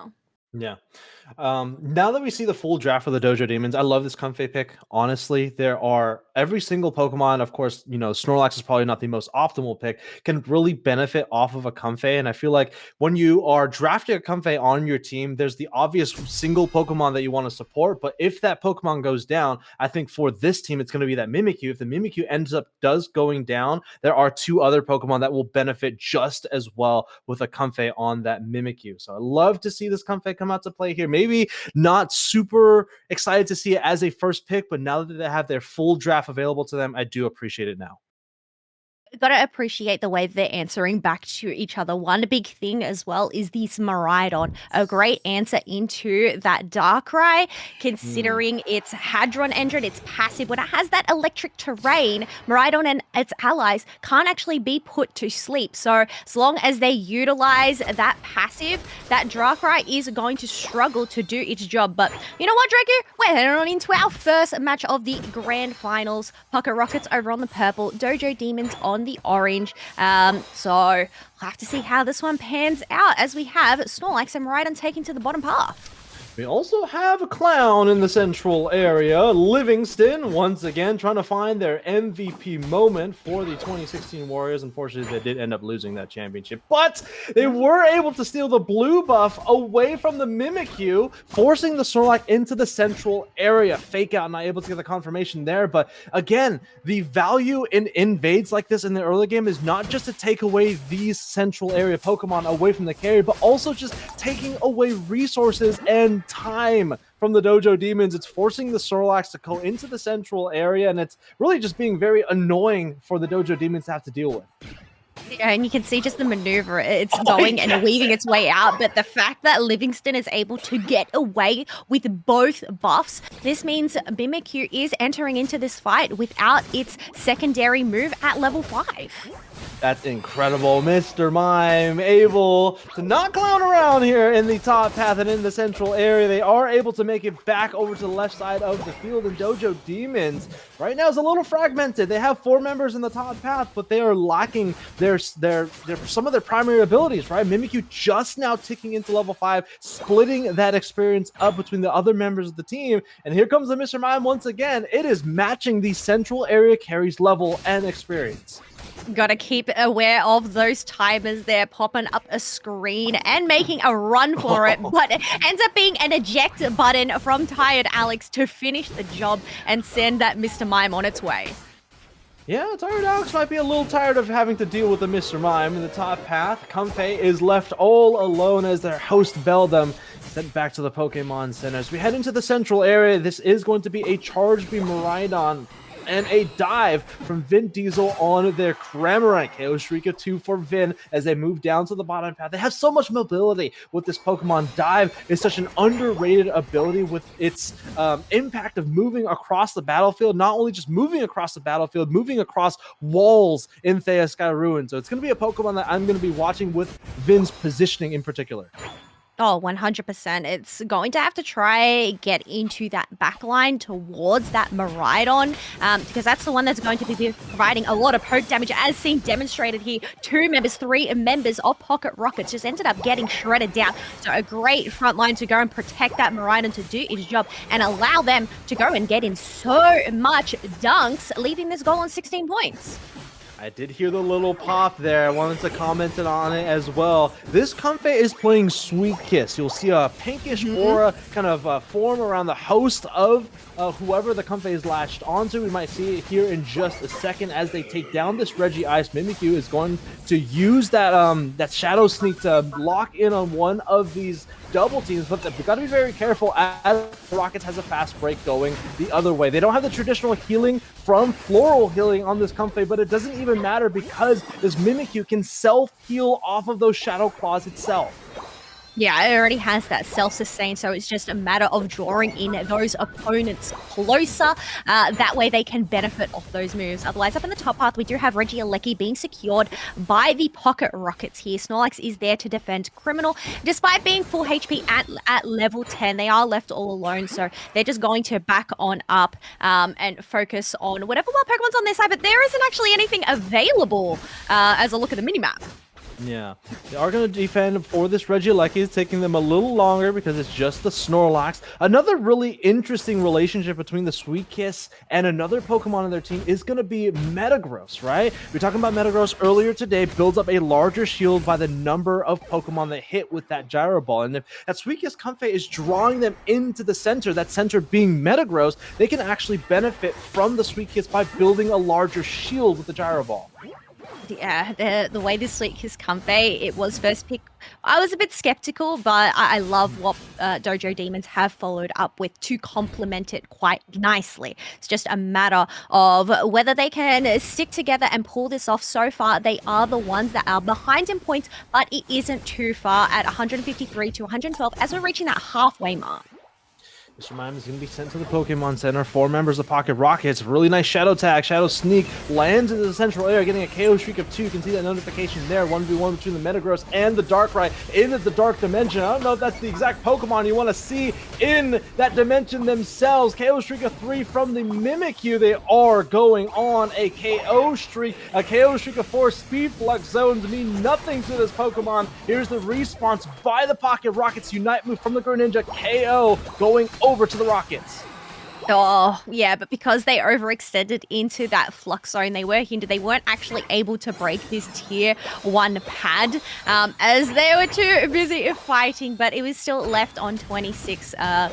Whittled it down a fair bit, but there's a lot of wild Pokemon experience on the side of Dojo Demon, so it looks like they're just focusing on that, while Pocket Rockets are focusing their energy on both of these objectives.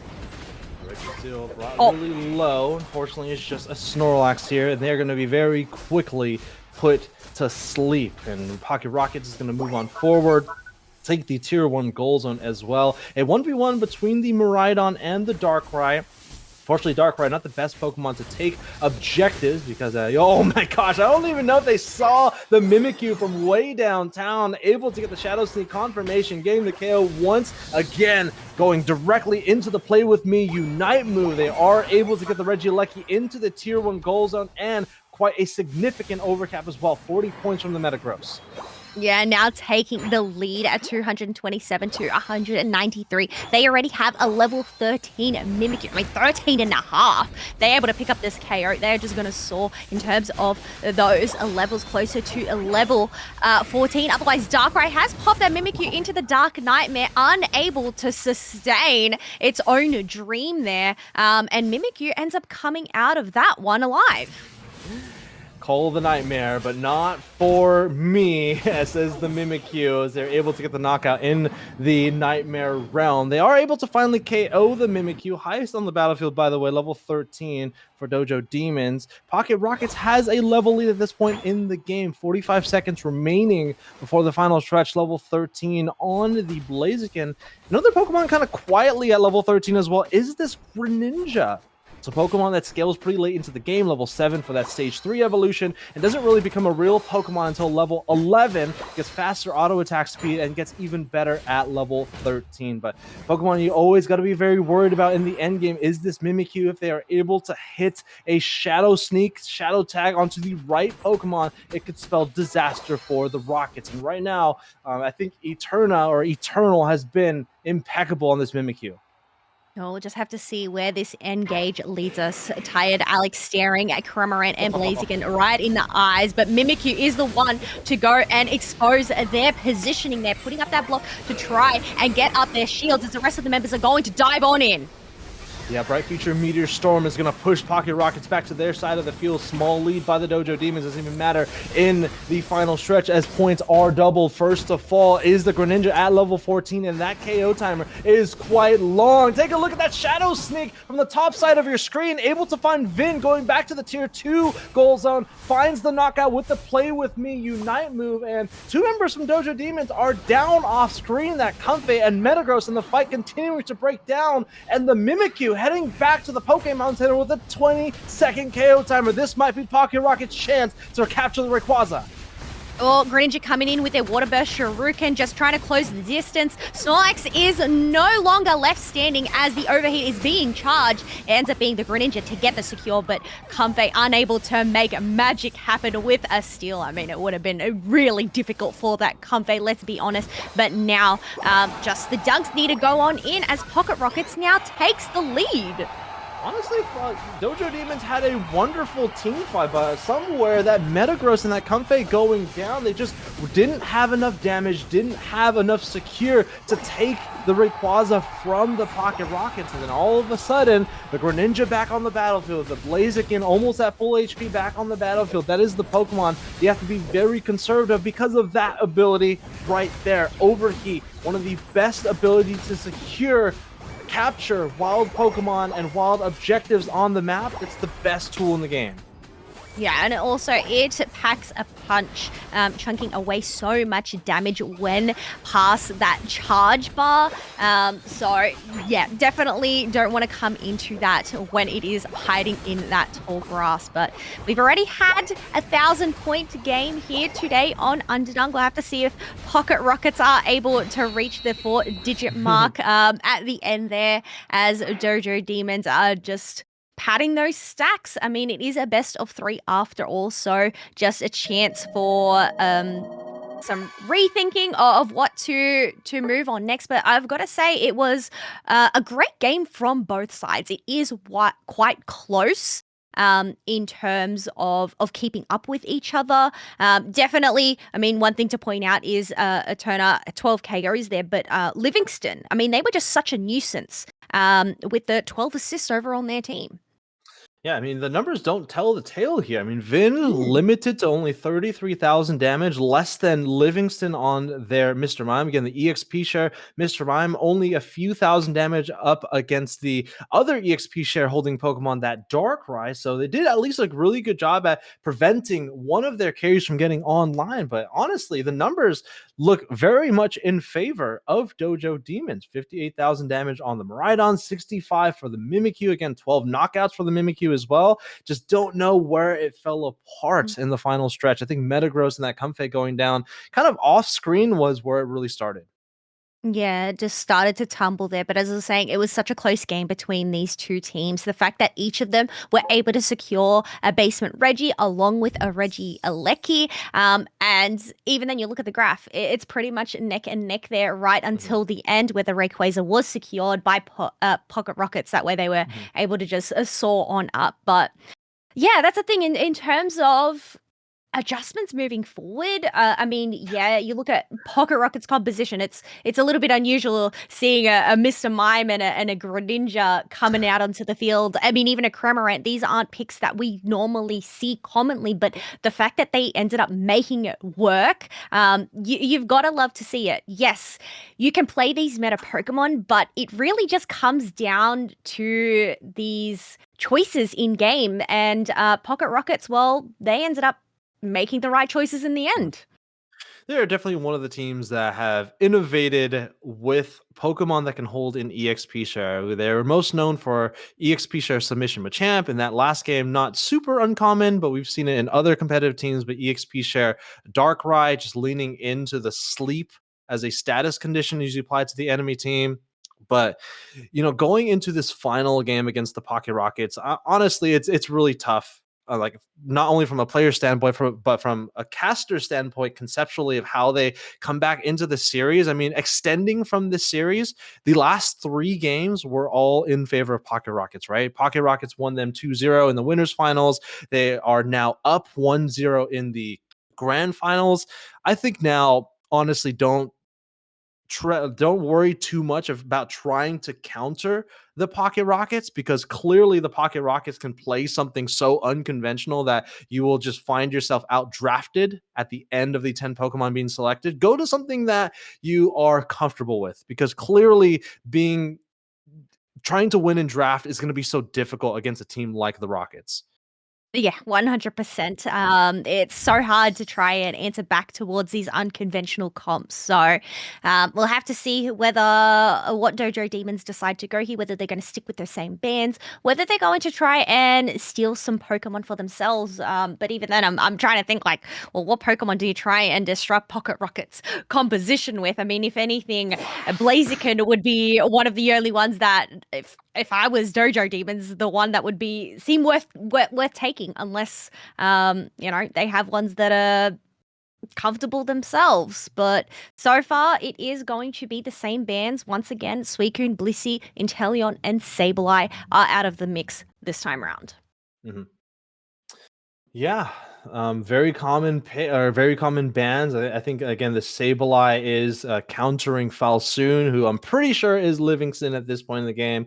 It is one of their aces, but clearly Falsoon is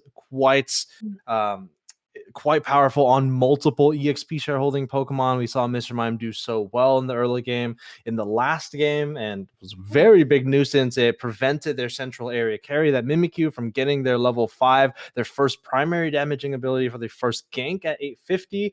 See what they decide to go with here. Metagross is going to be their first pick. I don't know if it's the best all-rounder, but again, I think going for something that's comfortable, especially when you're basically down 3-0 against the Rockets, is the way to go. Yeah, it's been playing out so far so well for them. But I'm glad that we actually get to see another Wigglytuff pick. I know earlier on we ended up seeing the rollout Wiggly, so whether this is going to be rollout Wiggly once again. And we were talking about earlier, what is a great counter into a Ninetales? Yes, range, but also these speedsters. So Eterna locking in this Talonflame just to provide a little bit more backline damage dive potential there. Yeah, I really like the Wigglytuff and Alola Ninetales adaptation to the Metagross in particular. Metagross doesn't have a whole lot of crowd control. It doesn't have the best lockdown, or at least trying to approach the enemy team. And, well, you got 2 Pokemon that will quite literally act as a wall to try to get to those backline threats, right? Alola Ninetales, we saw how powerful it was in the winners finals. And then Wigglytuff it's a supporter, but is definitely more like a defender in its kit and how it's built inside Pokemon Unite. Yeah, it definitely boasts high HP, high defenses, has some shielding as well if it ends up going that rollout build with the unstoppable. But going into 2 speedsters here on the side of Dojo Demons, I guess you have the benefit of Leafeon having that early game presence, which Talonflame and Metagross lack. So a great way to go and combat that issue over on their side. It's just a matter of, well, is it going to be Leafeon that takes the central area, or maybe a split central area angle to get this Leafeon online and at level 4 ASAP? I like this composition for Dojo Demons. It reminds me a lot of Luminosity's compositions where they like to go two speedsters or at least basically two Pokemon that are very mobile, and it kind of leaves the rest of the team as moving around as a pod. So I anticipate this Snorlax and Metagross kind of to be playing together, and this Hoopa to be either using its portals to heal the Metagross or using the Trick and Phantom Force tech to heal those speedsters. So I think a pretty interesting composition by the Dojo Demons. The pivotal piece is that Hoopa and deciding what ability set to go. Oh, there we go. Second game of the grand finals here. Pocket Rockets do have that one-up advantage against Dojo Demons, who are coming from the losers bracket. So Pocket Rockets managed to take this match. They run away with Underdunk, 52 title champion. Yeah, Champion at title. the end, the champion for Underdunk is going to be given a gold-plated Meowth trophy. I think Kyle just told me he's going to be sponsoring that one. So whoever wins 52 is going to be going home. 5 players going home with a Meowth trophy. That's impressive. That's not true, chat. That's not true, chat. Oh. No, he's secretly carving it now, right now in the back line. But you know what? We're gonna head on into the top path as we have Hoopa and the Beldum going up against Vulpix and the Torchic. We already have Fletchinder coming to join the party here. I'm curious to see which type of Hoopa we also see this match. I feel like Trick would probably be the play here with the Phantom Force because it complements the Talonflame and Leafeon so well, but also Trick to give this Metagross that extra speed boost too. I like that call out as well. And you can see that bubble right there, so it is going to be a Trick. So most likely you're not going to be playing portals here as you do get your portal unlocked at level 4. But if I continue to break out here, are they able to KO Eterna on that Fletchinder? No. So really good early game win by the Dojo Demons, able to KO the Alolan Vulpix at this point in the game twice now in the early game. Yeah, 4-person rotation coming up from them. Only one dunk is going to come on out, but they are able to take down that Torchic once again. That was a weird interaction of the roller. I think it was the eject button being popped at the same time, which is why the trajectory just instantly changed. Yeah, there might have been like a little bit of lag there because our stream didn't know what to actually monitor there. But I mean, in this early game, it's to be expected that Pocket Rockets loses this, right? The Greninja needs level 7, then further level 9 to really get online. Same thing with the Blaziken, needs level 5, level 7, then level 8 to get the Unite move, the stance change unlocked. Whereas Dojo Demons, they have level 4 in the Leafeon, one of the best early game Pokemon in the game. Fletchinder, no slouch as well in the early game, and now level 7, highest on the battlefield. It should at least pick up their momentum now that they have Fly and or Brave Bird available to them. Yeah, we'll have to see which one they have opted for momentarily, as Pocket Rockets are going to take to the tall grass or waiting for these birds to spawn at that 720 mark. But it looks like Combuskin has been founded out, and it is going to be a Brave Bird Talonflame straight to that Ninetales, but they're going to Phantom Force their way out. Yeah, you can see that tech there coming out immediately. You're putting that Trick onto the Talonflame and then Phantom Forcing to allow them the opportunity to go back through that small portal you give to that one player that you trick. Hopefully I said that right, but I'm pretty sure most of the audience knows what I'm talking about. But it's a really good synergy for Talonflame in particular because Brave Bird by nature, not only in Pokemon Unite, but generally in Pokemon, it is a very risky ability because you're investing everything to go in and not really having any tools to leave a fight. And so Trick does so well at kind of limiting that risk by allowing them to retreat back to a safe position that the Hoopa places on the field. It is called Brave Bird after all. You have to be brave in order to run it. Otherwise, Registeel is chipped away. Brave Bird comes on in and Talonflame locks the secure of that Registeel for Dojo Demons. But it looks like Metang is going to leave the fight there with that Trick, considering they are quite low. But Greninja being able to seek a bit of revenge, landing themselves a KO. Yeah, Talonflame heading back to the Pokemon Center. Hoopa is the only one here. They cannot transport either their Leafeon or Snorlax to the bottom path because they simply do not have the Hoopa Hyperspace Portal. This Leafeon starting to stack up that attack way, particularly for burst Pokemon like Leafeon. They really benefit off of the damage you get off of a stacked attack way. They might also be running the Excel Bracer as well, along with maybe the Energy Amplifier. And so these Unite moves paired with the Razor Leaf do so much damage at burst. So can confirm no Accel Bracer. Oh no, it does have Accel Bracer and Energy Amp. So definitely well called there. Otherwise, Ninetales does end up getting taken on down as the Mewtwo is going to try and get a stun with their Unite move. Hooper is able to Phantom Force their way out as Metagross is trying to weave on in, hoping to well-time this Gyro Ball, but it ends up being Anti-Hero to lock down another objective for Pocket Rockets. 76 points on the Tier 1 goal zone. Regieleki inches from the goal zone as well. Compute and Crush coming out from the Metagross is going to be the grave for the Wigglytuff, followed by the Blaziken heading back to the Pokemon Center. Flame Sweep to push on forward at really low HP, but with the speed boost, can they get away here? And they do. I think it's a Focus Band being popped as well, but here comes the Greninja retreating back to the Tier 1 goal zone for the defense, and Pocket Rockets doing a splendid job defending their Tier 1 goal zone. Yeah, defending that goal, but they weren't able to defend that bottom pad, now left on 5 points. But it is such a close match between these two teams, being able to match each other's energy. We do have Wigglytuff's Unite move just to go and provide some shielding to the team as the rest of Dojo Demons are coming up to protect that Tier 1 pad. So both of these are still left standing. This top path is becoming a tale of two cities. The fight continues to break out. The Blaziken is going to take the Regirock, capture it from the bottom side of the battlefield. The Rockets have a really interesting position here, right? They have a Tier 1 goal zone to work with, but they're still down a goal zone despite breaking the bottom path. Right, Snorlax at 10% HP will be able to make it back to the goal zone. Pocket Rockets looking to be posturing for a Tier 1 goal zone push.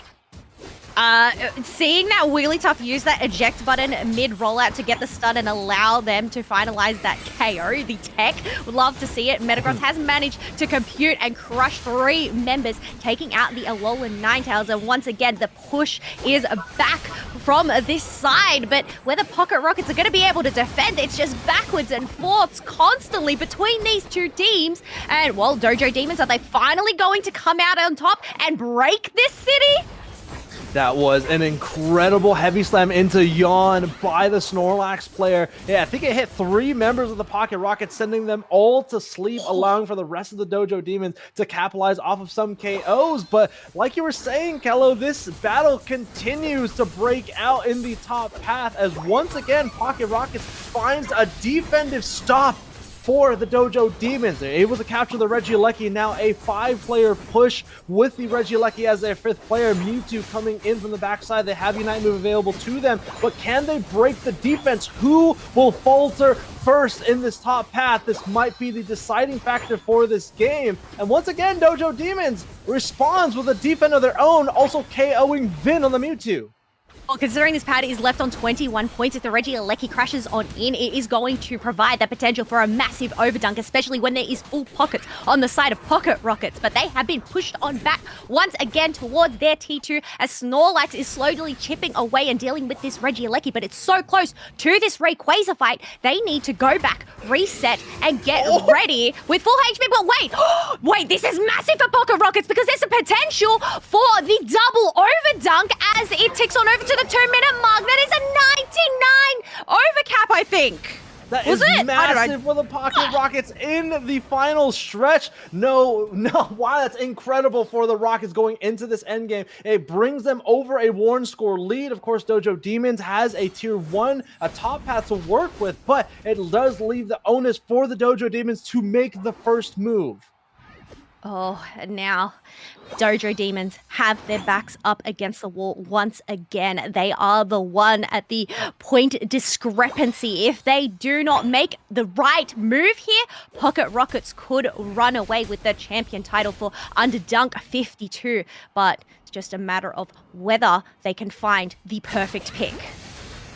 Always got to be very careful of a Blaziken in tall grass for the Pocket Rockets. That overheat onto any of the Pokemon on Dojo Demons will be absolutely massive. They are able to pull back the Talonflame with that Brave Bird trick tech we were talking about. And both teams just posturing on either side of the Rayquaza pit. Still a game to be lost by the Pocket Rockets. And Lily is going to use that Unbounded Say to push the battle on forward. Rayquaza already brought down to 50%. Roll out in the central area. Vin is going to bring down the Airstrike. Rayquaza brought down really low, and Dojo Demons finds an answer here in game number 2 as they are able to capture the Rayquaza, and with 30 seconds remaining, this should be a game 3 in this best of 3 set. The Trojan horse has entered the city, and they are still in this fight, this war, being able to get 400 points, 500 points to 375. Wigglytuff did answer back with a dunk of their own, but it just isn't enough to make up the difference for Dojo Demons. It was a very scary game for the Dojo Demons, I gotta tell you. They being down basically 3-0 going into this second game and somehow finding an angle to capture the Rayquaza. Quite literally their only win condition at that point in the game. And honestly, it was all up to a gamble, in my opinion. I mean, they were going up against a Blaziken with Overheat. You yourself, as in Dojo Demons, had some pretty good securing tools on your team. Think about Talonflame with the Brave Bird, but it was a very scary confirmation that Rayquaza. And sometimes Pokemon Unite, you kind of got to lean into luck to win a game like this. You gotta risk it for the biscuit, especially when there is just so much on the line there for the team. You've just gotta believe in Lady Luck and your secures over on your side. So quite an intense match between these two teams. So many back and forth fights, especially up in that top path. It wasn't until that final stretch where that tier 1 finally ended up collapsing on the side of Dojo Demons. And despite having their backs up against the wall, the ability to just come together, pick up a few KOs and flip the Ray, and just push on forth. Incredible stuff from both of these teams.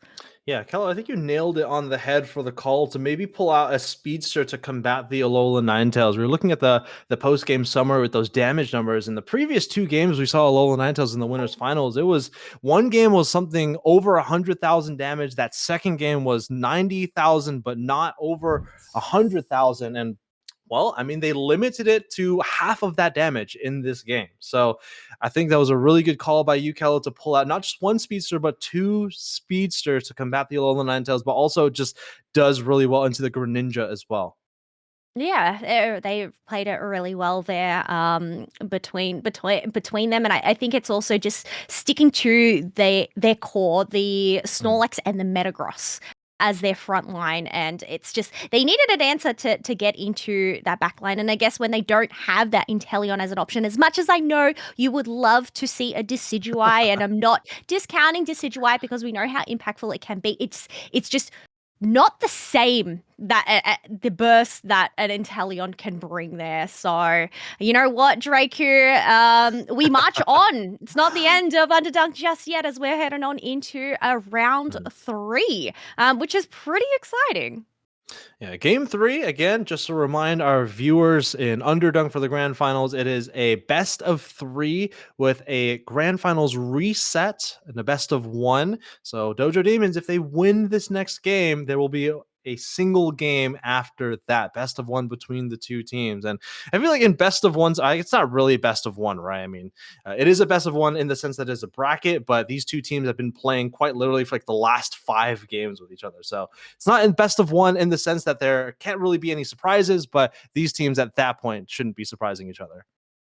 No, it's well, I mean, they are kind of still surprising each other, Maybe. especially considering they're not sticking with these same compositions. They are picking Yeah. up different picks. They are trying different tactics here. We've seen the 5-person push coming out from one of the teams, or even just switching it up. Like that was one of them. The other one, they ended up doing that 4-person push. So it really just comes down to, well, how do they make best of their team compositions, and what plays can they make here earlier on to try and gain themselves an advantage. But we know even if they gain so much of an advantage earlier on in a match, their abilities to just bounce back. Both of these teams have definitely demonstrated that here today. Mhm. Yeah, if we talk about adaptations for the Pocket Rockets, is I think the first time we're able to actually say adaptations for that team in particular. Double Speedster is honestly a very risky strategy. Generally, your team is relying on having a score lead going into the final stretch, and they had a small score lead, but that small blunder with the Blaziken, a Snorlax letting the Regieleki go in, giving a 100 dunk to the Pocket Rockets, kind of left that strategy out to dry. Let's see what the Pocket Rockets decides to do here. I think one Pokemon that does particularly well into speedsters is a Pokemon that I know they are very proficient with. It is that Submission Machamp. Submission Oh. Machamp does really well into speedsters because it quite literally pulls them away from what they want to do, and it crowd controls them, puts them in a blender for quite some time. Let's see what they decide to do here with game number 3 on the line. Oh, I guess it depends on whether they are going for that double speedster comp or whether it's just a thing that they decided to try last round. Can see tired Alex switching between the Mewtwo X, Mewtwo Y, but it looks like they have gone and locked in that Snorlax once again, and they have been playing it pretty well so far these last couple of matches. But, Mr. Mime coming out onto the field once again by Livingston. Mhm. Mr. Mime did so well in the previous game against them, able to stop the Mimikyu from getting to level 5. We talked about that before. Sticking to their guns, though, I do like that for Dojo Demons, Metagross, and the Snorlax coming out to play once again. And honestly, Pocket Rockets did a really good job at adapting to these first 2 picks by Dojo Demons in game number 1, although Ninetales just does really well. It's up to this later part in the draft that I'm excited to see where these teams take it. Wow, they might even pick up the Alola Ninetales themselves, and they do. Oh, that's really interesting. They decided to pick up the Ninetales, considering Livingston has opted for the Mr. Mime, so I don't think there was a risk of them actually playing it this time around. But Umbreon, I think, is a great counter into these 2 supporters that can provide so much shielding for themselves and for their team as well, to just go and combat that during those big team fights. But okay, rounding it out here, I like this. The double shredder composition coming out from Pocket Rockets with the Garchomp and Glaceon. Yeah, one thing to pay attention to, just to piggyback of what you're saying, shredding, but also securing objectives too. We already talked about Overheat being one of the best securing tools in the game, but pairing that with some of the best shredders in the game, like Garchomp and Glaceon, for example, Dojo Demons has to be on their toes around objectives, because in a blink of an eye, Pocket Rockets can send a wild objective blasting off again. Yeah, that's definitely the risk that Dojo Demons do have over on their side, having the shred, but then it's also the overheat secure from that Blaziken. So one thing that Dojo Demons, I don't think it's a matter of securing those objectives. It's going to be a matter of winning these team fights. That way they can go and finish off those objectives. I'm not a super big fan of this Absol pick in the 10th pick for Dojo Demons. It might be a comfort pick for them, but a speedster, any of the speedsters really going into a composition like this that the Rockets have put together, it's going to be really hard to find KOs in the mid to late game, right? Once Blaziken starts to scale, once Garchomp starts to scale, those are going to be 2 Pokemon very difficult to break through. And even getting to the Glaceon in the backline is not the easiest thing to do as well. It has its own passive ability that prevents it from getting hindered kind of in the late game. And so I don't know, we'll see. This Absol, I think, relative to all other Pokemon in this roster of 10, it might have the best early game, but the mid to late game is definitely where this Pokemon is going to tend to struggle, like speedsters tend to do. Oh, well, folks, we're heading on into our potential final match of the grand finals here at Underdunk. If Pocket Rockets are able to take this match point, they are going to become your champs. Otherwise, if Dojo Demons manage to win this, they're going to send it to a bracket reset. So we can see that Mr. Mime on the minimap is making its way across the field towards that Absol for an invade once again, like we've seen previous match. Oh no, they have the fake out available to them. Do they get it here? No, an auto attack from the Absol, able to secure the blue buff away from the Mr. Mime. Doesn't really matter all too much. Mr. Mime has that EXP share to get passive experience if they are the lowest on the team, and they are one of the lowest on the team, so not too much of a worry there as they rotate back up to the top path. It has left this Gibble all alone, unfortunately. Gibble at level 4, they are actually matching the Beldum on the other side. I actually just thought of something as well. We were a bit unsure about this Absol pick as their speedster this time around, and I think Absol was actually a great answer back to the Mr. Mime, kind of reading those patterns of what Livingston did the last time they played this Mr. Mime, knowing that there is that chance for an invade, and well, Absol is great in that early game presence to go and get those out secures and the KOs, but 4 members are pushing on forward from Dojo Demons. It's just a matter of whether they can land themselves a pick. Mr. Mime pushing on forward, hoping to block them off, but does mean they end up paying the price as 2 members of Pocket Rockets get taken down. Yeah, kind of a second push to this tier 1 goal zone in response to the Pocket Rockets maybe being a little too greedy, looking for a KO on the Alola Ninetales, retreating back to their side of the field. They are going to put this Wigglytuff in a bubble, and they are able to get the knockout. I think it was an auto attack with the Umbreon. Here comes the Gap Bite. Can they get the knockout here? Small shield built up by the Gyro Ball onto one Pokemon. They are going to put them in that mean look. They are going to trade this Umbreon, however. Yeah, trading the Umbreon, being able to get some experience. Garchomp able to Dragon Rush that Boltoy, Bunnelby backwards. Otherwise, the birds in a mid are going to get shredded on up as Absol is left alone. Whether these 3 members are actually going to collapse on this Absol, no, they're not. They're actually just going to play it safe, back it on up, considering there is a lot of yellow dots still available over on their side.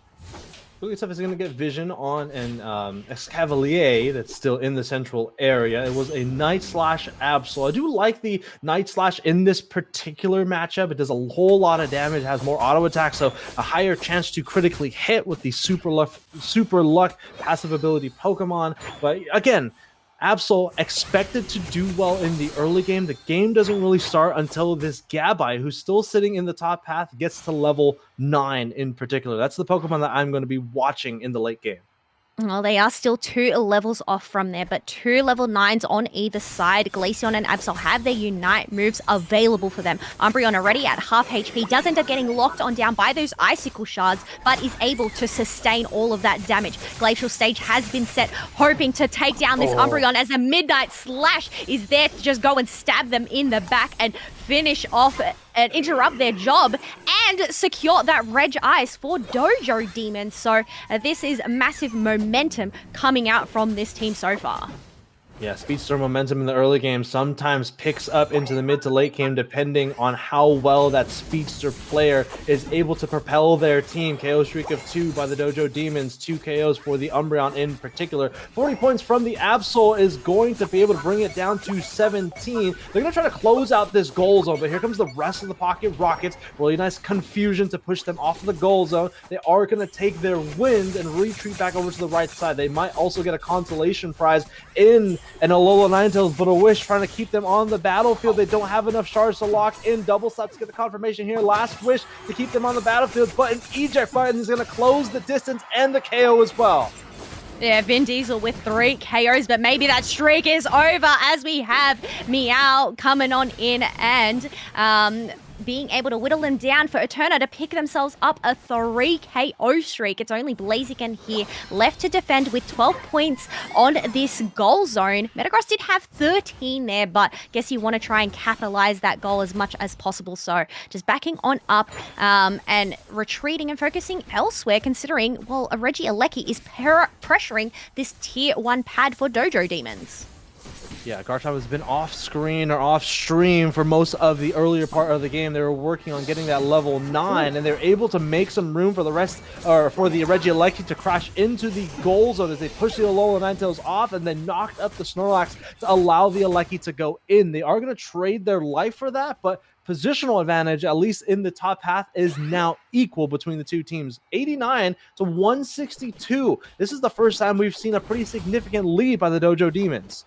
Well, that would have been one of the first dunks coming out from their side. Unfortunately, it wasn't the Blaziken who is the one that is stacking the attack weight. Garchomp doesn't have any stacking items, but the Shred is on for this Registeel as Snorlax is trying to interrupt it with a block. It ends up being Blaziken to lock down this objective for Pocket Rockets, and now the walls are up. They have put them down, considering they've only trapped themselves in there, trying to push on back, but 4 members collapsing onto that Metagross. Great look for Pocket Rocket so far. Yeah, this is a tough look for the Dojo Demons right now. I mean, like I was saying in the draft, Dojo Demons, even if they are prepared to take objectives away from the Pocket Rockets, they are prepared for the rip.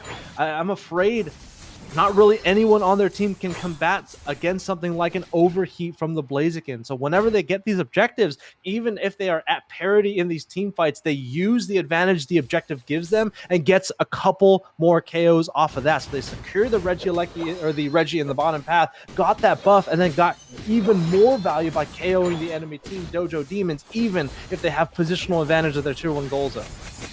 Oh, what an absolute nightmare, getting mean looked and then blocked on out. However, the maneuverability was able to get themselves out of danger there. Umbreon trying to go and defend that tier 1 pad, but the wall from that Mr. Mime to go and interrupt them means they're able to get in some dunks at least. It is left on 19 points as Showtime is going to come out into that flux zone, trying to create some space, but Midnight Slash has something else to say about that, interrupting the dunks.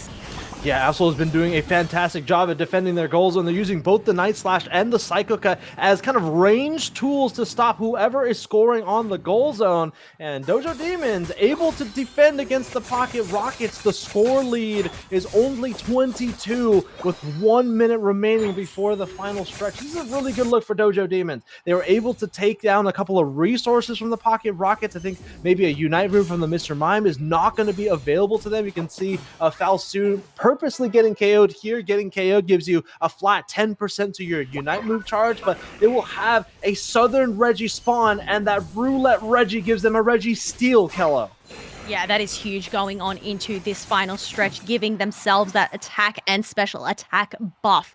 But Pocket Rockets, they are the ones that are behind in points. So whether they're actually going to have enough time to let this Registeel buff expire before going and engaging, but really, time isn't exactly on their side. Are they going to go in for some reckless shearing on this Rayquaza here, Draco?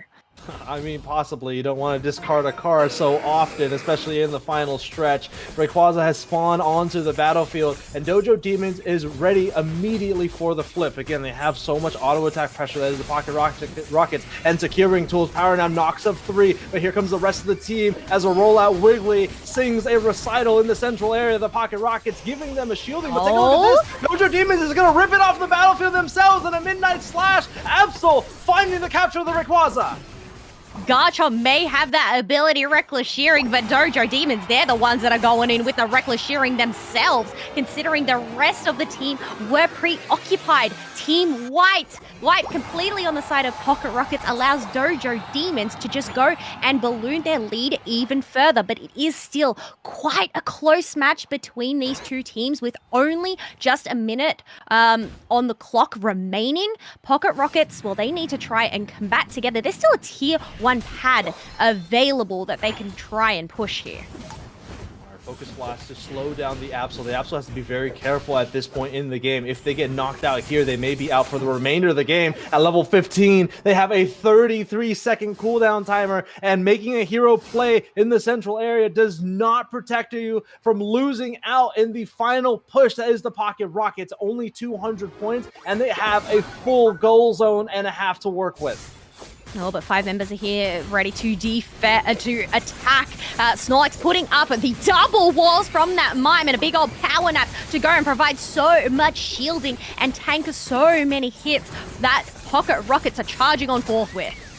Yeah, here comes a Glacial Stage. Vin trying to will his team to a win here for Underdunk, and the next to fall is the Snorlax. Oh my gosh, the time is continuing to tick away here. I don't think they have enough points and enough pressure to move on board. Mr. Mime not able to get the scoring in, and we may see a bracket reset. Dojo Demons holds on. Oh, I don't know. Some dunks did end up going into that tier 2, but I don't know if it was enough to go and make the difference, especially considering they didn't maximize the overdunk on that tier 1 pad. But there you go. Final score. Dojo Demons are still remaining in this competition, sending it to a bracket reset, considering they have come down from the losers bracket and score 377 to 229. Man, we are quite literally going into a game 5.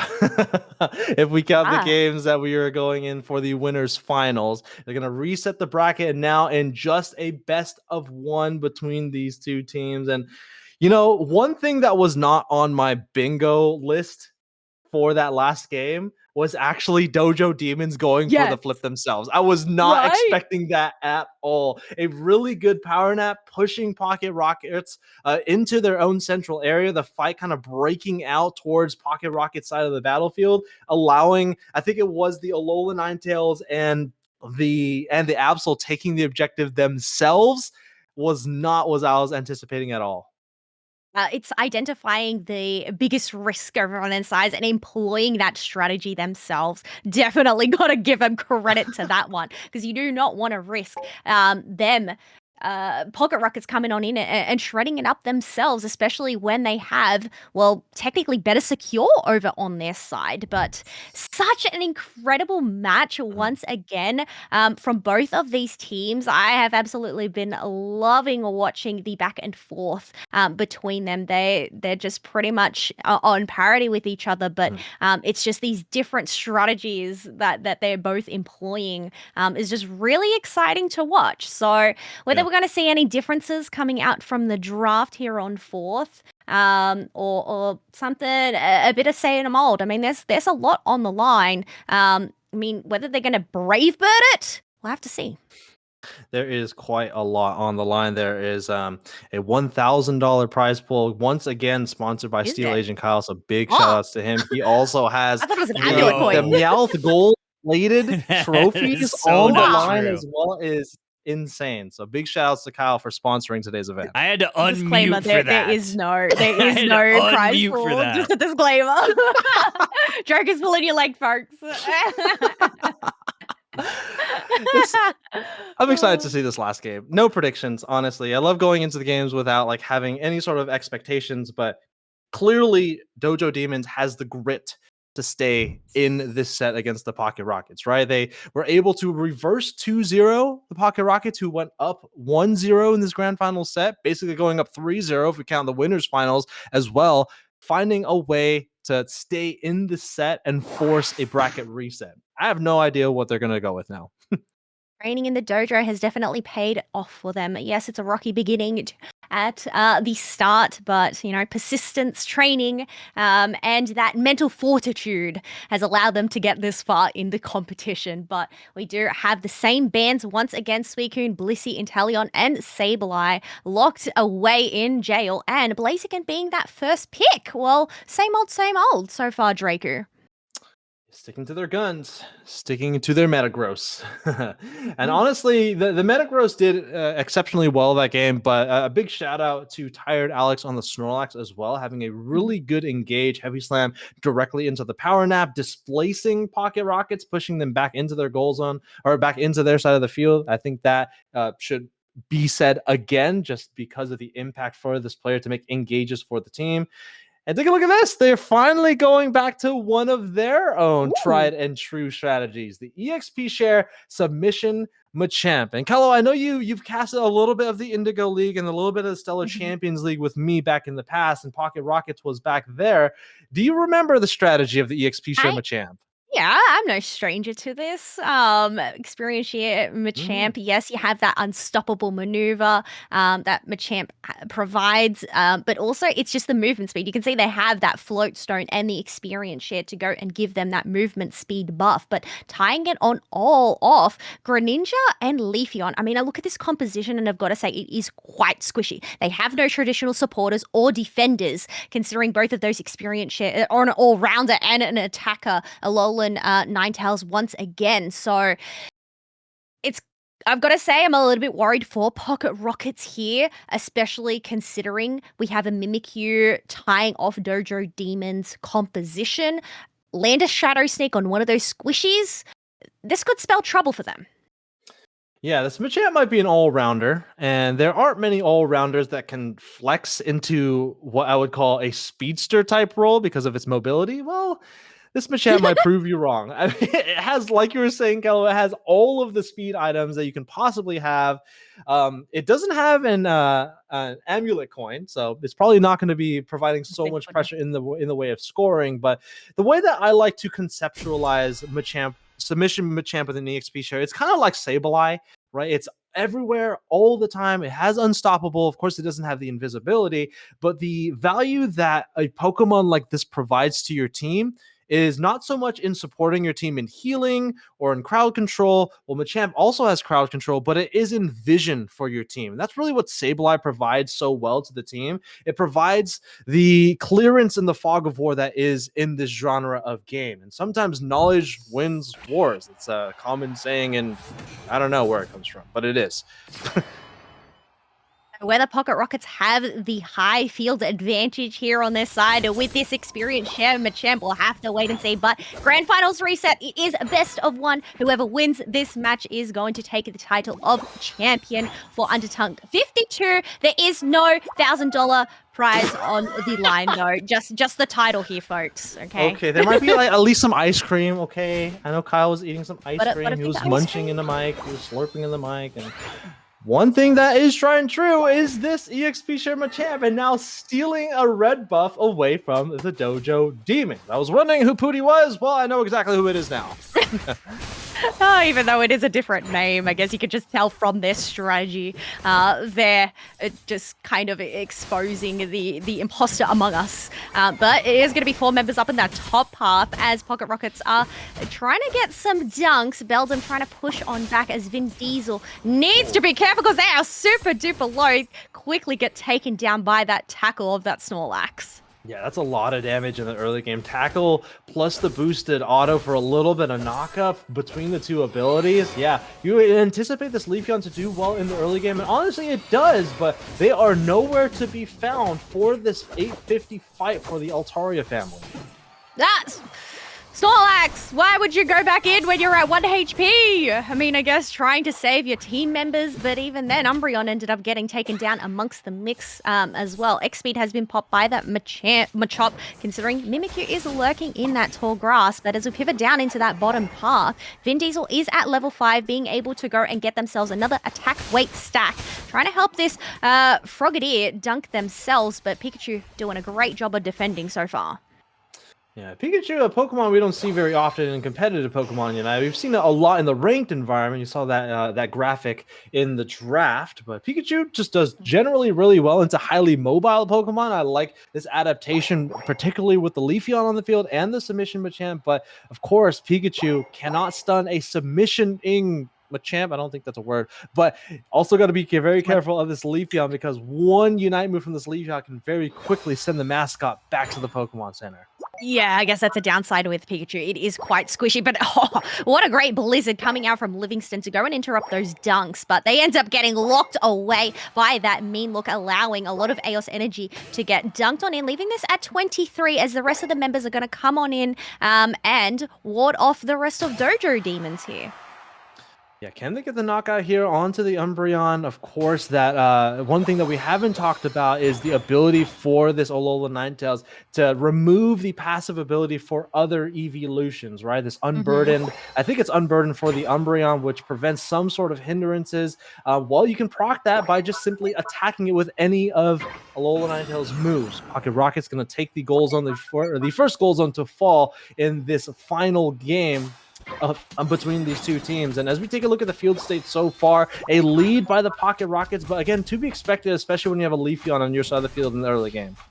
And I think it's interesting adjustment here from Pocket Rockets, especially because in those previous matches, the tier 1 pads up in the top side have been such a struggle to take on down. So being able to get that advantage in this match is paying off, considering they're able to pick up so many KOs, escort this Reggie Alecki towards that tier 2, and now that home base is left exposed. Massive points coming out from Pocket Rockets, 284 to 59, and we haven't even reached that halfway mark just yet.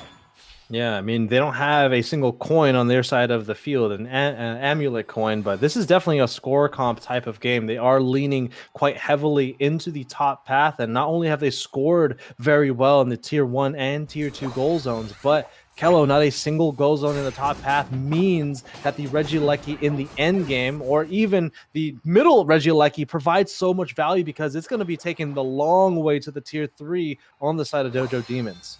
Yeah, Dojo Demons are aware of this. They want to try and gather some more map presence up in the top path by going and breaking this tier 1 pad, sending 4 members up here. Being able to break it, not the best overdunk, but it is still going to provide some space nonetheless. Emerald 2-step coming on in, and all of those members ended up getting wiped on out. It's only the Metagross that was left remaining, quickly retreating in case there was potential for some home base dunks.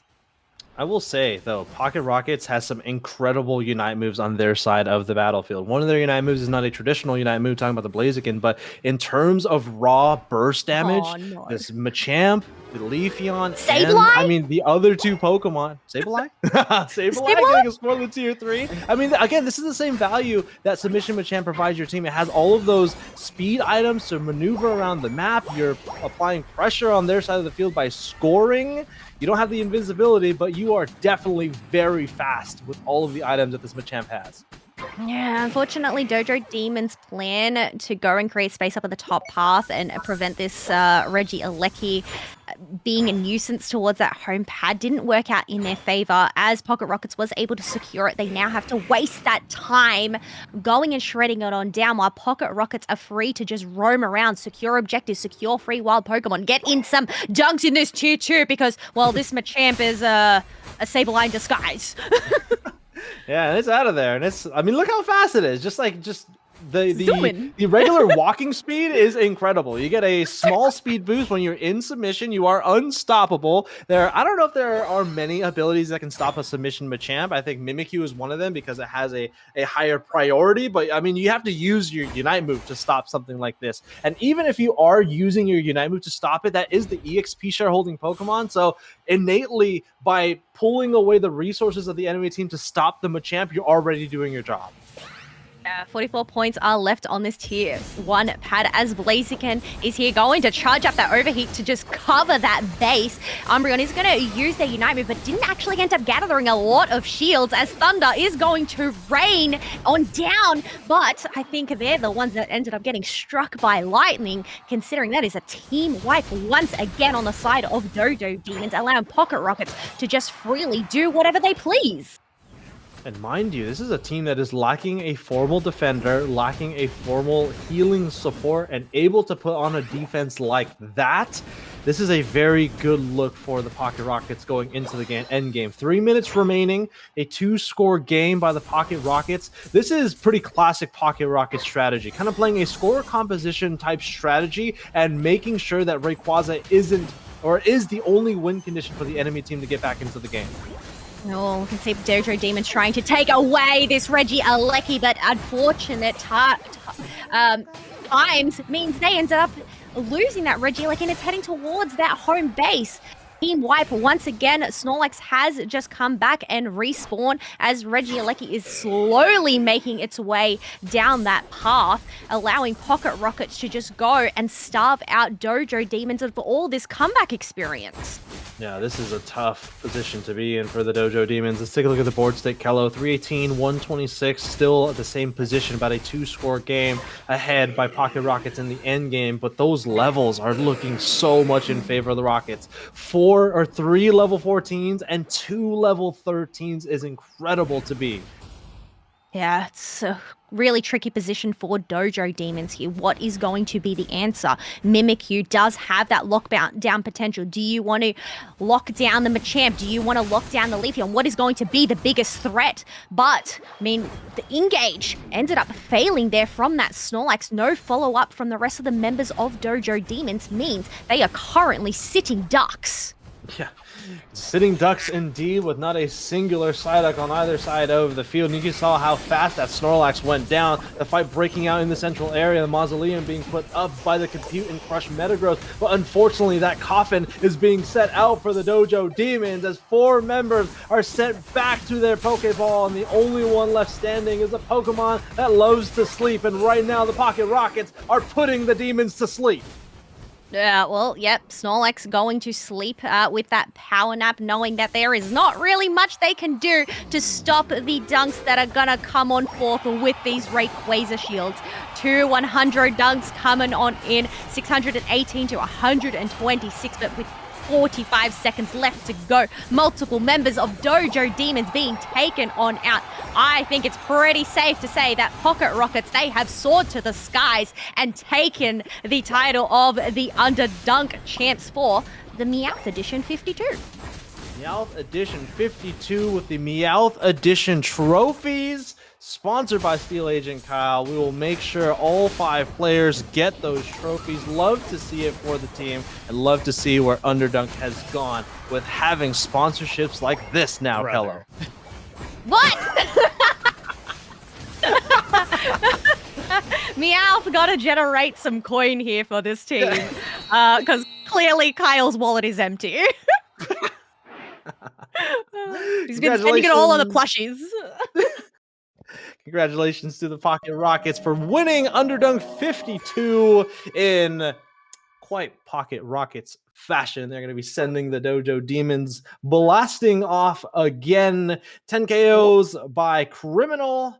I don't know exactly who that is, but I'm pretty sure Pooty is the Machamp at 6 KOs, and Vin Diesel from Unk. You need coaching coming in as a substitute for the team. And what a pickup for this week's edition of Underdunk. It really was. They have earned themselves that MVP rating there. I mean, even then, it was a team effort. And from such an unconventional composition, like we highlighted earlier, no traditional defenders or supporters are needed for this side. And even then, it's just, you look at these numbers. We have the double 80s, the double 70s. And yes, okay, Machamp, yeah, 38K. But we know that their whole purpose there was just to be a nuisance and a Sableye in disguise and get in those dunks and provide some vision. So, well played from Pocket Rockets there. I mean, if you squint your eyes and you turn your head a little It's an bit, 8, isn't it? it's like the submission. It's like the Sableye went to the gym, maybe the hyperbolic time Wow. chamber, got really buff, and then somehow grew 2 arms and is now light bluish. I'm pretty sure it's Sableye. I'm pretty sure. I think what's really interesting about this final match from these 2 teams is during the previous 3 games that we saw, it was neck and neck between them, each of them trading objectives pretty evenly across the board. But Pocket Rockets, I feel like they just evolved, that something just burnt inside them, because, well, you look at this graph, they had the level advantage, the point advantage, being able to secure every single objective that time round. It was just, insane to see the transition from them. Kyle, welcome back to the broadcast. I hope you had a wonderful time producing in the background. I want to direct everyone's attention to the pinned message in the chat. Make sure you pay attention to that one and hold Kyle to that one. But welcome back, Kyle. This is pretty this is classic Pocket Rockets. I mean, what do you think? Yeah.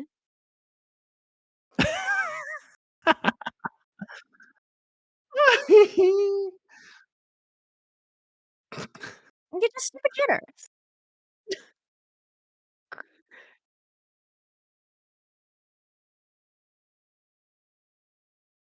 Sell your plushies. Don't sell your plushies. Plushies never get sold.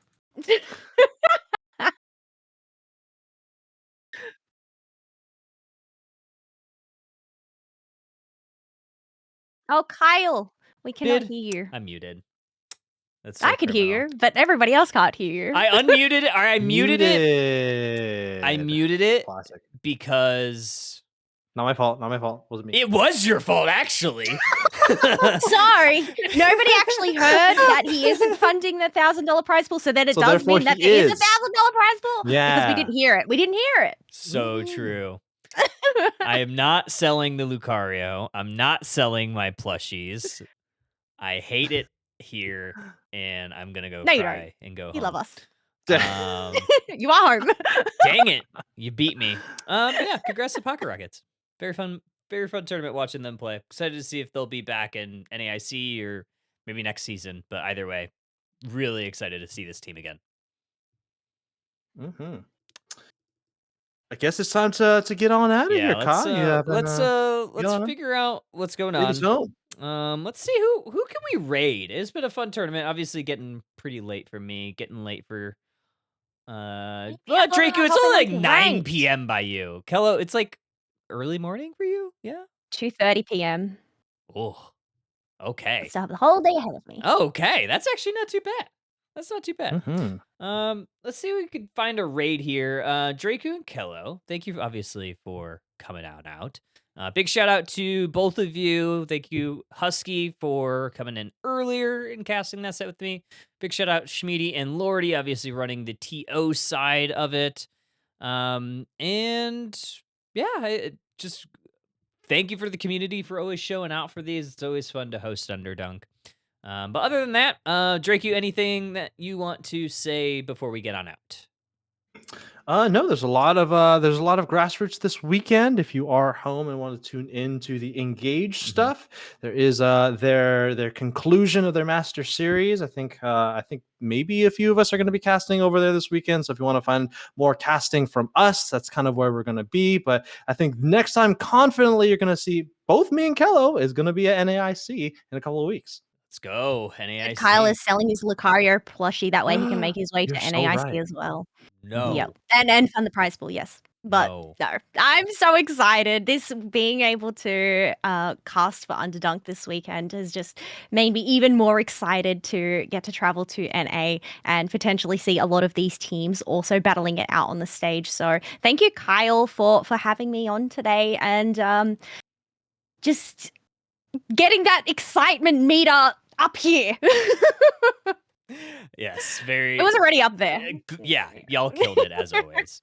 We're going to go ahead and raid on out. We're going to go ahead and raid Flareon. So let's go ahead and give Flareon's a good warm welcome from the community. Wish him well. And obviously, good luck to the Orange Juicers, who I think are going to be playing at NAIC, if I'm not mistaken. So other than that, everybody, I hope everybody has a good rest of your evening. Have a great weekend, and we'll see you next time. We're actually back for more Underdog next week. Since we're going to be off NAIC week, we are going to have another tournament. So skipping NAIC week, but we will be back next Thursday for more Underdog. So make sure to sign up. We will see y'all then. Until then, folks, have a good rest of your night. Ooh, Persian trophies. That's for the next.